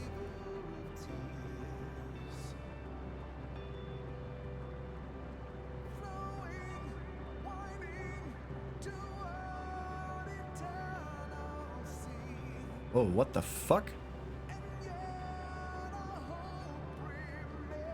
OBS? You doing alright?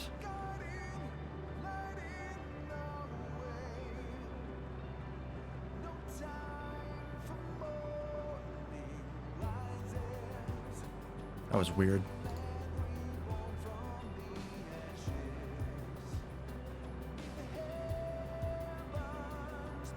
Alright, doesn't need to be perfect. Okay, but I can do better than that. Hang on.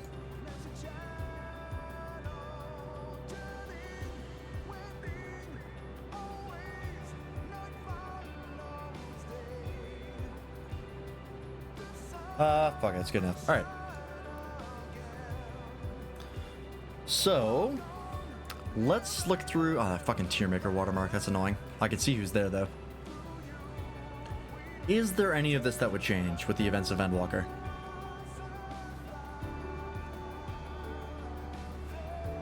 I mean, to be honest, a lot of my S tier characters weren't really involved in Endwalker that much.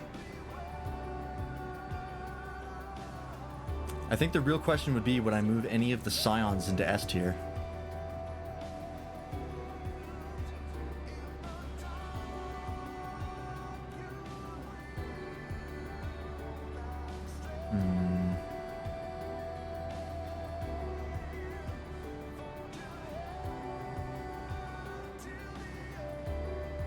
You know what I think I'd do? I think I'd move Urianger from B tier to A tier. I think he was a good enough character that he'd move into A tier.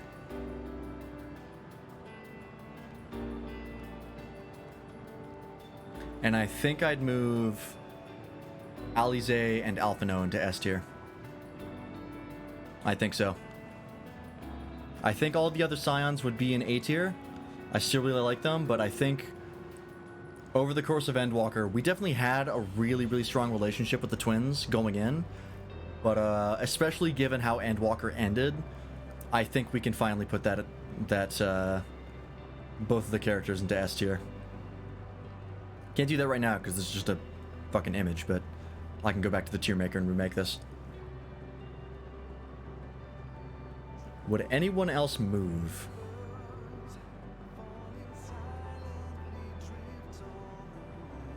I think, if anything, I would put Vana on here and Hydaelyn. Those are the other two big characters. Medion, maybe. I'll have to find an Endwalker version of the character tier list.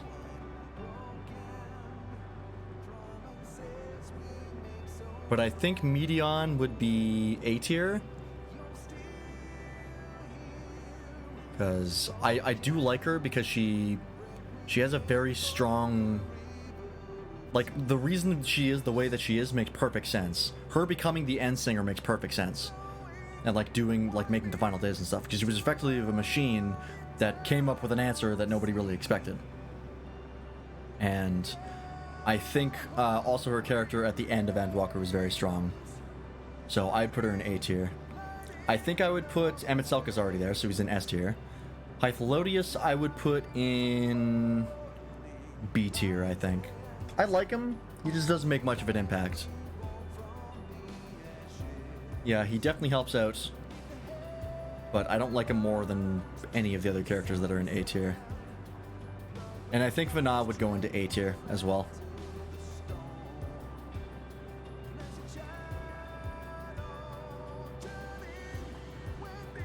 And I think, actually, I would move Lucia up to B tier as well, because of her part in the Ilsabard contingent.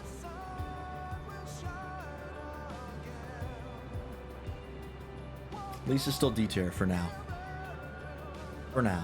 Maybe if she comes back later, we'll move her up, but... I don't know how many of these characters are going to be really coming back for the next storyline stuff. It might be a while before we see a lot of them.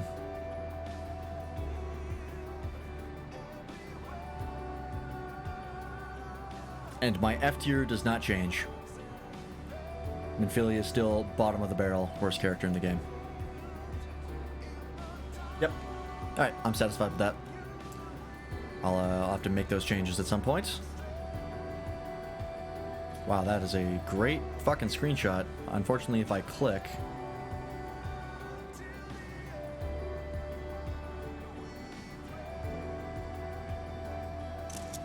That's really nice, actually. I wish my otter would go away, though. Yeah, you're sort of hidden on that one. I'll take it. Can you manually control the idle camera? I think you can automatically go into it, but I don't know if there's any like controls it has. Alright. But yeah, the experience I've had with this game is truly one of my favorite gaming experiences. I think I talked about this before, but if anyone was not there for it, I've said for a long time that my top 3 games of all time was unshakable. Like, it was Okami in number 1, Legend of Zelda Twilight Princess in number 2, and Paper Mario and the Thousand Year Door in number 3. I've been saying that for years, that's never going to be touched. Well, if anyone was here for the Endwalker credits, it's been touched. I'm putting FF14 in my number 3 game of all time. Because thinking about Paper Mario and the Thousand Year Door, as much as I absolutely adore that game, there are aspects of it and like sections of it that I just hate. I hate Chapter 4. Every time I have to go through Chapter 4, it's always a slog. Chapter 2 is not great. The lead up to Chapter 6 and all the running around you have to do is not great. Chapter 5 is decent. It's just too long. So, as much as I love that game, like, thinking to how much I've enjoyed this game versus how much I've enjoyed Thousand Year Door, I think I have to put this in number 3. I have... What's my playtime right now?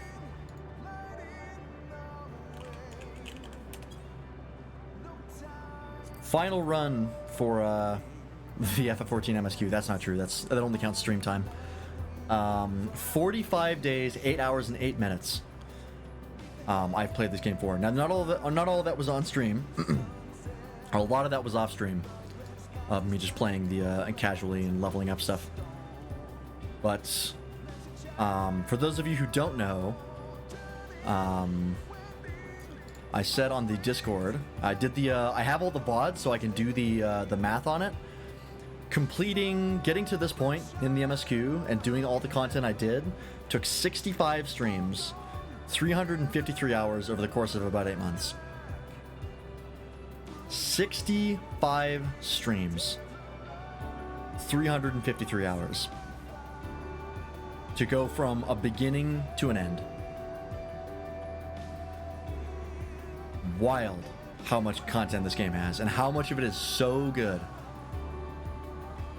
I can't even think of any other game that comes close to like 200 hours of single content, of like go to start, you start something and you head to the finish. Like a Tales game is the closest thing I can think of. Like Tales of Arise I think took me 60-ish hours, 50, 60 hours, something around there, which is like a long fucking game. Normally, like most games, if it's like a 20-hour completion, is like a pretty decent like length of completion. A lot of things will come in at about like the 8 to 10 hour range. Like Okami is a 20-hour completion. Twilight Princess is a 20-hour completion. I think Paper Mario and the Thousand Year Door is a bit longer. I think that's a 30 to 40-hour completion. But a 353-hour completion, even if you took out the like all of the downtime of like sitting in queue, doing the optional content like the raids, alliance raids, trials, optional dungeons, shit like that. That is still probably around 2 to 250 hours to complete the MSQ. And I enjoyed pretty much every second of that, and for the vast majority I have enjoyed it. I would say I enjoyed 90% of my time, and 10% of it I did not enjoy quite as much. I don't think there was really any part of this game that I hated. I can't think of any part that I was like, oh my god, I just want this to be over. Like, I just want to get this to be over. Like, I'm just gonna power through this. There was no point where I wanted to play another game when I had been playing FF14. That's how good this game is at no point I've been playing this game had I done something that made me want to stop playing it and play something else. Which is a huge accomplishment in my opinion.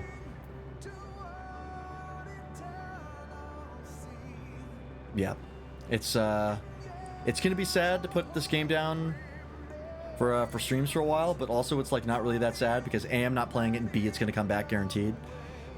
So we're gonna be taking a break from it, but you've heard it here first. I promise you, it is going to make a return to this stream. We're gonna be streaming 6.1. We're gonna be streaming the raid, the alliance raid, the trials. Whenever all that comes out, it's gonna happen here. You're gonna see me play it. But until that comes out, all I can say is thank you very much, everybody, for watching. I hope you enjoyed. I have certainly enjoyed it. We've met some friends along the way, and it has just been a phenomenal time. So I look forward to coming back to it. But it is 12:15, so or 12:19. My mistake. I can't read. So we're going to be closing down the stream for tonight. I don't want to do another 8-hour stream like I did last night. Yeah, we went hard to finish it, and it was worth it. But those streams always come with a cost, let's say. But yeah, we're going to be ending the stream tonight. So let's talk about the plans we have going forward. Alright, so as you can probably guess, FF14 is going to be taking a break on the channel, at least in the playing through the MSQ capacity, since there's no MSQ to go through anymore. If I do play FF14 on stream, it's either going to be extreme trials, or raids, or stuff like that, or even just like casual like leveling runs and stuff like that, of just like I kind of hang out and chat and do a more relaxed stream than what I normally typically do, because I don't really do like just chatting streams, generally speaking. I always kind of like, I have content that I want to play, and I want to, play that content and riff off that. And I had originally made plans to be more of a variety channel before I started playing FF14 nonstop. Like, some of you might remember I had a Dark Souls playthrough that I was doing, a Dark Souls 3 playthrough, which might return at some point. I have to be in the mood for Dark Souls.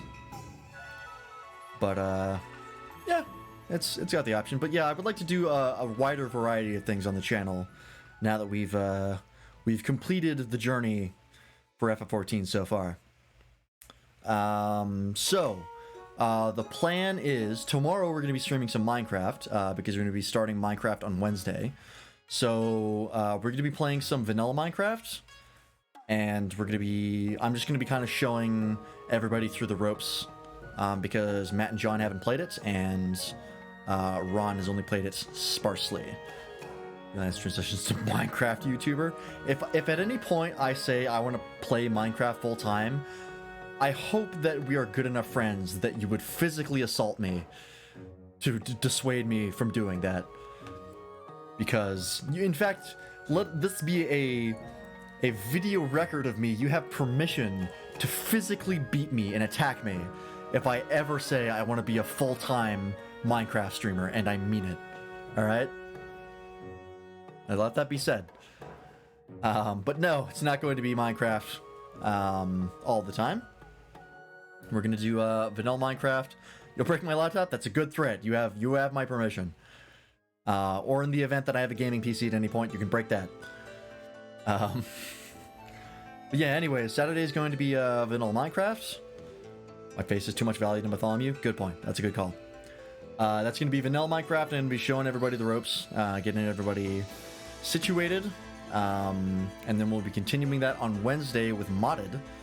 Hopefully, if everything goes well. We haven't done a lot of server testing, so we'll see how that works.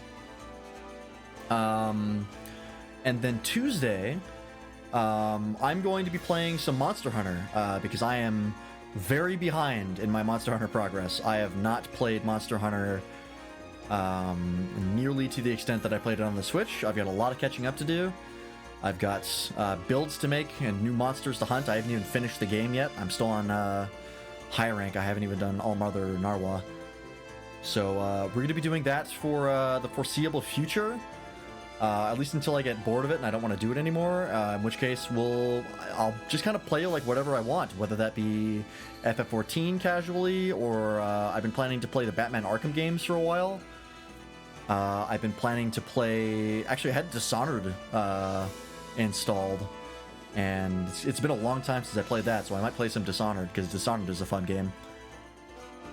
Yeah, there's a lot of things I could do, so this is going to be more variety stream on Tuesday, Friday, and Saturday.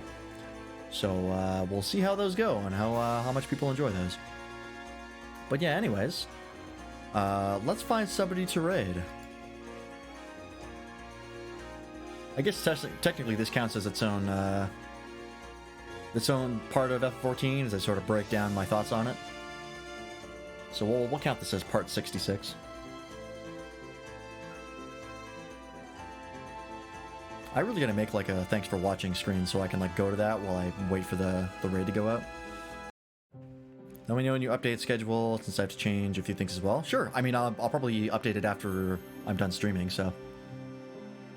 Vasinko is online.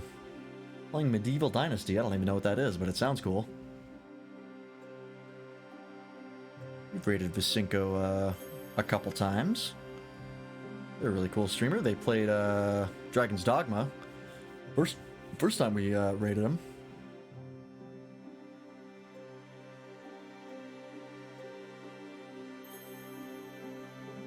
Just wait for this to load. I want to see what this is before we jump straight into it. Oh, okay, it's like a open world survival game akin to Rust or Valheim or Ark or anything like that. Cool. Yeah, we'll raid Vasinko. He's always a good time. All right, so go say hi to them. They're playing Medieval Dynasty. I would very much appreciate it if you drop them a follow, and they would appreciate it too. Once again, thank you everybody for coming with me on this journey through FF14. It has been a fantastic journey, and I am very excited to see it continue once there is more journey to be had. But I have loved these streams. I've enjoyed making them. I hope you've enjoyed watching them. And hopefully we'll see you when it comes back. And on my other streams. Watch my other shit, goddammit. Anyways, thanks everybody for watching. And I'll see you tomorrow on Bartholomew's channel. Oh, speaking of which, before I forget, there's a link to Bartholomew and Nobody's channel, and here's a link to the Discord. Pretty sure everybody in here already has all of these links already, but if you don't, there they are.